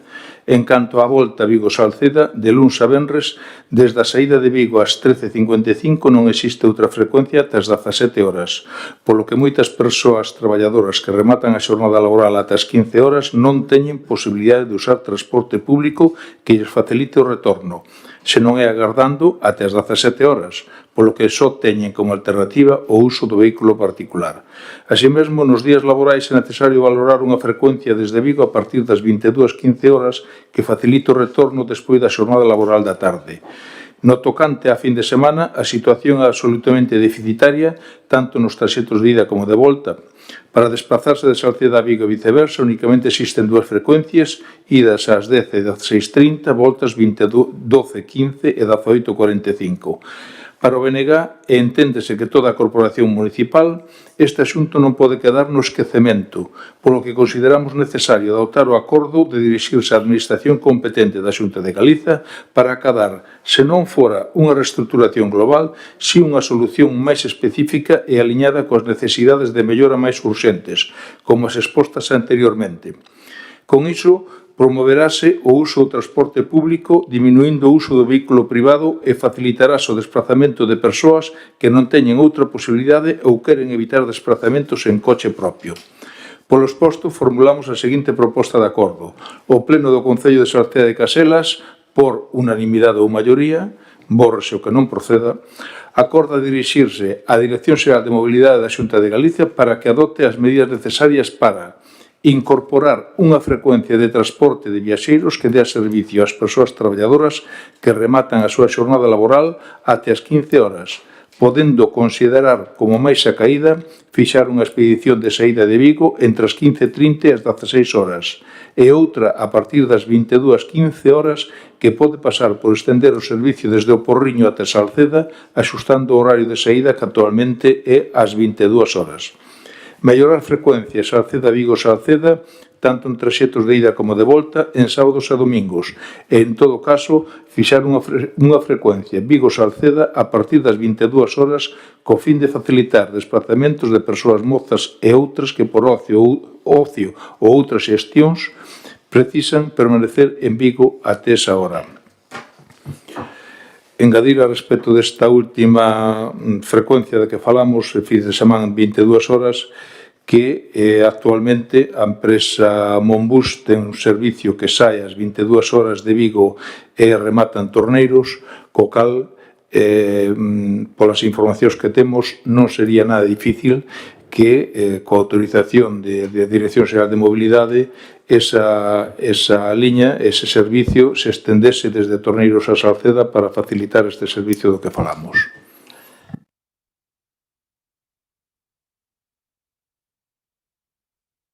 Abrimos a quenda, Partido Popular. Sí. Ben, señor Salustiano, cando se fai unha proposta sensata e na exposición de motivos acorde prácticamente á realidade e cando que se propón na parte resolutiva que é o importante, que é o que se vota, pois podemos estar máis ou menos de acordo casi na súa totalidade, independentemente de o mellor debatir cuestións de horarios que vostede propón, media hora arriba, media hora abaixo, unha hora arriba, unha hora abaixo, pois lógicamente ante a realidade evidente no sentido do transporte, pois lógicamente non vamos a votar a favor. O que acaba de dicir na súa parte final da intervención, eu creo que o tema dese bus, as persoas que teñen ese horario da 10 da noite non é complicado collelo, pero bueno, mellor incluso un pouco máis, media horiña ou 15 minutos máis tarde tampouco estaría demais, no sentido de que lle dá tempo pois as persoas que traballan no entorno da saída dese bus, pois darlle tempo a chegar arriba. Non sei, porque hai persoas que salen ás 9:20, 9:20 algo, 9:30, e para chegar ás 10 arriba pois andan un pouco xusto, por lo tanto, con mellor a retraso deses, como digo, 20 minutos, pois facilitaría que as persoas que teñen turno ata as 22 horas poidasen chegar con máis facilidade a ese punto de saída do bus, e non ter que pedir pois sair eses 20 minutos, media hora antes do seu posto de traballo para poder coller o bus. Por lo tanto, o noso grupo vai votar a favor desta moción, porque, como dixen ao principio, é sensata e coherente e demanda unha realidade que é necesaria, vamos. Movemento Salceda. Ben, pois nós non podemos estar máis de acordo con esta moción que presenta o BNG.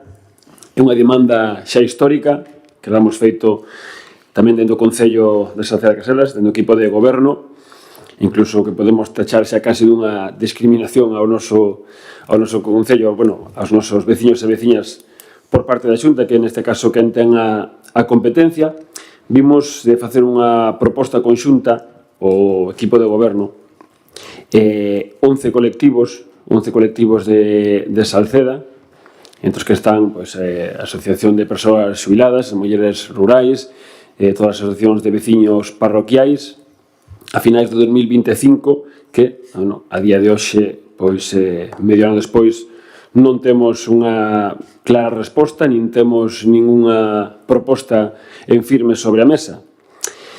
Aquí, sobre todo, falamos de, maioritariamente, dous colectivos que son claramente perxudicados, como son os traballadores. Hoxe en día, ningún traballador de Salceda de Caselas contempla siquiera a posibilidade de acudir ao seu traballo en transporte público. A única opción é o vehículo privado.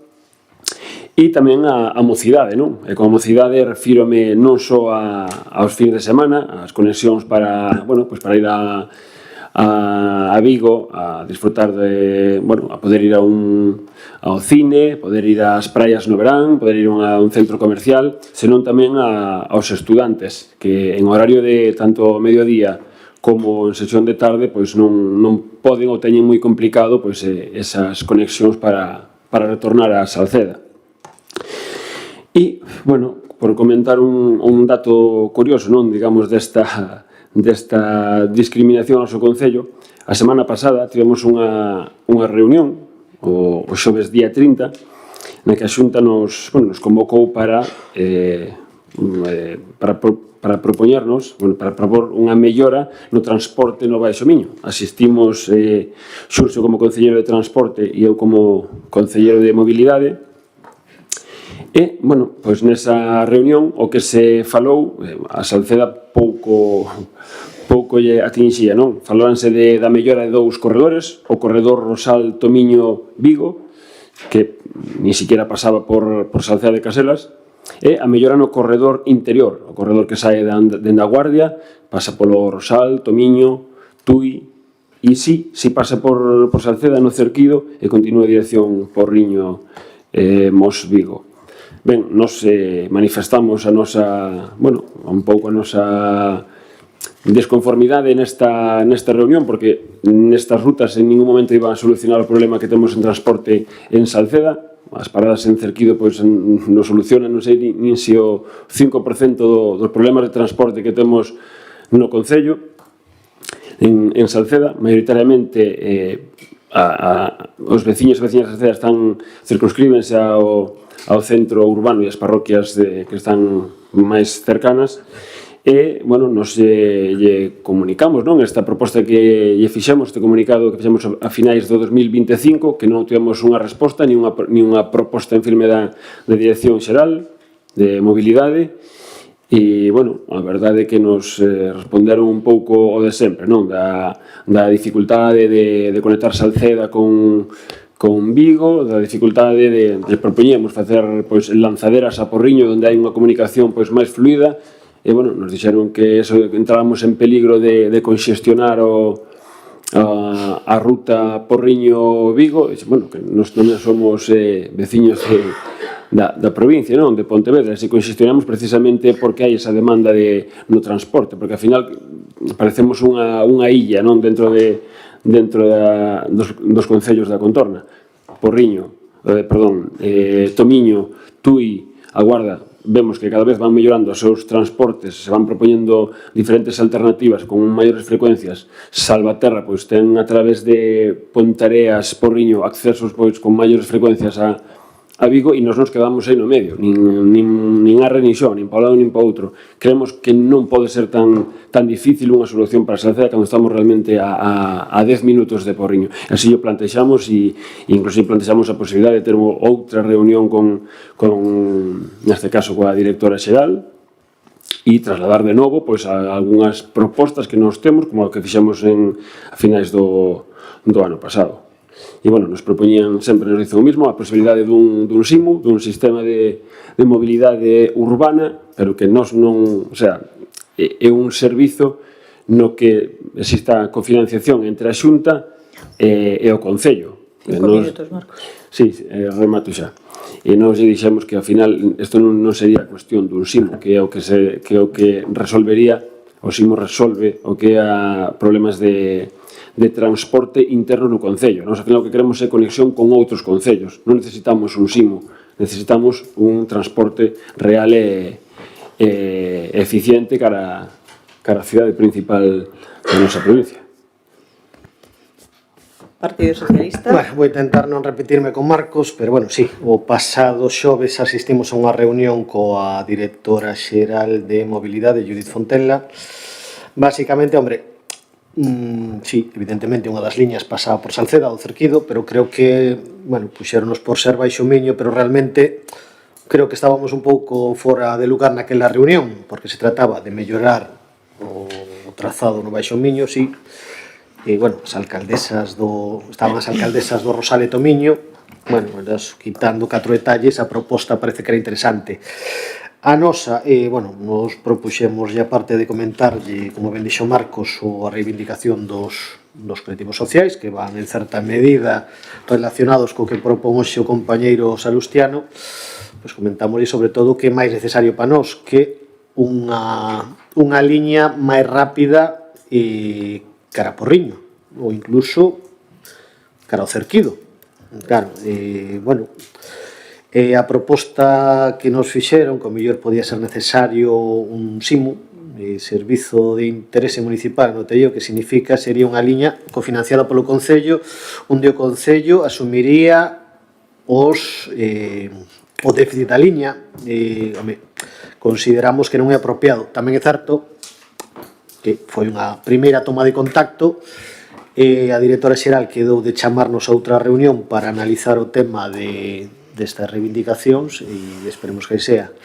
E, bueno, e en canto a moción, pois sí, especifica ou solicita algunhas das reivindicacións de determinados colectivos sociais e, por a nosa parte, estamos de acordo con ela. Segunda quenda, Venega. Ben, neste caso, ou neste momento, a concesión do Baixo Miño con Vigo, tanto pola costa como polo interior, está en revisión, dai que Transportes, Mobilidade teña a obriga de chamar aos concellos por onde transcurre o servicio, non? Forzosamente. Lamentablemente, dicir que, claro, ese servizo toca moi a unha zona moi concreta do municipio, do concello, que non soluciona o problema máis gordo que está efectivamente nos enlaces desde a Esfarrapada cara a Vigo e viceversa, non?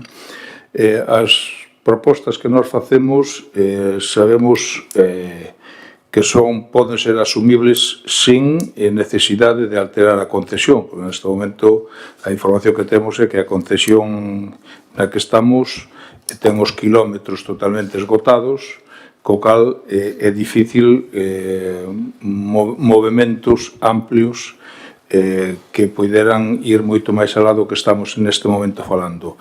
Estas frecuencias non sería difícil asumilas dentro da concesión, sin modificación real da concesión, pola información que temos, e do que se trata ao mesmo tempo é de que a Dirección de Mobilidade non deixe no esquecemento, bueno, pois o escrito que o ano pasado os diversos colectivos enviaron a Santiago, bueno, con unha proposta bastante máis ambiciosa que moito me temo que vamos ter que agardar a que se revisen a situación e as condicións da concesión na que actualmente estamos. Partido Popular. Marcos, Movemento Salceda. PSOE. Pois antes de proceder a votación desta moción, eu coñecendo de maneira profunda a situación e a necesidade do transporte en Salceda, eu elevaría a nivel Galicia. Eu creo que é moi precaria a política de mobilidade de transporte en Galicia, tren, autobús, agora aeroportos. Temos un problema que ademais vai xerar un problema maior que un problema de competitividade, xa non só de servizo á cidadanía, que lle afecta a toda a autonomía, especialmente pois a Salceda. Estando totalmente de acordo ca moción, pois precisamente, repetístelo en varias ocasións, foi acordado cos colectivos sociais e do ensino, creo que, na miña humilde opinión, esta moción debería ser precisamente deles, pois foi o escrito que se lle remitiu a Xunta que precisamente contiña estas peticións que aquí aparecen, Y creo que para unha vez que todos íbamos a estar de acordo, toda a representación política desta corporación, íbamos a estar de acordo posto que é unha reivindicación que ven do social, a Asociación de Xubilados e Persoas Pensionistas, a Asociación de Mulleres Rurais Caselas, o Instituto Pedrarrubias, os colectivos veciñais das parroquias. Creo que tiña que haber sido recollido por todos os partidos políticos, ou cando menos os de esquerdas, que estivemos presentes nesas reunións e apoiamos as súas reivindicacións. Dito isto, volvo a repetir, o Movemento Salceda e esta alcaldesa non pode estar máis de acordo con esta proposta. Votos a favor, unanimidade.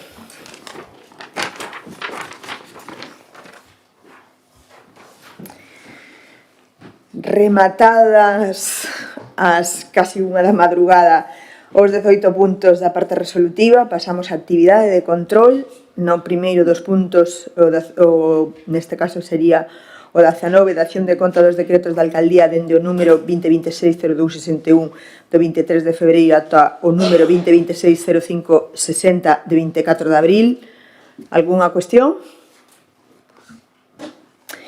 Pasamos, pois, punto 20, petición de comparecencia da señora alcaldesa para dar explicación sobre a situación económica do noso Concello logo do informe do Consello de Contas onde describiu a situación como alerta roja.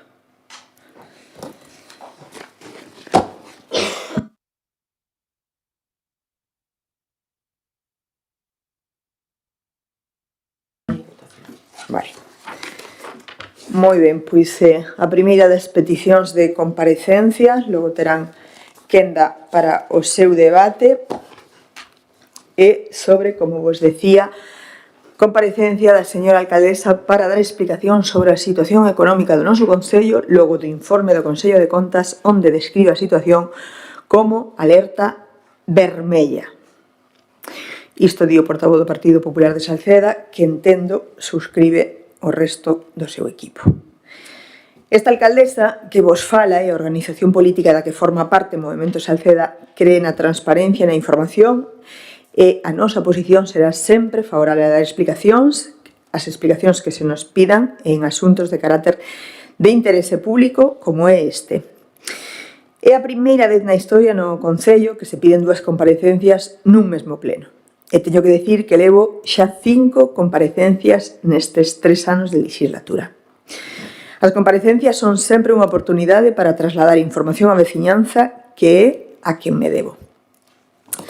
Gustaríame comezar por aclarar que o Consello de Contas no seu informe non fala de alerta vermella, termo que utiliza o voceiro do Partido Popular de Salceda na petición desta comparecencia, senón que un titular dun periódico para describir unha información. Penso que debería ser vostede máis rigoroso á hora de facer enunciados. A primeira cuestión que quero destacar é o feito de que os datos que fixo públicos o Consello de Contas e que chegaron a vostede a través dunha noticia xornalística foron recollidos 2 anos antes. Polo tanto, deben saber que non estamos falando de datos actuais, senón de datos que quedan atrás no tempo, polo menos 2 exercicios orzamentarios. O Concello de Salceda xa tiña tomado medidas cun plan de axuste, estamos a cumprilo e mellorando nestes 2 anos. Estas medidas inclúen: primeiro, orzamentos de control e estabilidade. O Goberno local aprobou o orzamento para 2026 en febreiro, que busca equilibrar as contas mediante contención do gasto corrente. Estamos a priorizar os servicios básicos e a atención social, como o servicio de atención ao fogar, que aumenta a súa partida nun 27% para evitar novos desequilibrios. Reducción da débeda pendente, utilizando o aumento de ingresos para liquidar facturas e mellorar o período medio de pago. Segundo, captación de fondos externos para investimentos. Para non aumentar a débeda municipal, estamos a recorrer intensamente a axudas de outras administracións. Fondos europeos e PERTE. Recentemente recibimos máis de 226.000 euros para proxectos de saneamento a través do Consorcio do Euro, evitando así comprometer fondos propios. Convenios coa Xunta de Galicia, execución das obras hidráulicas como a de Budiño, no Cerquido, confinanciadas nun 80% por Augas de Galicia. Plan máis provincia, e outros plans da Deputación precisamente para estamos a empregar eses fondos da Deputación de Pontevedra para infraestructuras sen recorrer a préstamos bancarios. Terceiro, fortalecemento do Departamento de Intervención. Estamos a reforzar o traballo técnico de intervención para monitorizar o cumprimento do plan de saneamento, sanear contas, non saneamento de infraestructura. Coa seguridade de que imos ter unha evolución positiva. En definitiva, a estrategia de Salceda céntrase en facer máis con axudas externas, mentras utiliza os ingresos propios para ir saneando a situación financiera que arrastramos. E dito isto, gustaríame tamén reflexionar sobre as finanzas deste Concello, sobre por que as finanzas deste Concello non son tan boas como todos e todas desexaríamos. É moi sinxelo de explicar, e creo que vos lo comentei antes, porque non nos damos servicios á cidadanía como concellos de máis de 20.000 habitantes, sen contar con ingresos desas localidades. Salceda aínda non ten 10.000 habitantes, estamos preto dos 9.500. A situación do noso municipio é complicada, como a de outros 20 concellos de Galicia, por certo, 5 deles gobernados polo Partido Popular e outros de outras formacións políticas. Eu creo, precisamente, que todos eses municipios, como a nós, temos un denominador común. Impostos por debaixo da media, servicios e obras para a veciñanza e temos, ademais, un compromiso co social. Porque, señores e señoras do PP de Salceda, o problema é facer ou non facer. Se fai, gástase. E se non se fai, non se traballa. E se quedamos parados cos cartos no banco, imos dar todos os parámetros perfectos, meteremos os informes inmaculados no Consello de Contas, pero a veciñanza vai ter un concello de adorno. Os veciños e veciñas deste concello teñen unha taxa impositiva a nivel local por debaixo da media dos concellos da contorna, tanto dos máis grandes como os dos máis pequenos. Todos os concellos sinalados como nós sufren a asunción de competencias impropias como o SAF, que por lei debería asumir o 100% a Xunta de Galicia e que leva unha parte moi importante do noso orzamento. Eu realmente creo que vostedes non leeron o informe do Consello de Contas e, polo tanto, descoñecen as recomendacións e o que xa estamos a facer. Apostaría que a súa única fonte foi unha noticia nun medio de comunicación cun mapa de Galicia. É inadmisible a súa falta de compromiso. E non teño nada en contra de que soliciten unha comparecencia ou dúas, como neste pleno, ou 3. Pero gustaríame que negociasen os orzamentos con nós, que achegasen ideas como membros da corporación que tamén son, porque participar na vida política vai acompañado do cargo de concelleiro e de concelleira. E parece que vostedes creen que ser concelleiros e concelleiras é ir ca medalla á procesión de San Telmo. Levan 3 anos vivindo ca ilusión dunha moción de censura como a de Lugo, que en Salceda non conseguiron e non se vai producir. 3 anos intentando montar numeriños e dando importancia a temas como unha foto nas redes sociais. 3 anos en presentar unha sola proposta positiva ou simplemente unha proposta para negociar, que debería darlle vergoña que o grupo mixto do BNG con un concelleiro presente máis propostas e mocións que vostedes con 6. E xa para rematar, e pregunto e fago en voz alta, non será que vostedes soñan aínda que non o van a conseguir? Con ter maioría absoluta nas próximas eleccións e queren poñer a venda antes da ferida? Explícome, non será que vostedes teñen previsto subir os impostos no Concello de Salceda cando gobernen e se chegan a ter maioría absoluta?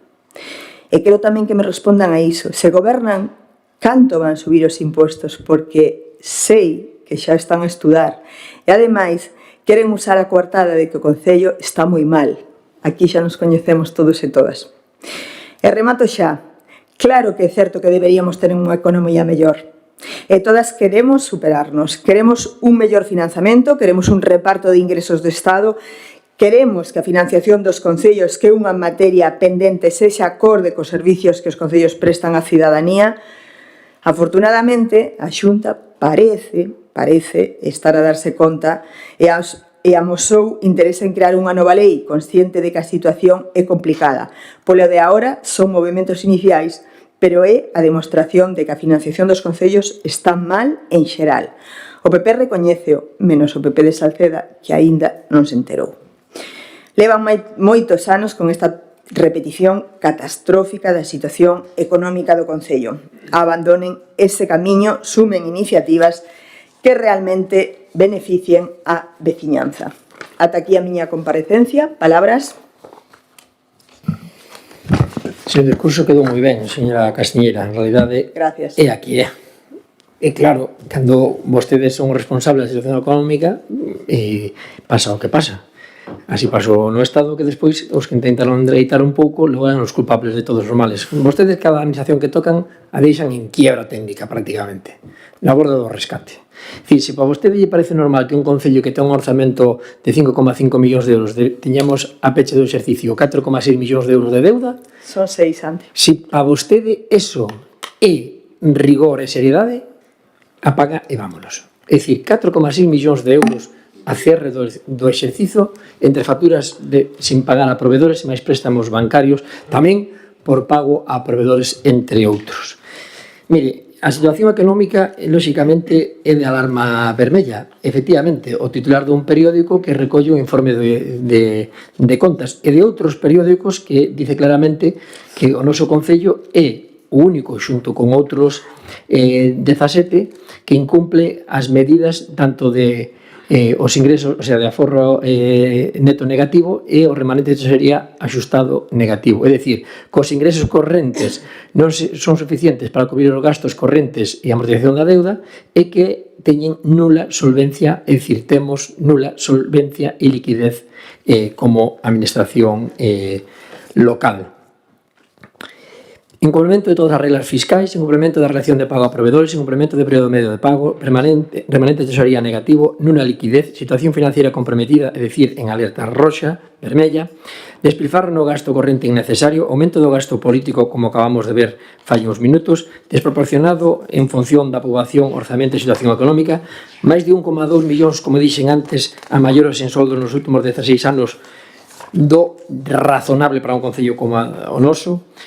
Ese 1,2 millóns máis as sentencias judiciais máis a perda de subvencións por incompetentes respecto, por exemplo, entre outra materia de violencia de xénero, fan que cada día hoxe non teñamos nas arcas do noso Concello máis de 2 millóns de euros que poderían estar se se fixerse unha rigurosa e proporcionada e coherente xestión. Chegaron vostedes a pagar irresponsablemente 30.000 euros por 25 metros cuadrados. Con iso xa o dicimos todo, unha sentencia do Tribunal Supremo. Derroche sistemático e no tempo dos recursos dos acerenses por unha política de confrontación co personal deste Concello. Ningún Concello da área metropolitana nesta situación na que se atopa o noso. E na contorno só a Cañiza, a antigua Cañiza, do señor Piña. Vostedes no sector privado estarían fai moito tempo que teño dito despedidos e fulminados políticamente falando. Vostedes son un perigo para a economía do noso Concello, como lo hemos demostrado ano tras ano, informe tras informe. Non o decimos nós, senón que o avala os informes das Secretaría, en este caso de Intervención Municipal. Nula planificación, cero comparativas de precios no mercado de servicios e obras, é dicir, contratación a dedo sin ter en conta o prezo alternativo de outras empresas e servicios, adxudicación a dedo de persoas para postos onde non se dá a oportunidade a outras persoas, incumprimento reiterado de contratos e servicios, privatización histórica con custes históricos de traballo e mantemento que sempre se fixeron con medios do Concello, e o único que lles ocurre recaudar a través do catastrazo, que foi o máximo sablazo aos bolsillos dos nosos veciños, e a suba de taxas e impostos que veremos próximamente. De taxas xo vimos no día de hoxe, e de impostos estou seguro que próximamente. Pero nada para fomentar a implantación de novas empresas, creación de postos de traballo, xeración de emprego, riqueza, e amosar pois un interés real para planificar a sociedade do futuro, como si le van feito outros concellos. Tan só hai que ver o que eran concellos limítrofes empresarialmente falando, de a cantidade de solo industrial que tiñan e 20 anos despois o que teñen a día de hoxe. Vostedes cera xestión ao respecto. Moitos anuncios en redes sociales, en prensa, reunións con non sei cantos técnicos, pero a verdade é que a nosa área industrial do cerquido sigue prácticamente igual que fai 20 anos atrás. E iso o que leva é que este informe que teño aquí, de informe do Consello de Contas, dice claramente que Saciedad de Caselas se encuentra en una situación financiera comprometida al presentar cifras negativas tanto en remanentes de tesorería como ahorro neto en el ejercicio. Pero non só dice iso, senón que compara o gasto social do ano 25 ao ano 26 e resulta que temos un gasto social un 20% menos con respecto ao ano 25. Somos o cuarto concello, 5 minutos. Remato, señora Cadesa. Somos o cuarto concello de 54 pola cola respecto da situación económica. O cuarto de 54, casi nada. Por lo tanto, claro que a situación económica do concello é preocupante, é alarmante e o estamos vendo con todos os incumprimentos, como acaba de decir, de gasto, de impago a proveedores, tempo de pago, etcétera, reglas fiscais, suba de tasas e, por lo tanto, é preocupante, alarmante e vostedes non merecerían seguir un minuto máis ao fronte porque o que están levando a este concello é a quiebra. 6 minutos, Santi. Repito, o informe do Consello de Contas é de hai 2 anos, os datos sobre o que falan, que estou segura de que non leeron porque son máis de 200 folios, é de hai 2 anos e todo o que está aí dicindo non é así a día de hoxe. Pero bueno, non lle vai valer este argumento. Pero vou a dar un moi interesante que acabo de buscar aquí no teléfono, que creo que non lee toda a prensa e vou lelo todo. Empresarialmente, que son datos importantes para o Concello. Segundo os últimos datos publicados polo Instituto Galego de Estadísticas, a cidade de Caselas consolídase como motor industrial da comarca. Estes datos refliten o esforzo de todos e a todas. Somos o Concello con maior peso industrial na área de Vigo. O crecemento na afiliación de Seguridade Social demostra que Salceda é un lugar de oportunidades e seguimos apostando polo desenvolvemento económico e a creación de emprego e calidade. Todo isto resume unha noticia publicada en Atlántico Diario que pronto faremos pública. Xa ve que os datos hai que ler un poquinho máis, Santi. O informe do Consello de Contas é asinado o 20... Sí, pero sabe de que datos fala. Sí, pero claro. vostede sabe Sí, claro que sí. de que exercicio fala. Sí. Non o sabe. Sí, claro que eu sei. Claro que eu sei. Pero é que o Consello de Contas fai os informes a exercicio... O informe do Consello de Contas é un documento público e calquer veciño e veciña o pode consultar. Correcto. Asinado en abril deste ano 26. Si realmente o que estou a decir estou no certo ou non. Exactamente igual do certo que estou eu. Non interrumpa, por favor, xa acabou a súa quenda. Partido Socialista.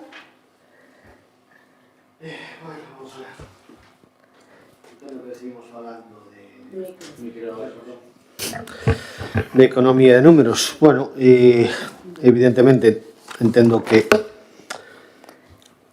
nin todo é tan maravilloso mellor como di a señora alcaldesa, nin todo debe ser tan tráxico como di o compañeiro do Partido Popular.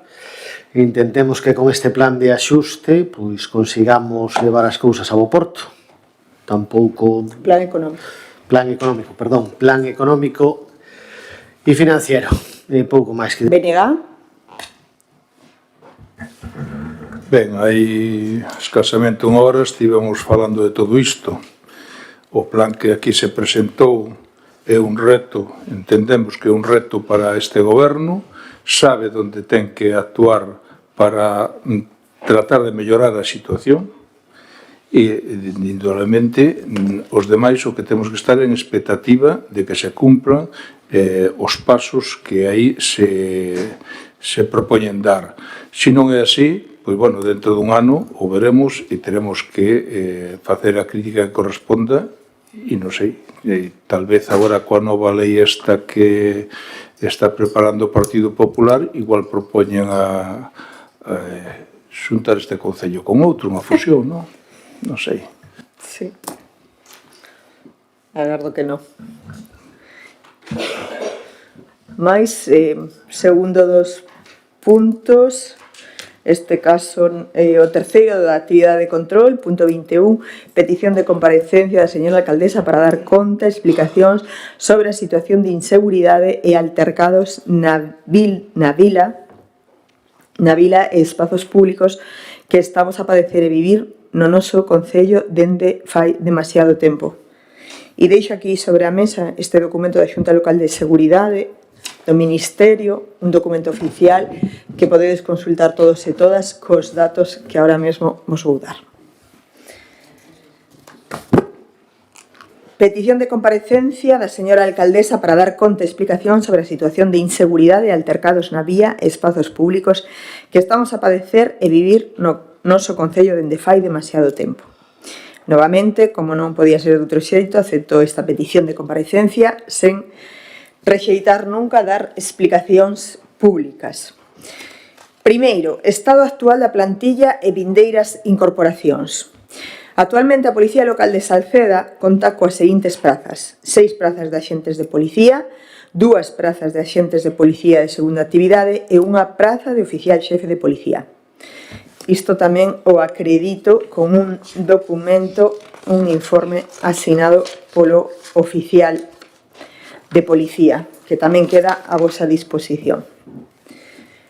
Estas vacantes, 2 prazas de axente de policía local, unha delas ao pasar a un axente a segunda actividade e outra por xubilación, e unha praza de segunda actividade. O 28 de xaneiro de 2026 enviouse a notificación á Academia Galega de Seguridade Pública solicitando a provisión de 2 postos de axente de policía local de Salceda, tal e como se indica no convenio suscrito entre o Concello e a Axencia Galega, pertencente á Xunta de Galicia. Dende o 25 de 3 de 2026 o Concello conta tamén con 2 persoas auxiliares de policía para reforzar o servizo, agardando que a Xunta resposte o antes posible a esta petición. Un dato: a FEN establece como referencia unha dotación de unha axente de policía local por cada 1000 habitantes. Tendo en conta que Salceda non chega aos 9.500 habitantes, corresponderían 9 prazas, que son as que están creadas, tendo na actualidade unha plantilla de 8 axentes. Datos que aparecen refletidos, como vos decía antes, no informe da Xunta Local de Seguridade. A semana pasada, como todos e todas sabedes, celebrouse a Xunta Local de Seguridade, onde se aportaban os datos de criminalística por parte da subdelegación do Goberno. Os datos son claros: unha baixada dun 20% no primeiro trimestre do ano con respecto a 2025, que ademais xa baixara nun 8,3% respecto ao 2024. Terceiro punto: altercados fin de semana. En canto ao acontecido na fin de semana pasada, produciuse precisamente un altercado grave que dende o primeiro momento se puxo en coñecemento da Garda Civil e se están a levar a cabo as actuacións precisas. Hai que deixalos traballar tal como se nos pediu dende a subdelegación do Goberno. Empregar un acontecemento como este para xerar alarma e sensación de inseguridade entre a veciñanza parécenos dunha enorme irresponsabilidade. E máis, se fai por parte de representantes políticos, como fixo o portavoz do Partido Popular de Salceda, recurrindo a imaxes xeradas por intelixencia artificial. Este goberno non é alleo aos altercados que se producen, mas temos que actuar sempre con responsabilidade, deixando traballar a quen lle corresponde e ao mesmo tempo tomando as medidas necesarias que o Concello pode adoptar. Cuarto, reunión e providencia a Policía Local do estudo de quendas. Este goberno está a traballar na reorganización dos turnos de Policía Local tal e como se recolle na providencia na que se solicita un estudo de quendas, asinada pola Alcaldía en data 28 de abril, logo da reunión mantida co oficial da Policía Local xusto despois dos altercados do fin de semana. Con medios dos que dispón o Concello, intentaremos que a eficacia sexa a maior posible. Conclusións. O que está vostede a facer, Santiago Rodríguez Davila, é malo para a hostelería, é malo para a vila, é malo para a imaxe que se proxecta cara ao exterior, pero sobre todo é malo para algo que a mí me preocupa moito, que é a paz social. De verdade, a quen cree que beneficia cas publicacións que de maneira irresponsable fai no seu perfil ou no seu outro perfil, ojito político? Vostede pensa ser alcalde deste concello así? Así. Como decía a célebre frase de M. Rajoy, a ver si me sale, cuanto peor, mejor para todos, y cuanto peor para todos, mejor, mejor para mí el suyo beneficio político. Lembrades isto? Sonalle verdade. Salceda é unha vila segura. A criminalidade mídese en estadísticas, non en emocións ou publicación nas redes sociais. Salceda é unha vila segura e así o avalan os datos. O traballo coordinado entre a Garda Civil e a Policía Local merece todo o noso recoñecemento, así como a lealdade institucional deste concello e desta alcaldesa. Efectivamente, o noso reconhecemento, pero nulo apoio da alcaldesa que nin lle dá os medios, nin os dota de equipamentos, nin de salarios, nin de prazas, nin de postos, nin de nada. É lamentable que vostede diga o que acaba de decir, como se aquí non pasase nada, como se os demais fóramos super alarmistas, como se os veciños, os pais e as nais e os que viven no entorno non vexan ou non miran o que miran todos os fins de semana. É lamentable. Claro, vostede non mira nada. Como vai mirar vostede? Como vai mirar vostede iso? Pero, de verdade, é que se queda tan pancha e tan ancha o que acaba de decir. Aquí, isto é unha maravilla de concello seguro, temos policía todos os días, todas as horas. Oxe, hai policía, señora alcaldesa, hai policía hoxe, un lunes. Non temos policía no día de hoxe.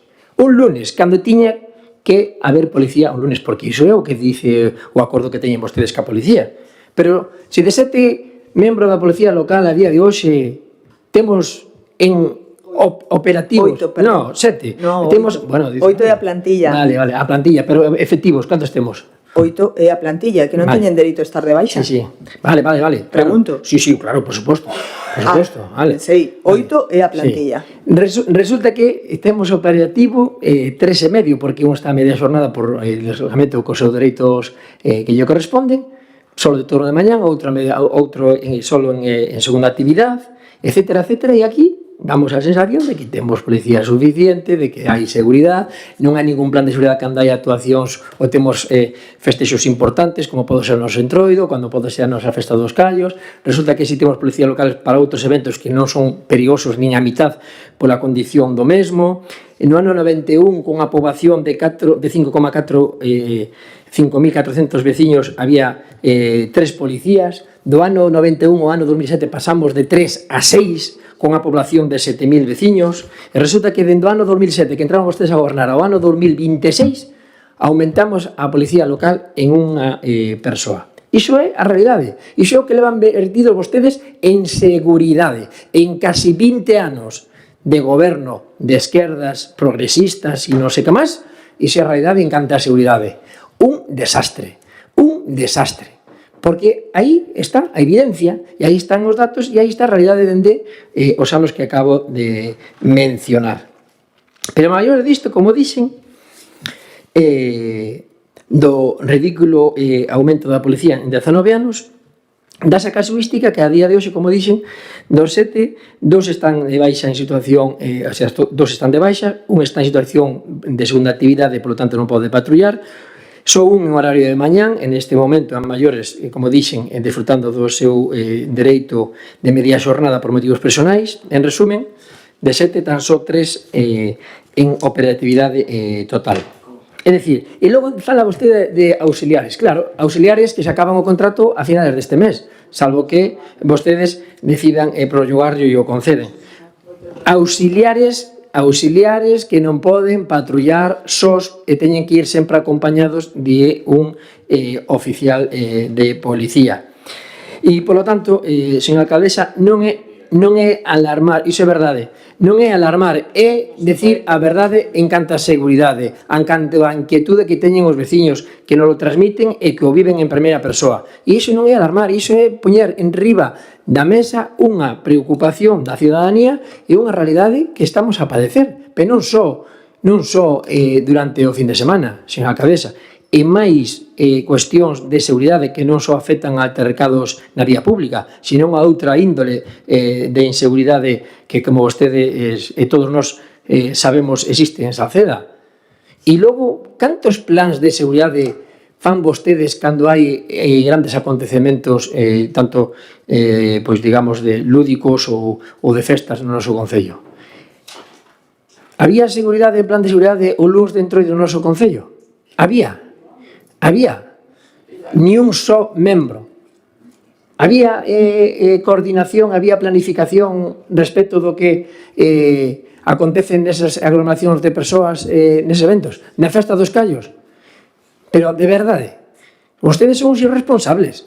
Ante acontecementos que sabemos todos que vai existir ou pode existir algunha problemática, o serio é planificar. O que non se pode estar en titó todo o día sen atenderlle ás obligacións de un gobernante que é velar pola seguridade dos seus veciños. E vostedes se ríen, hombre. Son os irresponsables. Son irresponsables. Quen se está a rir, Santi? Porque teño enfrente, porque están enfrente. Me está interrompindo. No, se están rindo, pero se están as cámaras se están grabando, se están rindo, home, se está vendo, claramente.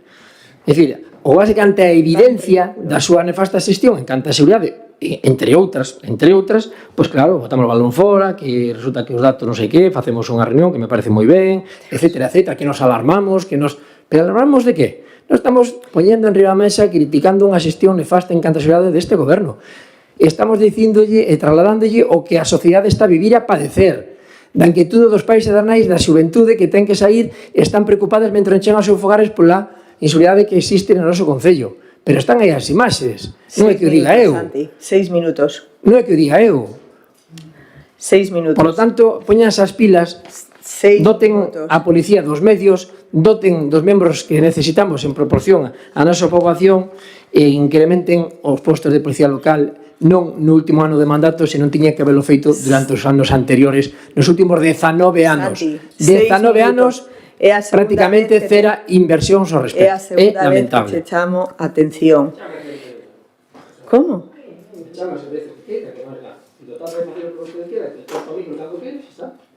Perdón, cantas veces cortei o micro? Pero non sei que estás a decir. Bueno, pues nada. Despois de escutar o Partido Popular, de verdade, das explicacións xa dadas, o que máis lamento é que non crean o traballo da Policía Local de Salceda, da Garda Civil.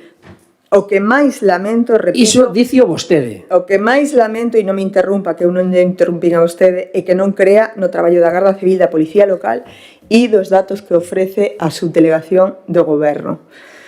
Sigo dicindo que a criminalidade se mide en estadísticas, Santi, e non en publicacións.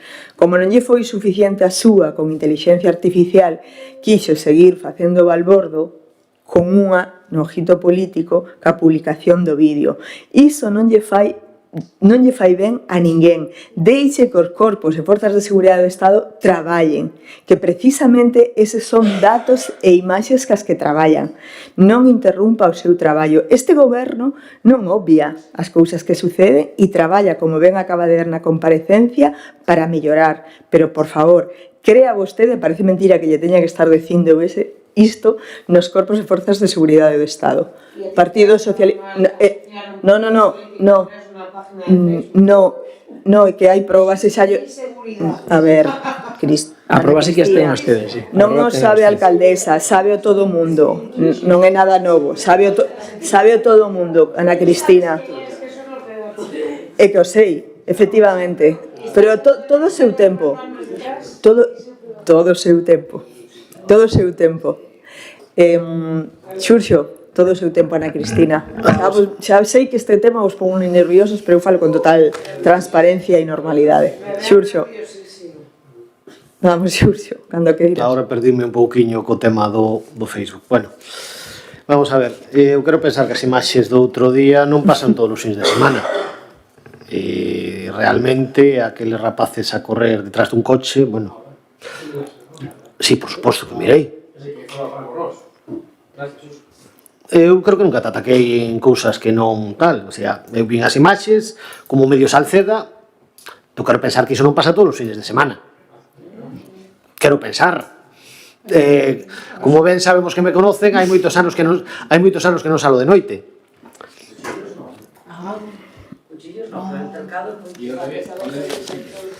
A ver, no vídeo aparentemente un ten unha arma na man.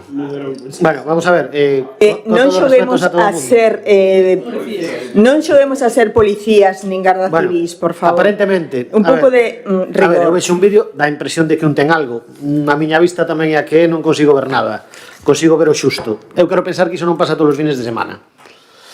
A ver, tamén, nunha reunión que houve hai pouco cos hosteleiros, parece ser, o sea, polo que les me dixeron, foi cando xa os locais estaban pechados. Foi das 6 da mañá en diante, se non me engano.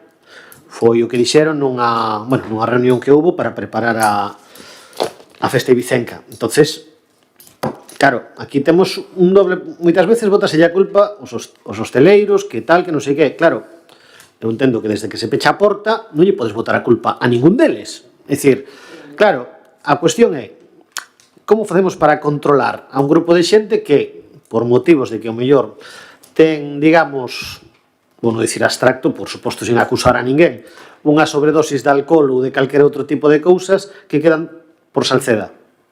Vale? Porque, a ver, falase da policía local, ou un policía local dos nosos tamén meterse no medio de 4 ou 5 persoas tal, creo que non les va, creo que o salario non lles cubre iso. É dicir, entonces, o mellor o que hai que facer, que o mellor si que unha cousa que temos que tal, que falar entre todos, pois que a partir de determinada hora este presente pois a Guardia Civil ou un corpo máis, non sei se o nome o ha caído, pero máis armado, digámoslo así. É dicir, non sei, igual o nome non é o máis preparado, non sei, porque eu... Non, home, algo hai que facer. Se de 6 da mañán a 8 da mañán é cando se dan esas situacións de peligro, o sea, o de meter a policía no calniso, eu teño as miñas dúbidas. Perdón?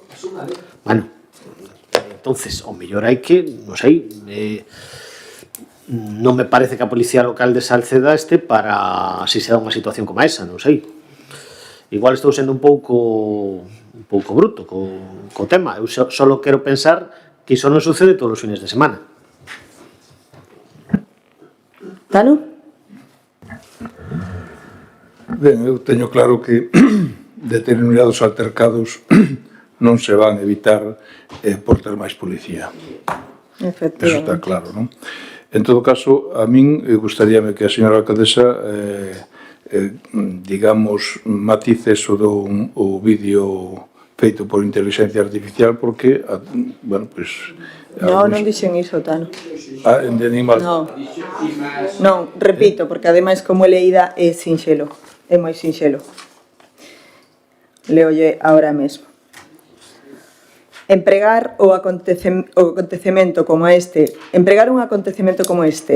para xerar alarma e sensación de inseguridade entre a veciñanza parécenos dunha enorme irresponsabilidade.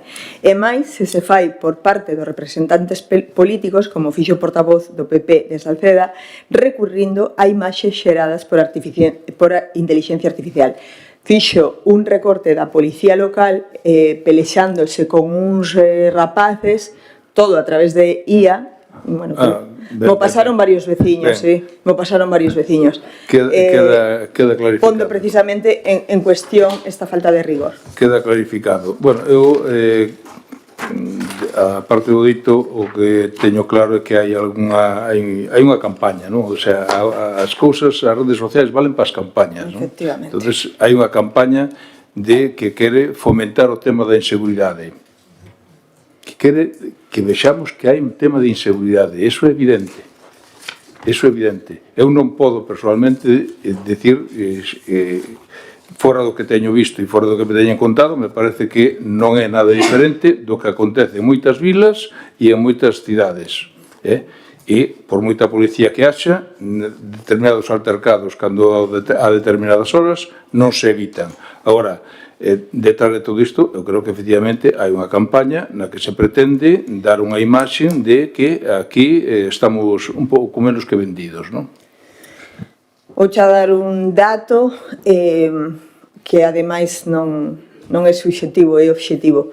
Precisamente, nos últimos 15 días denunciáronse públicamente situacións parecidas ás de Salceda en concellos como Pontevedra, Moaña e Bueu. Parece ser que, xunto con Salceda, é nos únicos concellos nos que pasan cousas. Non, os informes de subdelegación dice que pasan moitas máis en outro tipo, en outros concellos, pero é certo que mediáticamente e a través das redes sociais pois saíron o caso destes concellos, podedes comprobar o que está aí. Por iso que a mí me gusta ser rigurosa e me gusta a seriedade. E me gusta dar a batalla política en 20 discusións aquí, defendendo cada quen as súas ideas, os seus principios e os seus valores. Pero chegar ao nivel de degradación da política utilizando certos métodos, eu non vou cuestionar nunca que a seguridade se pode mellorar sempre e as plantillas tamén e todo é sumamente mellorable. Pero por en entredito a seguridade dun pobo cuestionando todo o que aquí se fai e a imaxe que se proxecta de Salceda cara ao exterior e que a xente precisamente ven a vivir a Salceda por unha cuestión de seguridade e tranquilidade, de verdade, cal é o rédito político que pretende obter? Dígamo. Sí.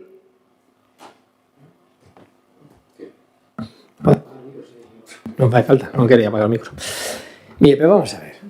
Aquí, como sempre, é dicir, interpretando todo o contrario do que un pretende poñer en riba da mesa. É dicir o que nos manifestamos respecto da situación de seguridade e inseguridade do noso concello, trasladar o malestar e a preocupación da poboación para que o goberno, o responsable de buscar solucións, como ben comentaba Xurxo, a través dos forzos e corpos do Estado en coordinación con a nosa policía local, aumentar a plantilla da policía local, dotar os demais medios, plans de seguridade cando hai eventos importantes no noso concello, como pode ser o Entroido, a Festa dos Callos, etc., a Festa do Cristo.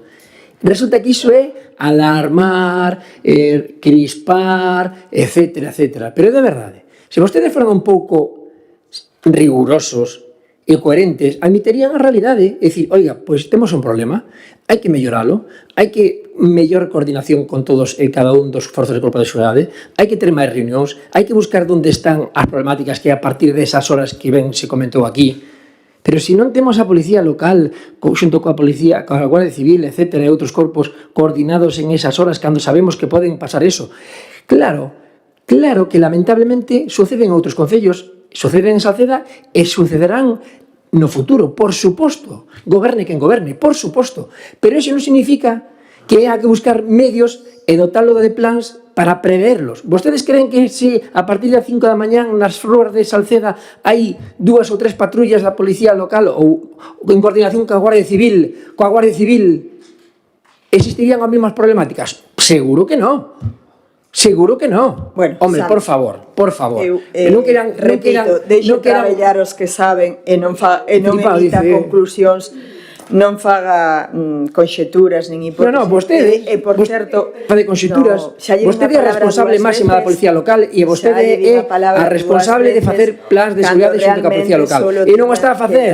E entonces, cando se sacan os colores e se poñen as problemáticas da mesa, é o que pasa. Non admiten a realidade, negan a realidade, con vostedes non vai, non temos ninguna responsabilidade, bla, bla. E a culpa é de todos menos de vostedes. Lamentable. Hubo precisamente un dispositivo especial da Garda Civil e da Policía Local. Como pode decir iso se se falou aquí en Xunta de Goberno Local?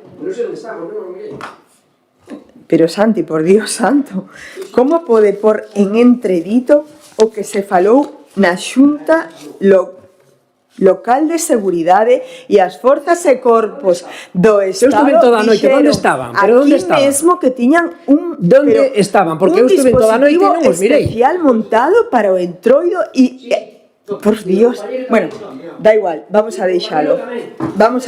No, é que teño que falar, porque este home está mentindo. No, da igual, Alex, non importa. Se tens un compañero en cuestión está pondo en cuestión o traballo das forzas e corpos de seguridade. Está pondo en cuestión. Isto xa é, vamos, dunha irresponsabilidade absoluta. Santi, non interrumpas, por favor, pero non estades falando, isto é unha sesión plenaria. Isto é unha sesión plenaria. Presido eu, comparezco eu e douvos unha quenda de palabra. E xa vos din máis de unha. Non podes facer disto que estás facendo, Santi. Estás te equivocando e o tempo pon a cada un no seu sitio. Non podes estar dicindo que é mentira o que se falou na Xunta de Seguridade e que aquí manifestaron os corpos e forzas de seguridade do Estado e o subdelegado do Goberno con estadísticas e con datos. Non podes facer disso. É dunha irresponsabilidade tremenda como representante político. Comparecín en 2 ocasións e chega a quenda de rogos e preguntas. Rogos, Partido Popular.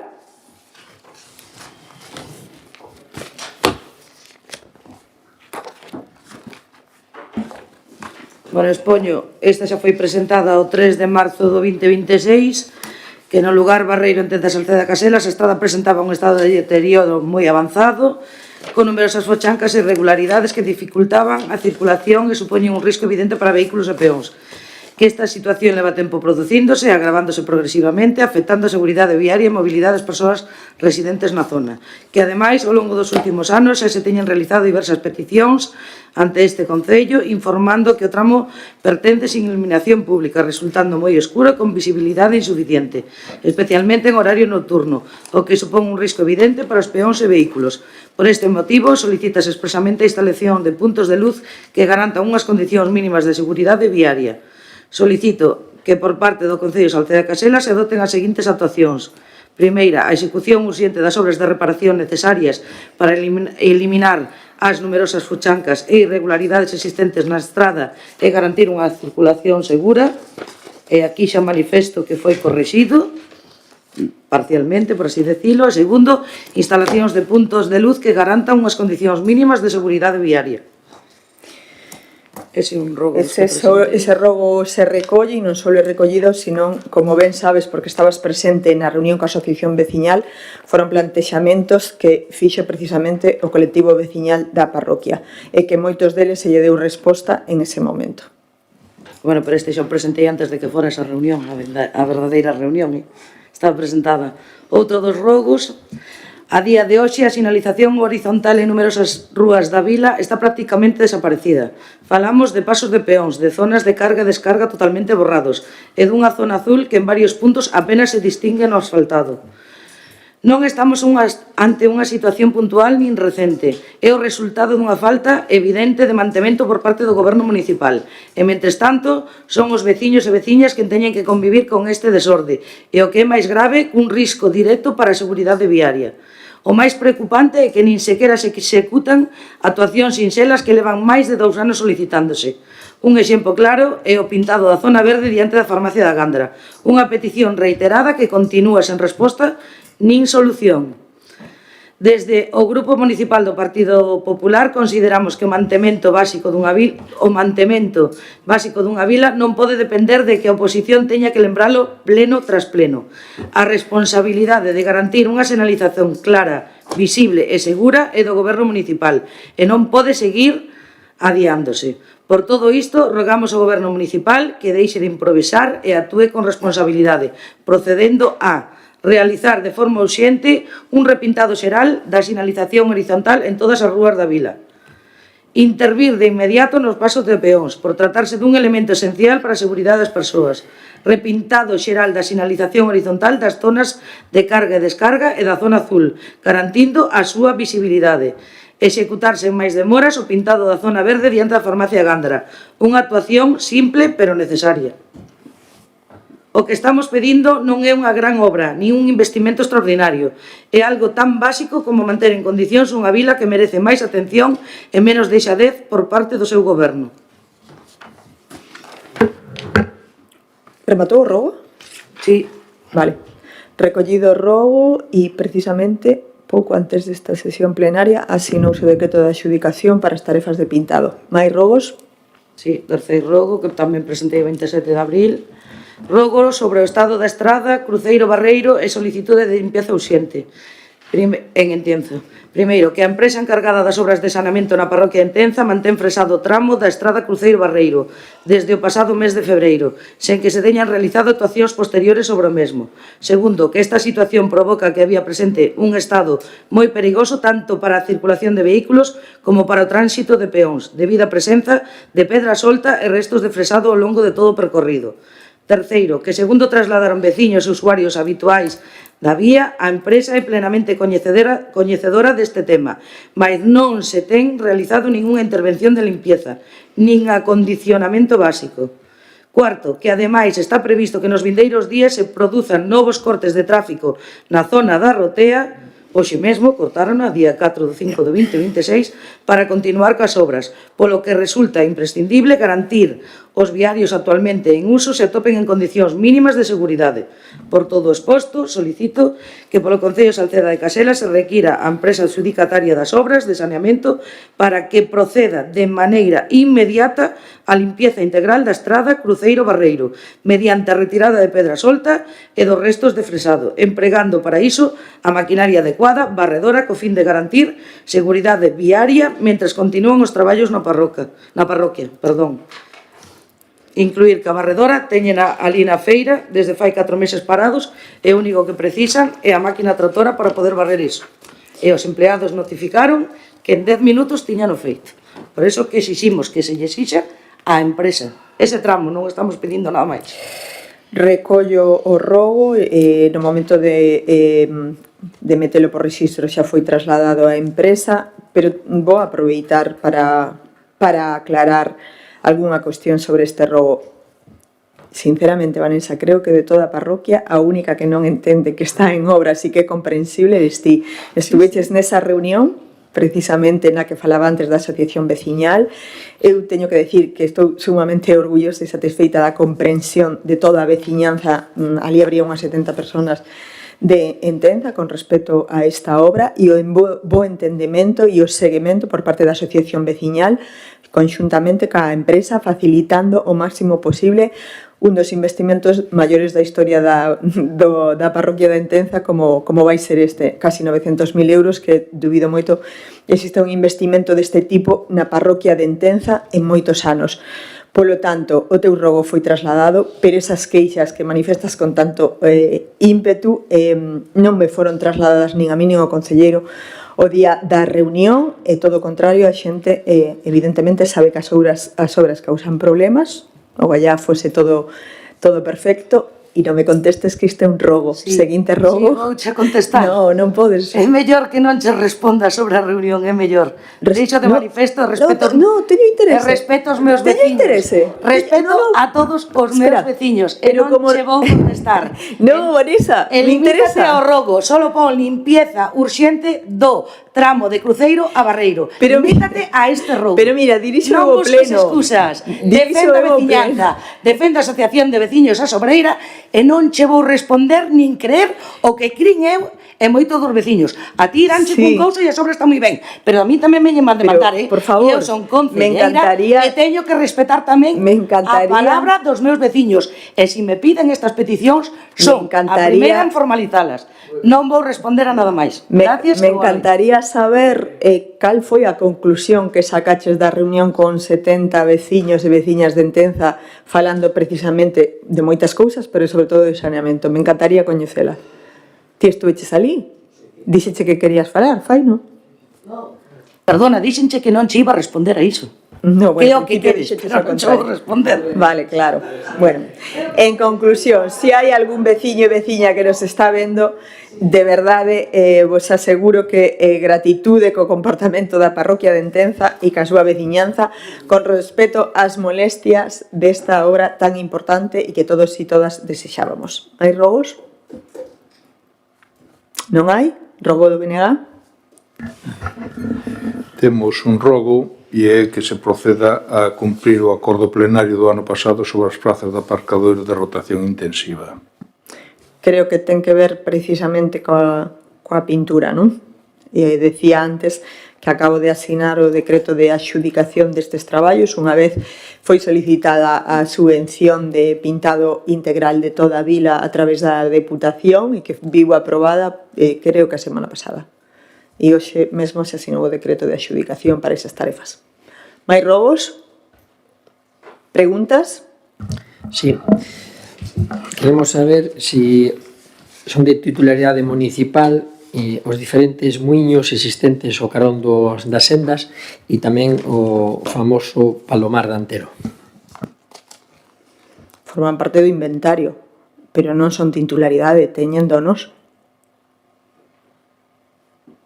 Os que usaron o muiño e forman parte das súas escrituras, iso non é nada novo. Como que forman parte do inventario? Que inventario? O de bens. O sea, teñen donos, pero resulta que forman parte do inventario de bens. Pero cal é a pregunta, Santi? Si os diferentes muiños, o carón das sendas e o Palomar de Antero son de titularidade municipal. Non son. Si o Concello é o propietario. Non.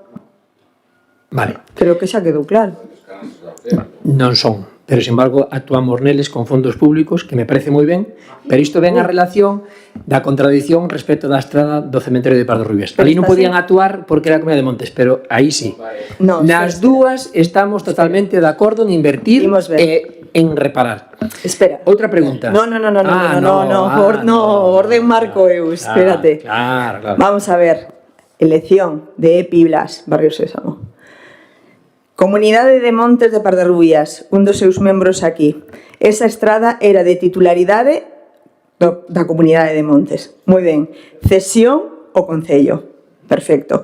Hórreos da Picoña, Muiños, Palomar de Antero, espazo público, titularidade do elemento non é do Concello. Non é moi difícil de entender, Non é moi difícil de entender.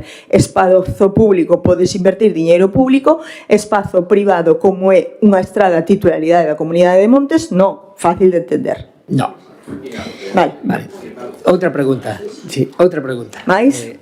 Vostedes mesmos. Pero bueno, se ve que o Partido Popular está en contra do arranxo do patrimonio das nosas parroquias. Non, se dixen ben claro, porque xa está tergiversando e mentindo. Non, se estamos de acordo nas dúas situacións de invertir, non minta, non sea ruín, non minta, cabeza, se eu dixen fai un momento. Si non minta e non sea ruín e maleducada respecto do que acaba de decir. Mire, nós estamos de acordo en invertir nas sendas e nos muiños e no Palomar de Antero, pero tamén na carretera anteriormente de Pardarrubias ao lado do cementerio. Claro, hombre, por iso, quen asfaltou eso? Quen asfaltou? Comunidade de Montes? Quen mantuvo hasta ahora a carretera? E que nunca bachou o Concello esa estrada? Nunca. Non, as excusas de mal pagador, señora Cabeza. Non bote balón fora. Mire, outra pregunta. Vanlle a renovar, prolongar o contrato aos dous membros da Policía Auxiliares que se acaba o contrato a finales deste mes?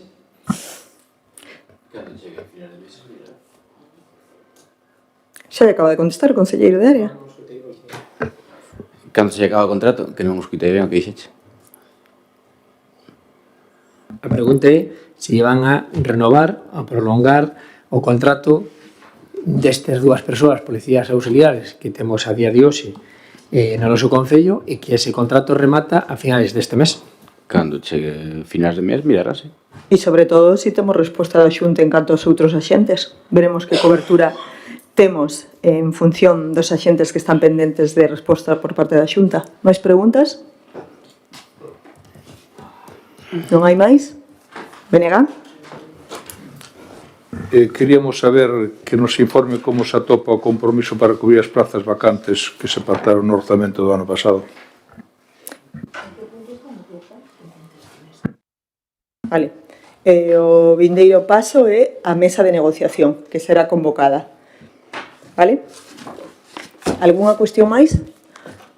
Damos por levantada esta longa e dura sesión, pero sobre todo proveitosa pola cantidad de puntos, proxectos e servicios que saen adiante para a veciñanza de Salceda. Gracias a todos e a todas.